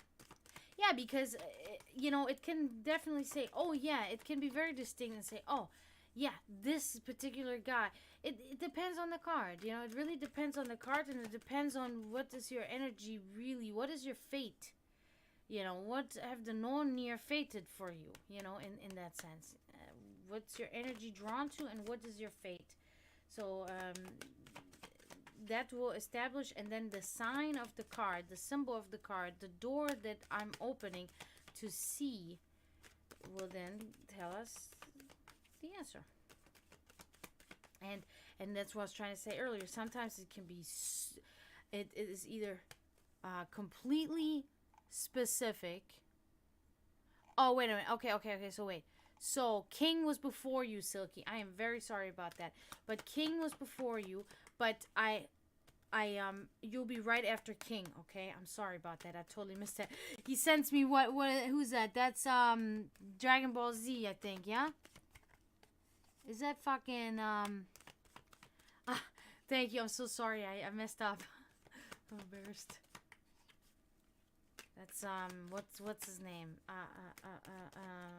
Oh no, that's that girl that turned out to be a robot. I forget their names now. Of course, I've watched it, but she had a number, I think, only. She was a number. Who was that? Okay. I'll do Silky first then. Okay. Thank you, King. Thank you so much. Android 18. Yep, that's it. Yeah, so thank you guys. You guys are all... Everybody I have in my stream is always very respectful and considerate, and I'm very happy about that. I've never had to kick anybody out of my stream. You know that? Never. In almost 2 years. So I'm very grateful to all of you guys. And you guys are very civilized creatures in here in my stream. And yeah, that makes my life so much easier. Yeah. And I'm very, very proud, and also hoping that I can accredit myself with a little bit of energy manipulation. Yeah. Some of you some people that are not mundanes are raising an eyebrow right now, but I don't care. Anyway, Silky. Ooh, Silky, I'm excited to know. Let's get started. I'm going to push the record button already. And then we will see.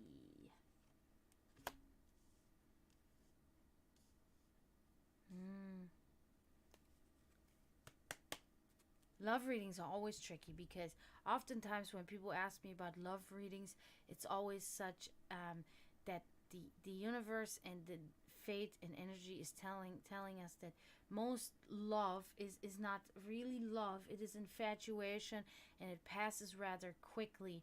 And that's why a lot of times the cards will speak about something completely different that is much more crucial in the person's life. Now when true love is at hand, then it may bring, other things. But let's start Silky. I love Silky. Oh, okay. Yeah. So this is the Seven of Swords here. Yeah, so we're directly on the path of your question, actually. And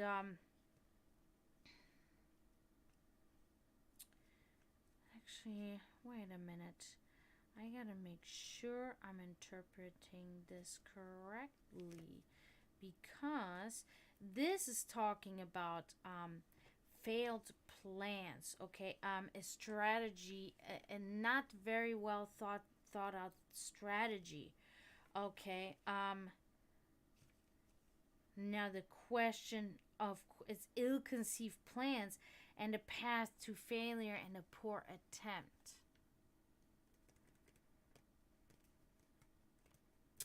So I'm hoping I'm almost thinking that you may have said something to this boy, and that was not the right thing to say or ask, and that may be a deal breaker. That's almost kind of what I'm thinking.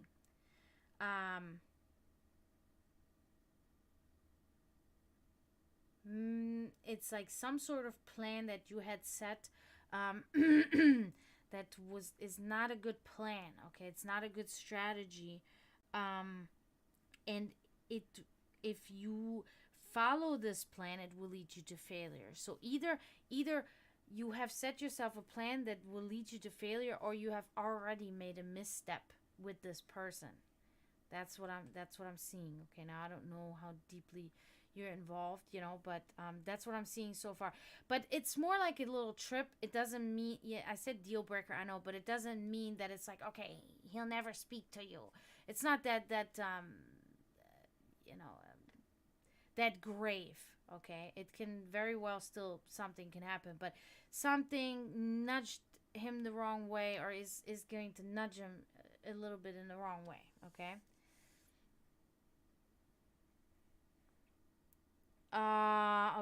Okay. So that makes sense then. You say, this boy I like, we broke up because of a mistake I made, but I care for him deeply. So then this is good. This is a good thing right now, because this then is just telling us what happened.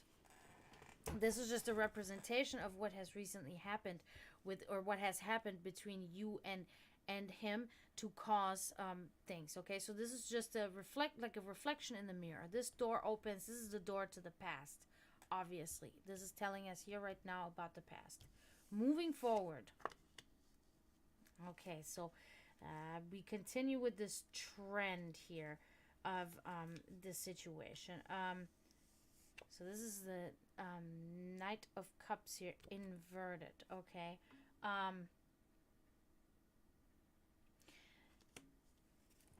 So interestingly enough, giving us a little bit more detail on what caused this problem between you and him. Something about a deceptive person and a falsehood and a scam. Okay, so there was something about deception and lying. Could also be still something that's actively going on there in, between the two of you, with maybe there could be another person involved there. I'm not sure. But there was something about lying and deceiving. Could also be, I don't know if you deceived him or something like that. But yeah, it's I don't know. But there's something about deception, falsehood, and a scam. Okay. So If you, you know, if you cannot yourself relate to being the culprit of this, then beware that this, you know, that this will not something that will happen to you now, you know, maybe not even with him. Leads me to believe that this is something coming up for you that may not have to do anything with him. Okay. But do not be alarmed, because if this will be a different person that will try to deceive you, it will be very obvious to you pretty much right off the bat who this is going to be. Okay, so you don't have to think that everybody is the enemy, but you know, you will pretty much know immediately who will be this deceptive person. Okay, so far, just nothing really specific critical about him. Oh, really good. Finally, something good. The star. This is a really great card right here. Um. Okay. That. Yeah. Okay.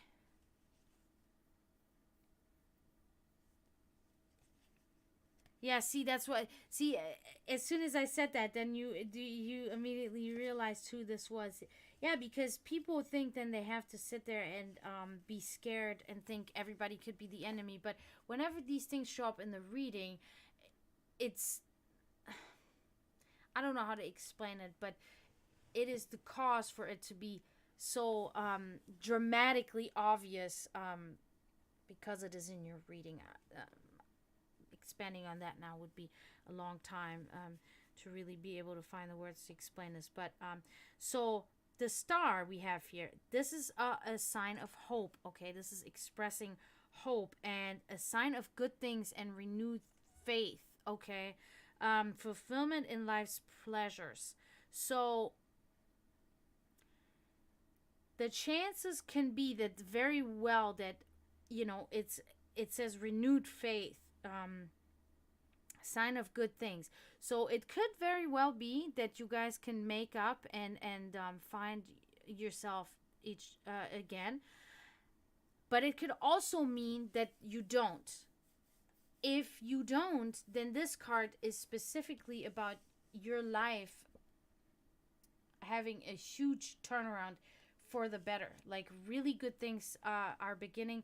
Hope is there, and hope will guide your ship, in a sense. You will have renewed faith and fulfillment in your pleasures. So either way, things will turn out just fine. Okay, it is a little tricky to say whether it will be with this guy or not, but it will definitely, good things are about to begin in your life, either way. Okay, and it could be with him, and it could be with, he could be the cause for these good things too. It's a possibility. So the possibility is definitely there that you guys could work it out. It's not completely disregarded in that sense. Okay, so that concludes you, silky dino socks. And I gotta post that. I hope you were able to resonate with that. I hope it gave you a little bit of peace of mind, because you know that's always my main thing when I do this. I'm trying to help people. I'm not, you know, I'm trying to give them a hint, because trust me, I know how it is when you're completely alone and you have no idea how to move forward with things. You know, after my mom passed, oftentimes I felt this way, and then that was really the first time in my life where I could legitimately say, wow, you know, I have my brother, but we have a different type of relationship. You know, he kind of does his own fighting in life, and so do I. You know, we're close in a different way. We're very close, but more on a mental, more on a, I don't know how to explain it, but we're not really like the traditional brother and sister, you know, that hang out and we fucking like hug and do all that shit. That's not really how we are. We're a little bit different. I don't know how to explain it. We have like this really bizarre connection mentally, almost like we're twins, but we're not twins. My brother's 3 years younger than me.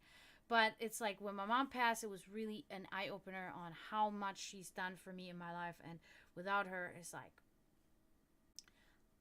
you're alone. You're literally like I need to call my, oh shit, I need to text, oh shit, like everything that happens in your life, you want to and need to call and text your mother, you know, and it's like, it's over. Like, and still till this day, things will happen, and I'm like, or I have something that I'm thinking about doing, and I'm like, what would mom think?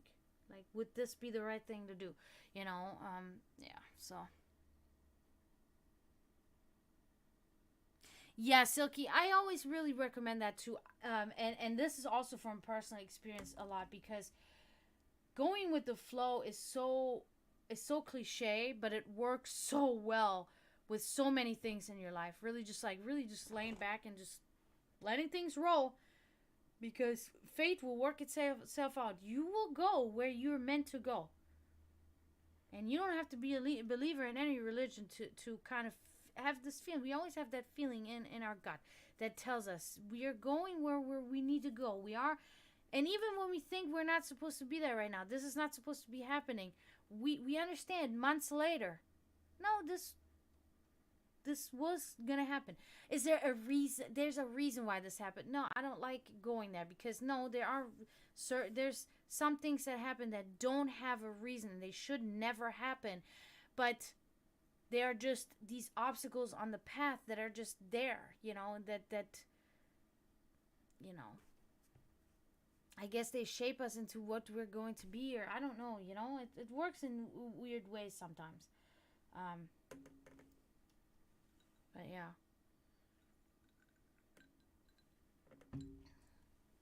I've had many horrible experiences in my life, you know, and of course for the longest time it was depressing and I blamed everybody. But then at some point you just kind of understand that, yeah, I mean, you know, that did happen, but if that would have not happened, where would things be right now? You know, because it is literally like the butterfly effect. You know, the butterfly flaps its wings in Africa, and it comes all the way, you know, and it causes everything. And that's exactly what that is too. If this horrible thing would have not happened to me, maybe this good thing that was better than good would have not happened to me then either. Because then my path would have been a different path. I don't know, you know? But this is all, of course, just speculation, because we don't know how it really works. If it works in that way at all, you know? But I really do want to say thank you all so much for being here. What a wonderful stream, guys. We're going on 5 hours now. And so many new people coming in here. You guys really made my day. Today we have Princess, Unconfirmable. Thank you for the subscription, Unconfirmable. Peachy, Blueberry, Bonbon, Silky Dino Socks. Thank you guys so much. King, you're next. I know you're next, King. If you're still here.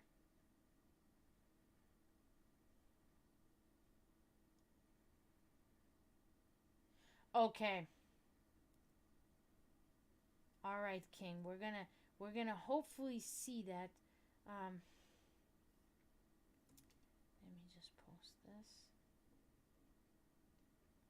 and then.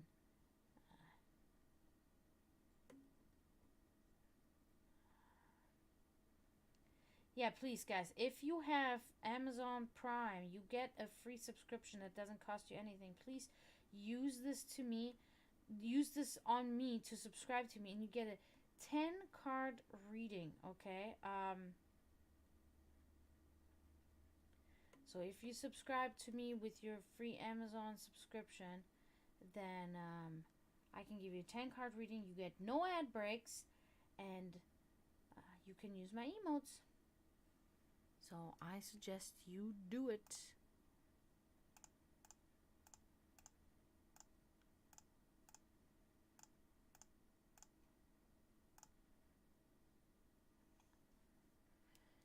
Yep.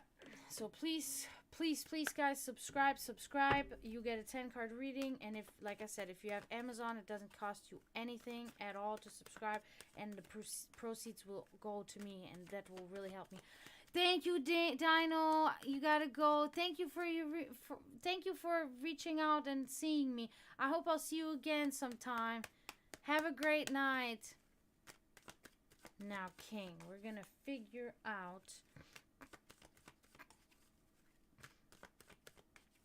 Also, guys, if you have TikTok, right here is my name on TikTok. Dragana Downline. I don't know what the name of it is. M period 1988. Please follow me on TikTok. I need 1,000 followers. Follow me, follow me, follow me. So I can grow my following to 100 or to 1,000. Why did I say 100? To 1,000, so I can start giving readings live on there too. I can only go live here now, but I want to be able to go live on TikTok too. I'm starting to get delirious, guys. After 5 hours, it's obvious.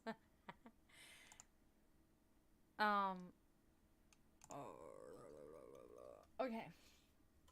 Before I do that, King, let me check here. Oh no, I can't check. Okay, I gotta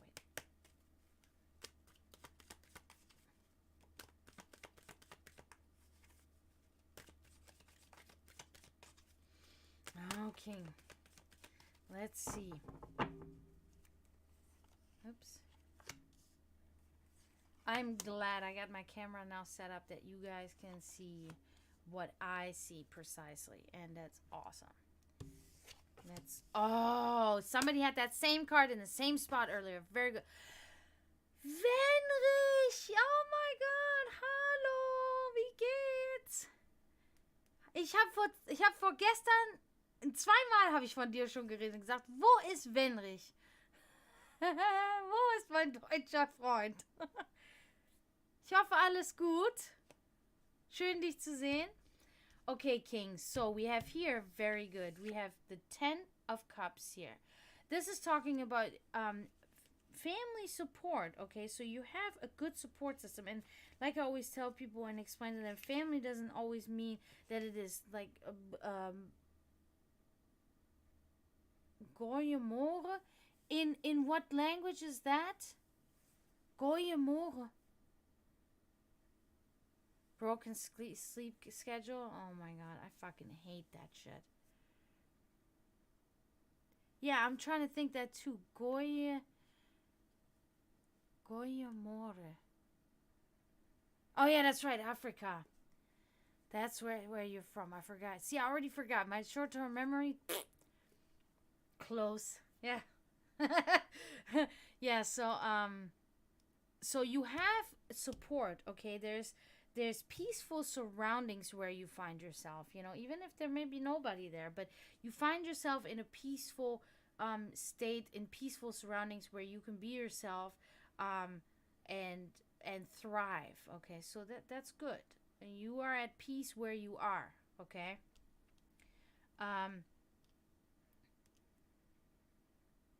Yeah, nothing about the financial thing though, but let's move forward. Let's see. Wow. Okay. So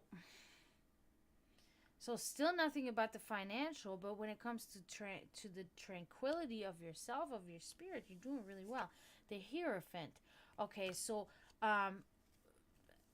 this is really this is about divine inspiration. Okay. So you're really that's huge. Anybody that has this card, they are very much in tune with things that a lot of others they're not in tune with anymore. So there's this divine inspiration, there's mercy, and there's control over your spiritual needs and conformity. So it is very much so that you are really nurturing your spiritual self, and you're doing well there. Your spiritual health is doing very well.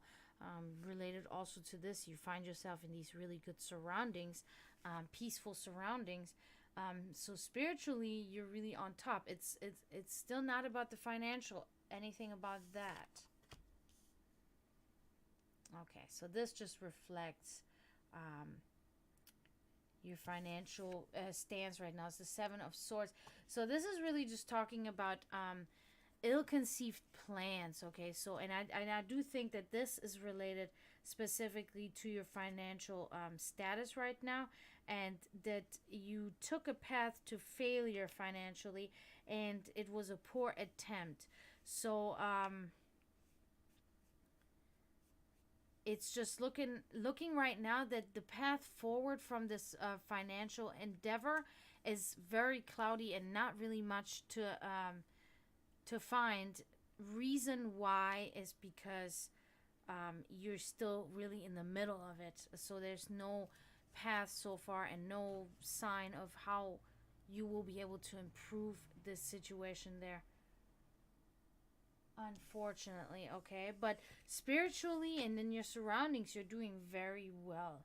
Okay, so you're very much in control of yourself, and that's helping you out a lot. So keep doing what you're doing there, and I'm thinking that subsequently things will definitely look up for you in your financial endeavors. Okay.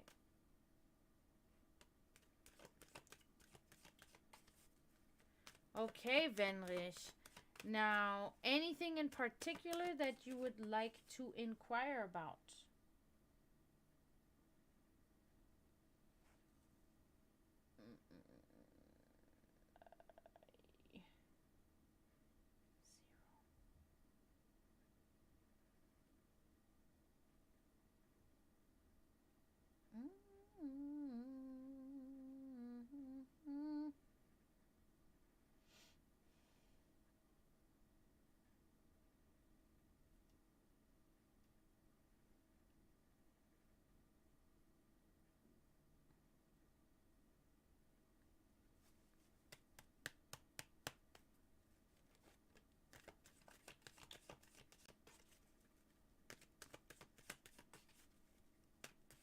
Sounds good. Sounds good. We'll do that. Oh.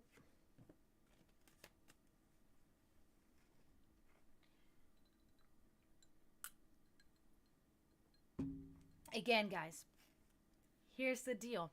Please follow me on TikTok, Dragana M1988. Follow me on TikTok, please. If you do have a TikTok, please follow me on there so I can get up to 1,000 followers, which I'm trying to do because I'm trying to go live on TikTok as well as Twitch simultaneously. I will not stop. I will not stop twitching. Yeah, but I will not stop streaming on Twitch, but I will do both at the same time. So I need my 1,000 people. I just gained a follower, I see, which is awesome. So I'm at 609 people right now. Okay, so please, please, please help me if you have TikTok and follow me on there. Also, if you have Amazon Prime, you can use your one Amazon Prime subscription that you get for free that doesn't cost you anything on me. If you subscribe to me, the proceeds will go directly to me, and you will get a 10 card reading, and you also will get no ad interruptions. So I do really suggest that you subscribe to me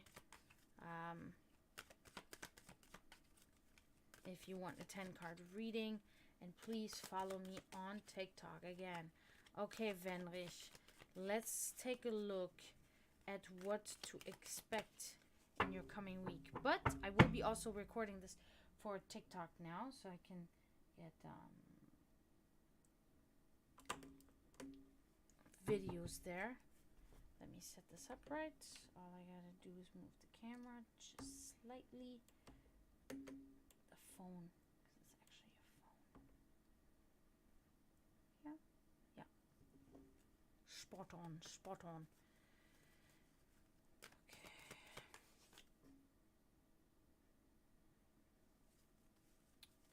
Okay, Wenrich. Los geht's. Let's begin. That's not the direct translation, but that would be what, pretty much. Then it would be lass uns beginnen or anfangen. Oh, very nice. So you have good things coming your way, seemingly, okay? I'm not sure if this is you specifically or if this is somebody around you, but this is the Queen of Pentacles here. Queen of Pentacles. The Queen of Pentacles specifically talks about affluence, luxury, a gracious hostess, charity and generosity. So either you're going to be very charitable toward others, you're going to be very generous toward others, or somebody will return this to you, okay? Yeah, it's gonna be either way some sort of luxury around you in a very positive manner. Good for you, definitely. So affluence, gracious hostess, very good. Okay, so you may find yourself in a very good place or something like that, where somebody will be very, very generous toward you, or you will be in a place good enough to be generous toward other people, okay, or another person. So really good. All right, moving on. Oh, there's caution to this tale. The Two of Cups inverted here. So, however, some sort of division coming up, some sort of conflict will, however, occur with somebody that you see on a frequent basis. So it will be a broken relationship with this person and conflicting interests, a false love. Okay, so it could be related to maybe some sort of I think it's an acquaintance of some sort that you will have a disagreement with, and it will cause a great conflict that will leave both of you a little bit distraught. Okay, that's kind of what I'm thinking. Could also be somebody that you work with, like a colleague or something. I don't think it is somebody that's very close to you, but I do think it's somebody you see very frequently, and that's why it will have an effect on you. Okay. But I always tell people, I always explain to them when this happens, it will be very clear to you, who that is. It's not you're gonna have to search, or you're gonna have to be so cautious of everybody. It will be very obvious to you who is this person. All right, moving forward. Ich glaub es gar nicht, Wenrich. Ich glaub es nicht. I said I don't believe it in German. A Wheel of Fortune on top of the Queen of Pentacles for next week. Pretty self-explanatory here, this Wheel of Fortune card, right? Good fortune, good things about to begin. Very good, and definitely I think financially really related to finances. That's really my feeling here, because the Pentacles is very much about the financial. So this is about fortune, chance, unplanned happenings, fate, and destiny. So I'm almost thinking like this is almost giving me like a lottery vibe here. I don't know. Could be $10, could be 100, or a million, who knows. But yeah, something like that. So there will be something that's gonna happen unexpectedly, but it will be on a greater scheme, and it will be really good for you. Okay. So that concludes you, Wenrich. Super. Das wird schon gut. That will be good, yeah. That sounds like a good week to me, too. I would be excited about getting a reading like that. Alright,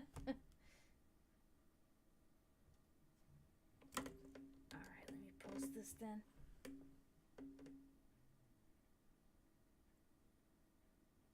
Edit.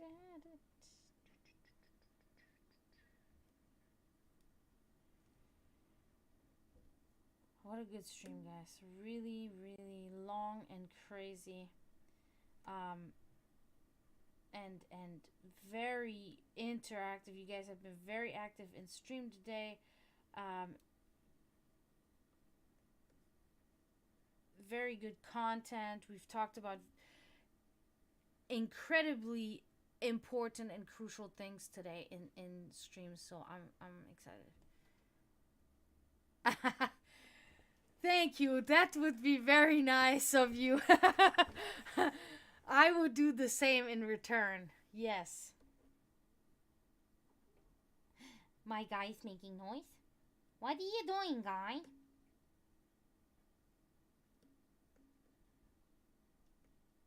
Hey, up, my guy. What are you doing, guy? You cleaning yourself good? Because you're a dirty face. No, he's not. He's good.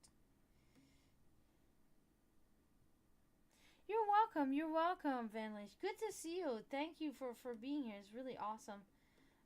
Because I was wondering where you were. So,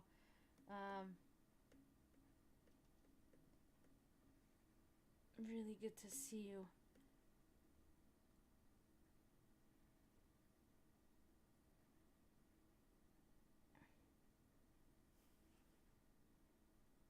I told you to tell me what your father taught you or your grandfather. It was one of the two. I can't remember now. What did they teach you? I want to know the words.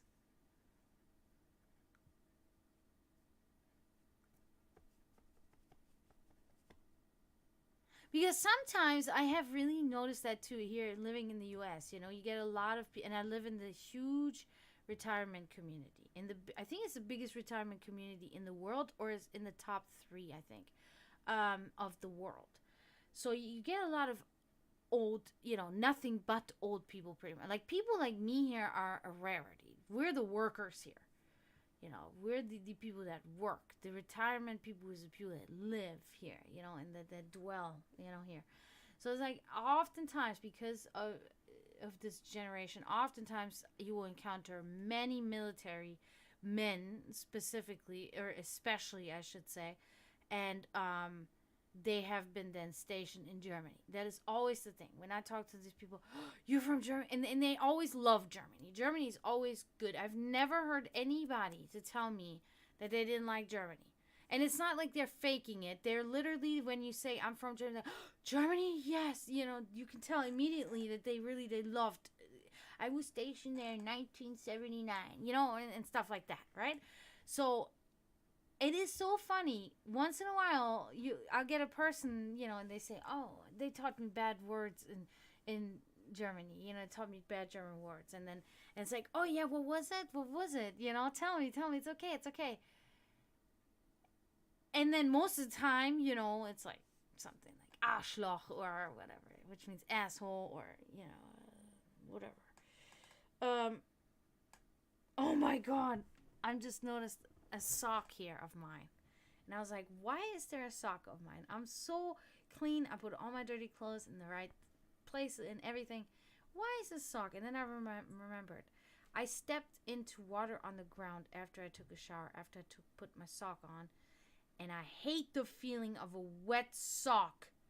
And I just totally angrily took it off and set it to the side on my amp down here actually to dry, and said I'm not dealing with it. And I had only one sock on, and I had not one sock on the other foot because I didn't care. I will not have a sock that's wet on my foot. Oh no. No, Emily, but it could be he does that stuff, so he would have done that. But so anyway, so sometimes these Americans will literally say it is a bad German word, and then I'll say, what is the word? And then it'll be something, and this is once in a while, and then they say it's like it will be a word like something that's totally not really bad at all. It's just like one of those words like what could we say? I don't know. I have no example now.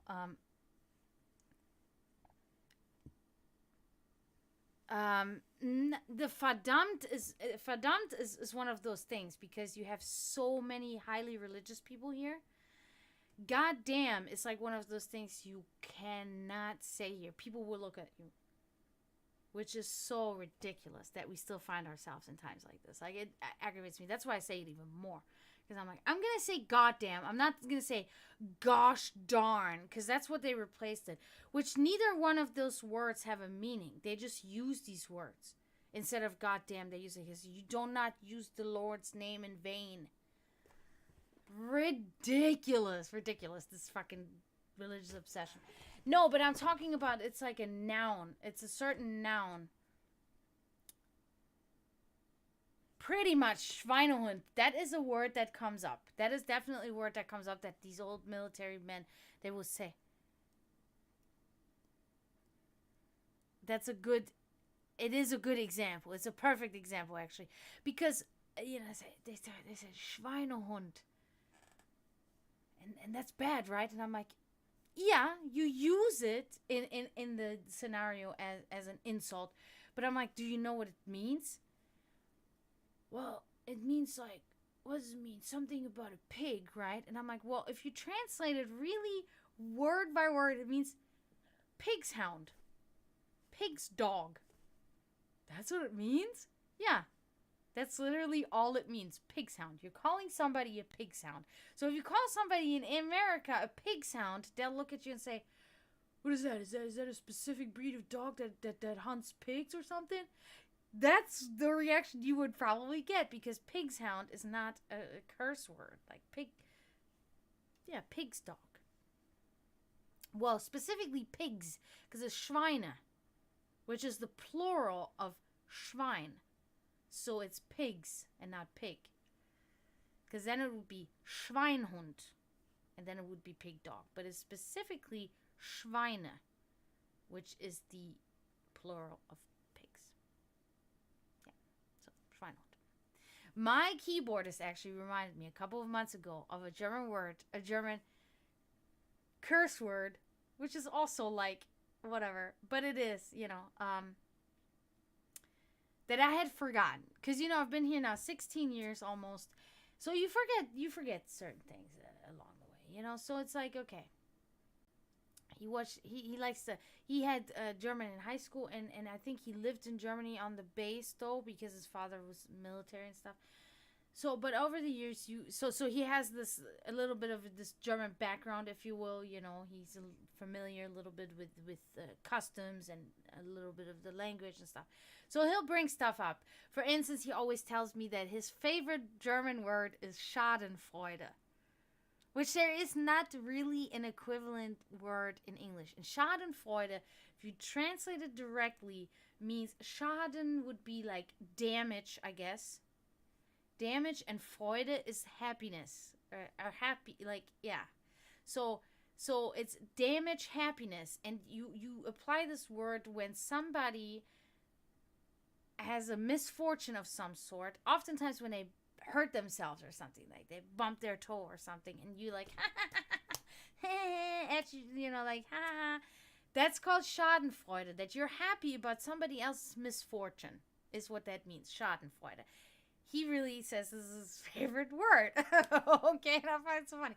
But he reminded me, he said, look at this guy I follow on TikTok, and he does like German. He talks about German language and stuff like that. And there's, and he was talking about the word Arschgeige. Arschgeige. And as soon as he said the word, I was like, oh, I love that word. And I totally had forgotten about that fucking word, Arschgeige. Arschgeige, translated. I know you get it, Emily. Arschgeige. Translated means ass violin. The good old Arschgeige. Precisely. Yep. This is a good, old reliable is what the Americans would call it. The good old reliable Arschgeige. Ass, Arsch, Geige, violin. Ass violin. So it is, and it doesn't have any real substance. It's just used that way. Okay? It's just used that way. And it's such a great word because it's just a combination of two words, and one of them is bad and the other one is just a random noun that's like attached to it, whatever. So it's really cool.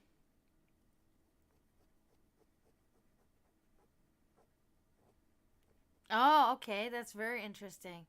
That's very interesting. Unconfirmable.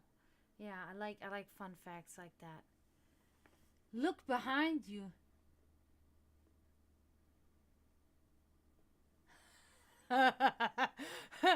That's funny that your name would say look behind you. I'm trying to evade taxes. Actually, no, I file them every year.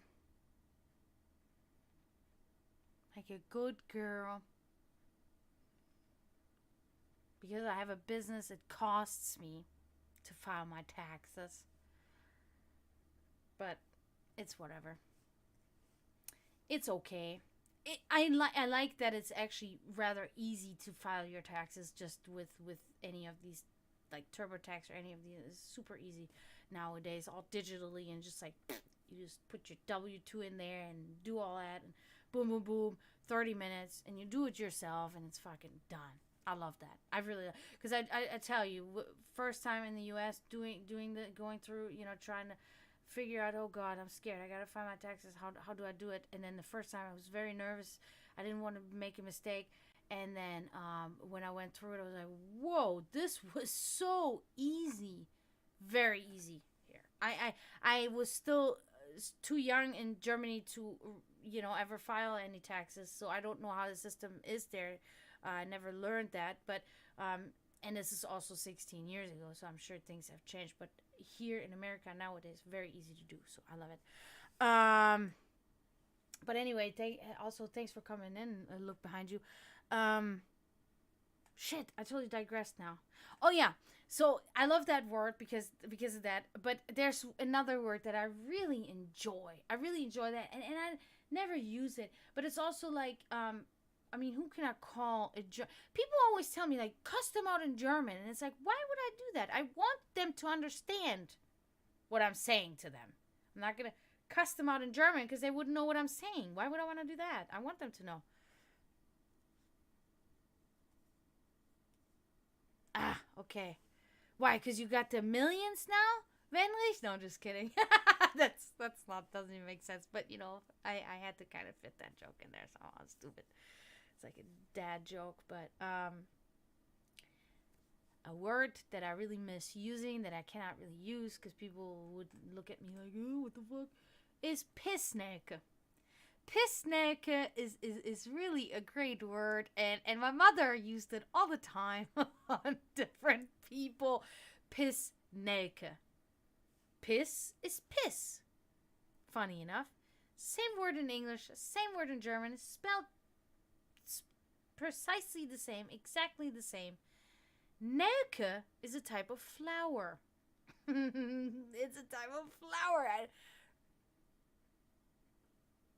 Oh, that's good. That's really good. Yeah, so I forget now what is Nelke. What is the type of flower in English? I'm looking it up now. Somebody made coffee. It smells so good. So good. I love the smell of coffee. It's the best smell in the world. It really is. So,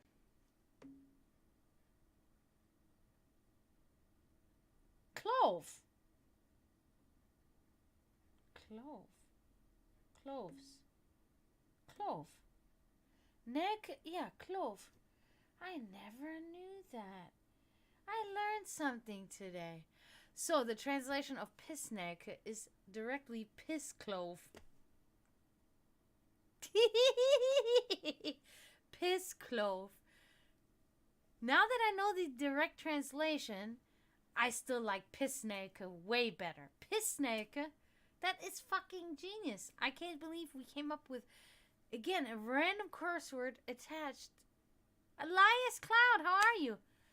Backpfeifengesicht? Oh my God. Backpfeifengesicht.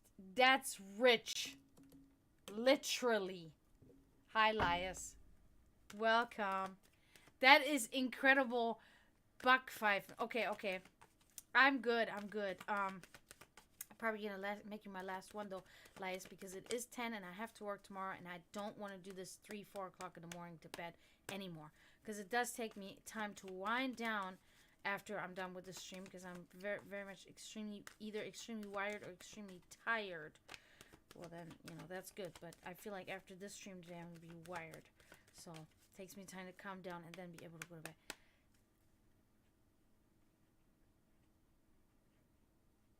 Yeah, a face that, yeah, that's what it would be. But if you directly translate it, it would be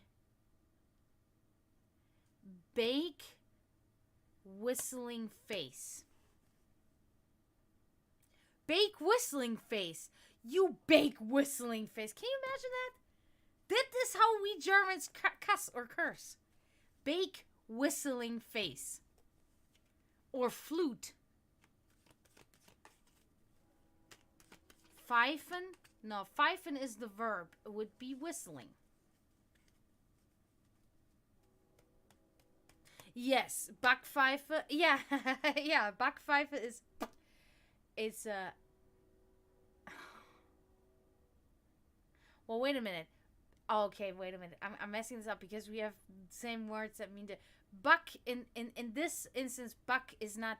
Because backen is baking in German too. But backen also means cheeks. Also means these cheeks. So, in this sense, back is the backe, the cheek. So, cheek whistling face. Cheek whistling face. That's what it really means. But Backpfeife, yes, means cheek whistle. Cheek flute. So, like, because maybe related to, because it's like makes a sound when you slap somebody or something. I don't know. See, I do not know the origin and how we come up with these weird things. Gesicht. Yeah, Gesicht. Yep. See, that's what my mom always said, that they speak, the German language is still a little bit there involved in South Africa. Yeah. Yeah, Gesicht is face. Now, we also, for instance, what I talked about earlier, how we use, Wenrich, this is something I talked about earlier, how we use certain French words in our German language, and we do not change them. We use them just as the French would use them. For instance, when you talk about different floors in a building, you call it étage, which is actually the French word for floors. We don't have another one. We just use the French word. Now, we have other French words that we alter, and that's so weird because, like, for instance, bonbon, we don't really say bonbon, we say bonbon, bonbon. Like, we make it more German sounding. It's so weird. Herkunft: Zusammensetzung aus den Substantiven Backe und Pfeife. Ein Schlag, der an den Backen pfeift. Yeah, exactly. Oder ein verschliffenes Feige von Ohrfeige zu Pfeife. Sinnbildlich Personifizierung: jemand, der sich nicht wehrt, den man ununterbrochen ohrfeigen kann.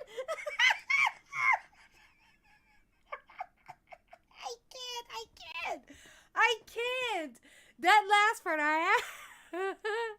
I have to translate that. So, it's dissecting the where is the origin, Herkunft, is origin of the word Backpfeife.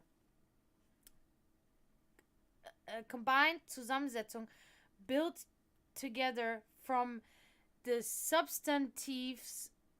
I think it's called, nouns. Yeah, the nouns Backe, cheek, and Pfeife, flute or whistle. Okay, a hit that kind of whistles on the cheek. I don't understand. Oder ein verschliffenes Feige.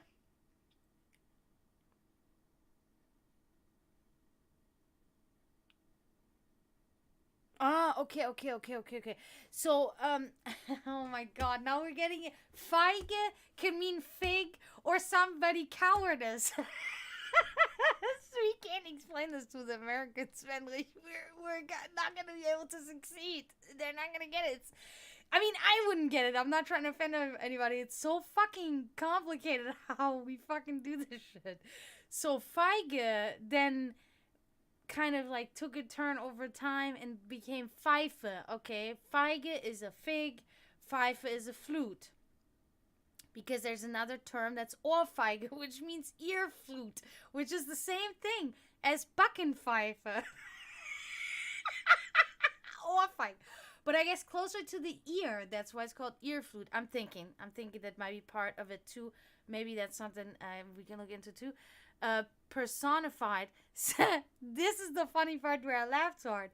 Somebody that does not defend themselves, that you can constantly give slaps in the face. That you can consistently continue to slap in the face. But when you read it in the serious German language, it's so eine sinnbildliche Personifizierung. Jemand, der sich nicht wehrt, den man ununterbrochen ohrfeigen kann. Without interruption. Ununterbrochen means without interruption hitting them in the face.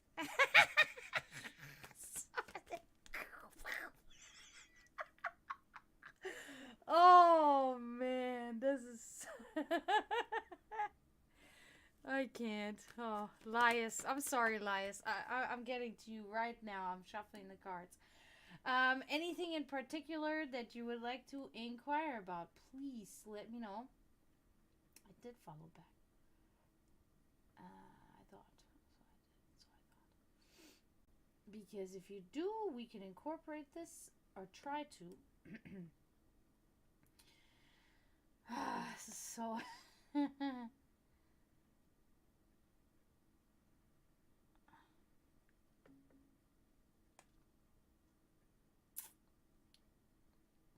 Sorry, all right.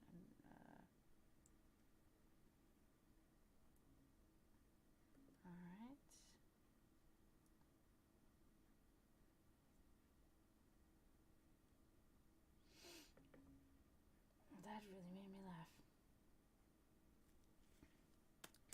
All right, Lias, we're going to be doing.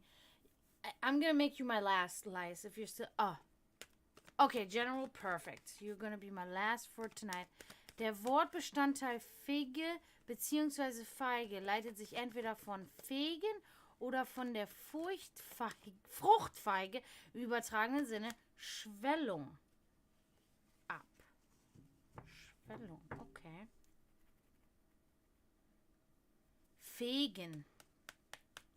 Ja, aber feige ist ja ein Adjektiv, oder ja, ein Adjektiv, jemand ist feige, jemand ist cowardice. Also das ist dann da nicht considered. They didn't consider that. What the hell, man? Sorry. We're talking German. We're dissecting what's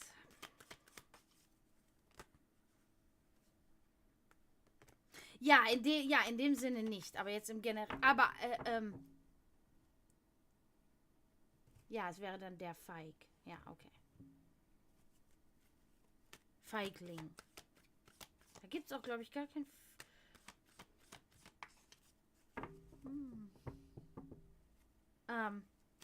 Trying to think right now. What was I gonna say? Udo. What's his name? Udo. There's an author that did this. He would take the German language and really dissect it. And unfortunately, toward the end of his life, he became very kind of like delirious and stuff. And so he really developed this racist and fascist view on many things. And it really sucks because he was a very intelligent man. And he very much analyzed the German heritage and how words and languages and now he slips, like, the name of the author slips my mind, and it really annoys me. What was his name again? Maybe you know who I'm talking about, Wenrich.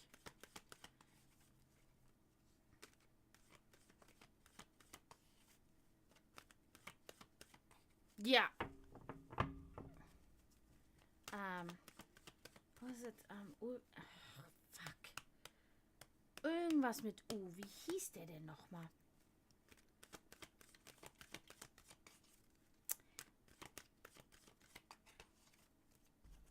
Let me see here.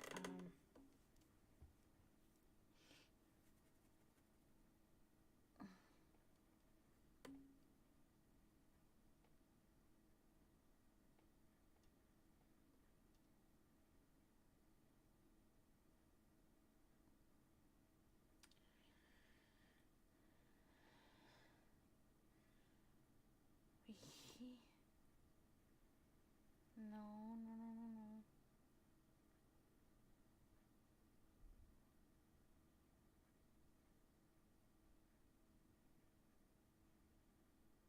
What? Oh. Jakob Grimm. Nee, das war er nicht. Sorry, I'm trying to... I really...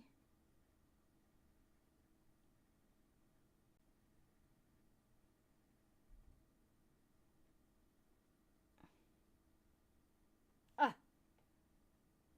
Don't download that. See, it immediately sent me to some fucking...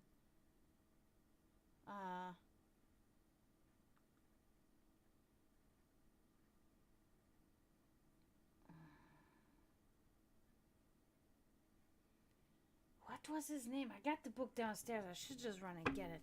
But he was an author that did this and connected pretty much Germanic paganism and the spirituality in the world, connected it to the construction of the German language. Oh, he was also the person that spoke, I think, first officially of the Aryan race. The Aryan race not being what today has fucking become this disgusting mess, but the Aryan race as some mountain and forest people, of light skin and, you know, of a little bit different hue than a lot of people in those same areas. Almost like people that were like mystics of some sort, okay? And what was this fucking Udo? Was it something with Udo? I feel like it was something with you. I don't know.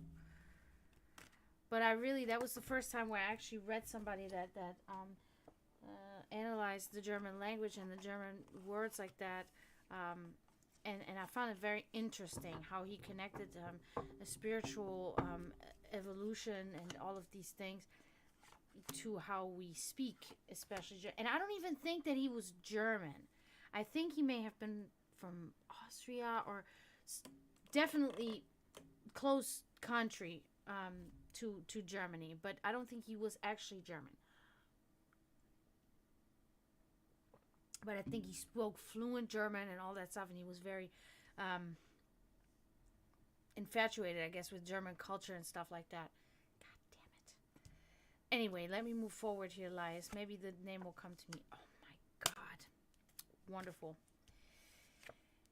9 of Pentacles. Describing an independent and an independent female, financial stability and a pet lover. Material good fortune. Okay, so now I don't know if this directly pertains to yourself, but it does definitely, it is an energy that is either going to be, that sounds like you? Okay, so then it is directly about you. So I was going to say, it's either somebody that's very close to you that you see all the time, or it is you, okay? It's definitely in your energy signature. So yeah, pet lover, material good fortune, and very independent, okay?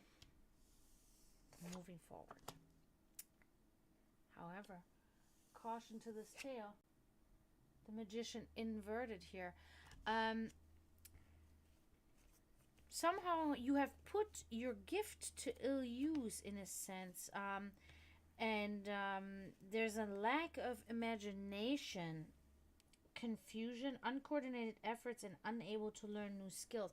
Now, this could be related to maybe a job that you find yourself in, or a hobby that you started, or a new job that you started, something that you may have picked up recently, and you're having a hard time. Maybe a different technique in something that you're already doing, and you're having kind of a hard time applying this, and it's a little tricky for you in a sense.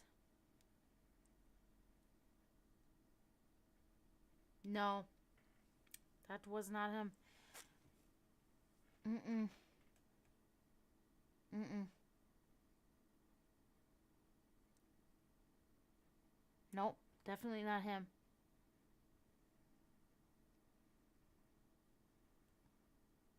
Mm-mm. No, he was one of those authors that the right wing like the neo-Nazis and even the Nazis back then were completely like he was the guy that they were required to read his works. Unfortunately, like I said, because of his senile, as he got so old, he became so senile that he really developed this theory. Even in his books, he writes about that the races should not mix and stuff like that. And I do think that it may also be interpretation, and it may come from a lot more of a harmless place than people think.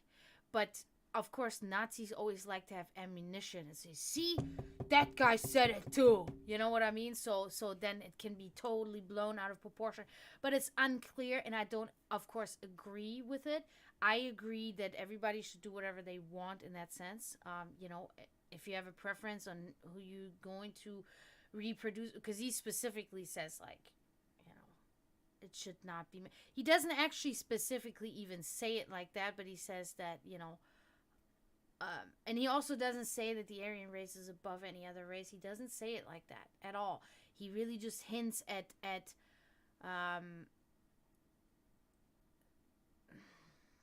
I don't know, that it is good to have still maintaining different cultures, I guess, but people say, oh, he's against interracial couples. I don't know if that's what he meant.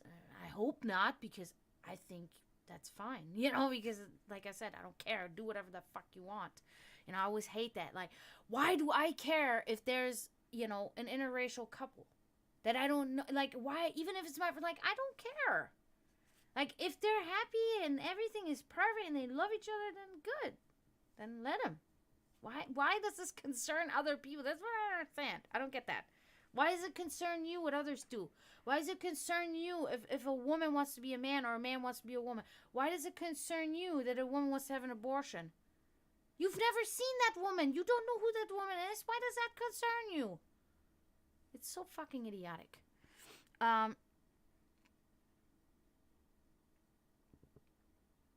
I see. Okay. Yeah, Elias, this can very much be that you find yourself a little bit in a chaotic environment, and you're having a hard time to a little bit apply yourself there to the best of your ability.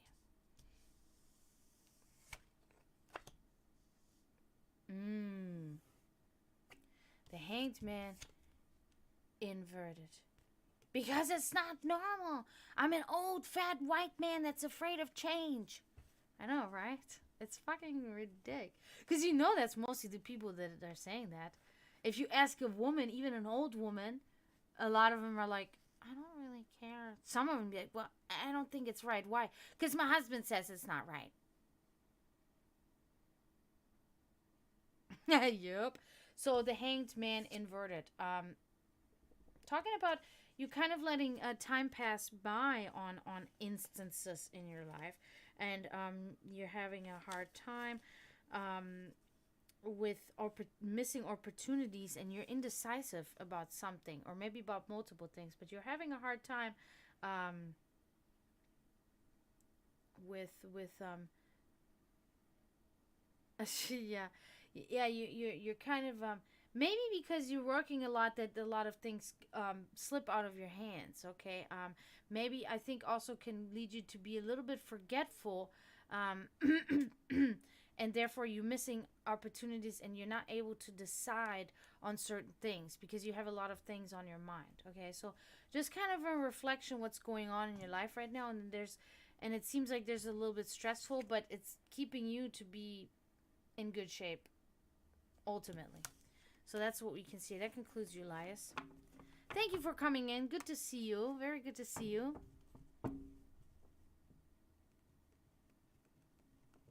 Oh, no, it's totally okay, Savvy. It's totally okay. Yay! You're welcome. You're welcome.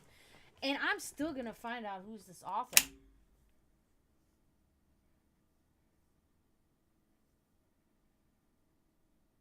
Because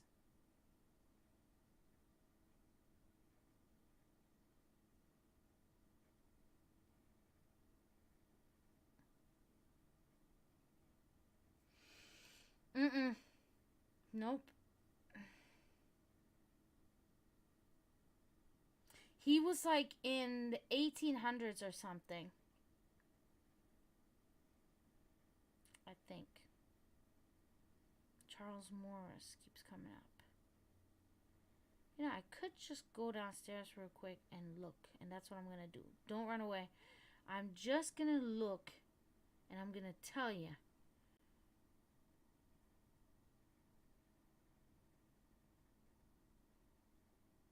Yeah, and it's also funny, the whole Aryan race thing. Like, they took that over. The Nazis took that over. The Aryan race is not what the Nazis say it is. The blonde hair and blue eyes. That's not really how this was described in the beginnings.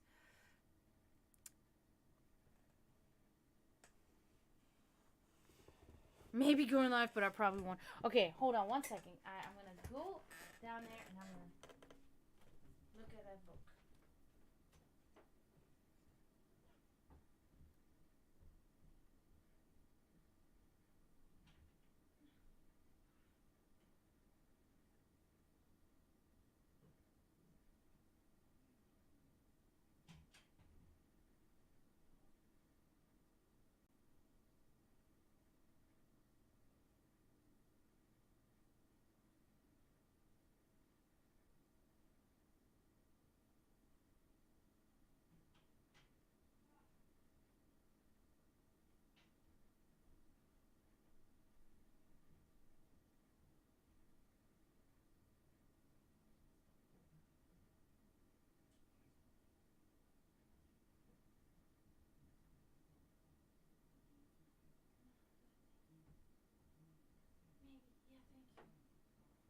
I'm fine. Okay, guys, I finally figured it out. It's Guido von List. Guido von List is who I'm talking about.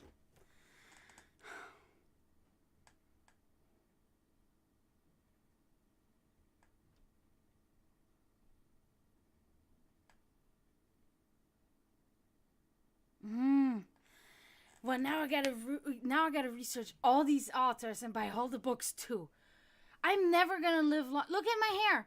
I'm never gonna live long enough to read all these authors. Guy, hi. Hi, baby guy. Hi, it's a sock. Stop being scared. You want to sit with me? Hi. Hi, handsome, handsome. Come over here. Sit with me. Oh, sit with me, my handsome, handsome. Say hello to everybody. Oh, you're so tired. Oh, you're so tired. Oh, I love you.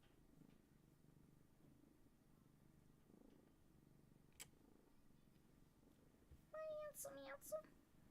My prairie monster, handsome. Like a rabbit. I always say cats have rabbit's feet.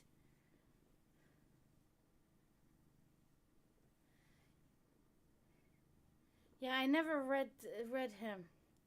Never read him yet. Guido von List is the one that I'm talking about. Okay, Banished. Anything in particular? Good to see you, Banished. But you're really gonna be my last. I gotta go. It's late.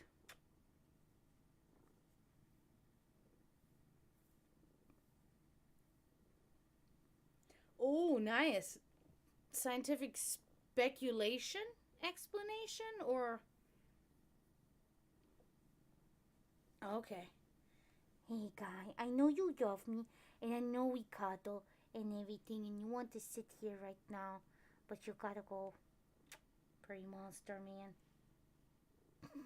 Look at him. He's so comfortable right now. I love you, my guy, but you gotta go, okay? So please go now. You gotta clean your fur. It's super greasy. Look, you're not cleaning your fur. You're greasy as hell. I can notice with his fur immediately when... Because, oh my god, look at him. He's not going down. He wants to sit with me. I've got cat hair everywhere. Flying in the camera. You guys can see it even. Ugh. Greasy man. You gotta clean yourself, my guy. What? You do. You got to. You're very greasy. Your fur is immediately greasy when you don't clean it. And you've been lazy. My baby. I love you too, my guy. You can sit with me if you want to, but you gotta let me do this reading. Oh, you gotta sit with me like this, okay? You can sit here now, okay? It's fine.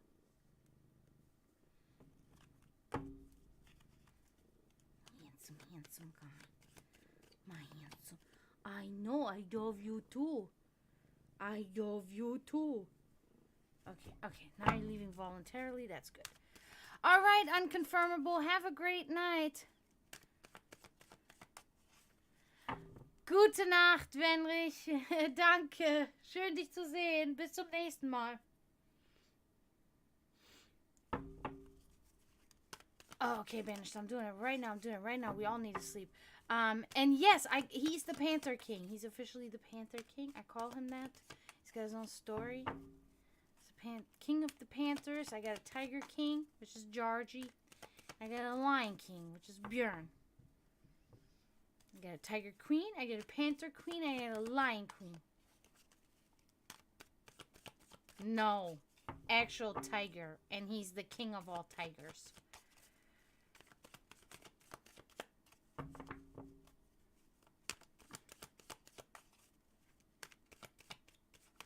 Oh, yeah, that's pretty easy then. Savvy. That's fun. That's very fun. I would love to get, to be able to go to college again and do an exam on that. I would thrive. I actually use my brain. Okay, banished. Let's see if we have any messages. But that fucking cat hair is killing me right now. Oh. 10 of Pentacles here. Very good. Now, again, the Pentacles always about fortune, about wealth and money. So this is specifically about sharing family values and traditions, inheritance, and wealthy and prosperous home. Okay, now this may be something that may be coming up for you at some point. If not, it could be also something that's already in your life, where you have very good family surroundings, and you are financially very stable and don't have to worry much about that, maybe because of an inheritance from the past of some sort. If not, then that will be in your future for sure, coming up. So, very nice. Okay. Now, on a not so nice note, we get the 6 of Swords here inverted. So it seems like sometimes you're having problems in getting stuck in bad events, and you can't free yourself from these bad events a lot of times. Could also be inclusive that it is often related to other people. They're putting you in these bad positions, and then you're too kind, I guess, and then you're stuck because they put you there. Okay, so it's an inability to break free from bad circumstances, and you get entrapped in miserable events. Okay, this does happen, and then you're stuck in there for a while, and that is something that really frustrates you and bothers you. Okay. And again, with the wealth, so I'm thinking that money is really good for you right now. So this is the King of Cups. This is really about also your creativity. I'm almost thinking you've had this King of Cups before in a reading. Artistic, creative leadership, free thinking, and businessman. So pretty much your business ideas, your ideas of accumulating wealth and making money, and like people call it hustling too, are really good. They're working out for you. You're doing the right things. You're saving money in the right places. So financially, it seems you're very stable. Maybe with a little help from inheritance, etc., etc. But you have problems breaking free from from miserable events. Oftentimes you cannot get yourself out of like a cycle of revolving misery, I guess, because of bad circumstances. But yeah, that completes you here, Banished, for tonight. And I do want to thank everybody so much. What a stream, guys. You're welcome, Banished. You're welcome. Unbelievable. We streamed for almost 6 hours, guys, and I'm glad too. I'm very glad too. And I did not even pause the stream one time. I didn't even take a break. I've been sitting here for 6 hours doing this with you guys, and I'm happy because I feel, even so, I can feel slowly that migraine, because I think that was a full blown migraine actually yesterday. And I took Tylenol, and it's been good since I think like 3 in the morning, but I think it's slowly wiggling its way back. But it's alright. It should be good by tomorrow. If I'm getting off now, I'll be good.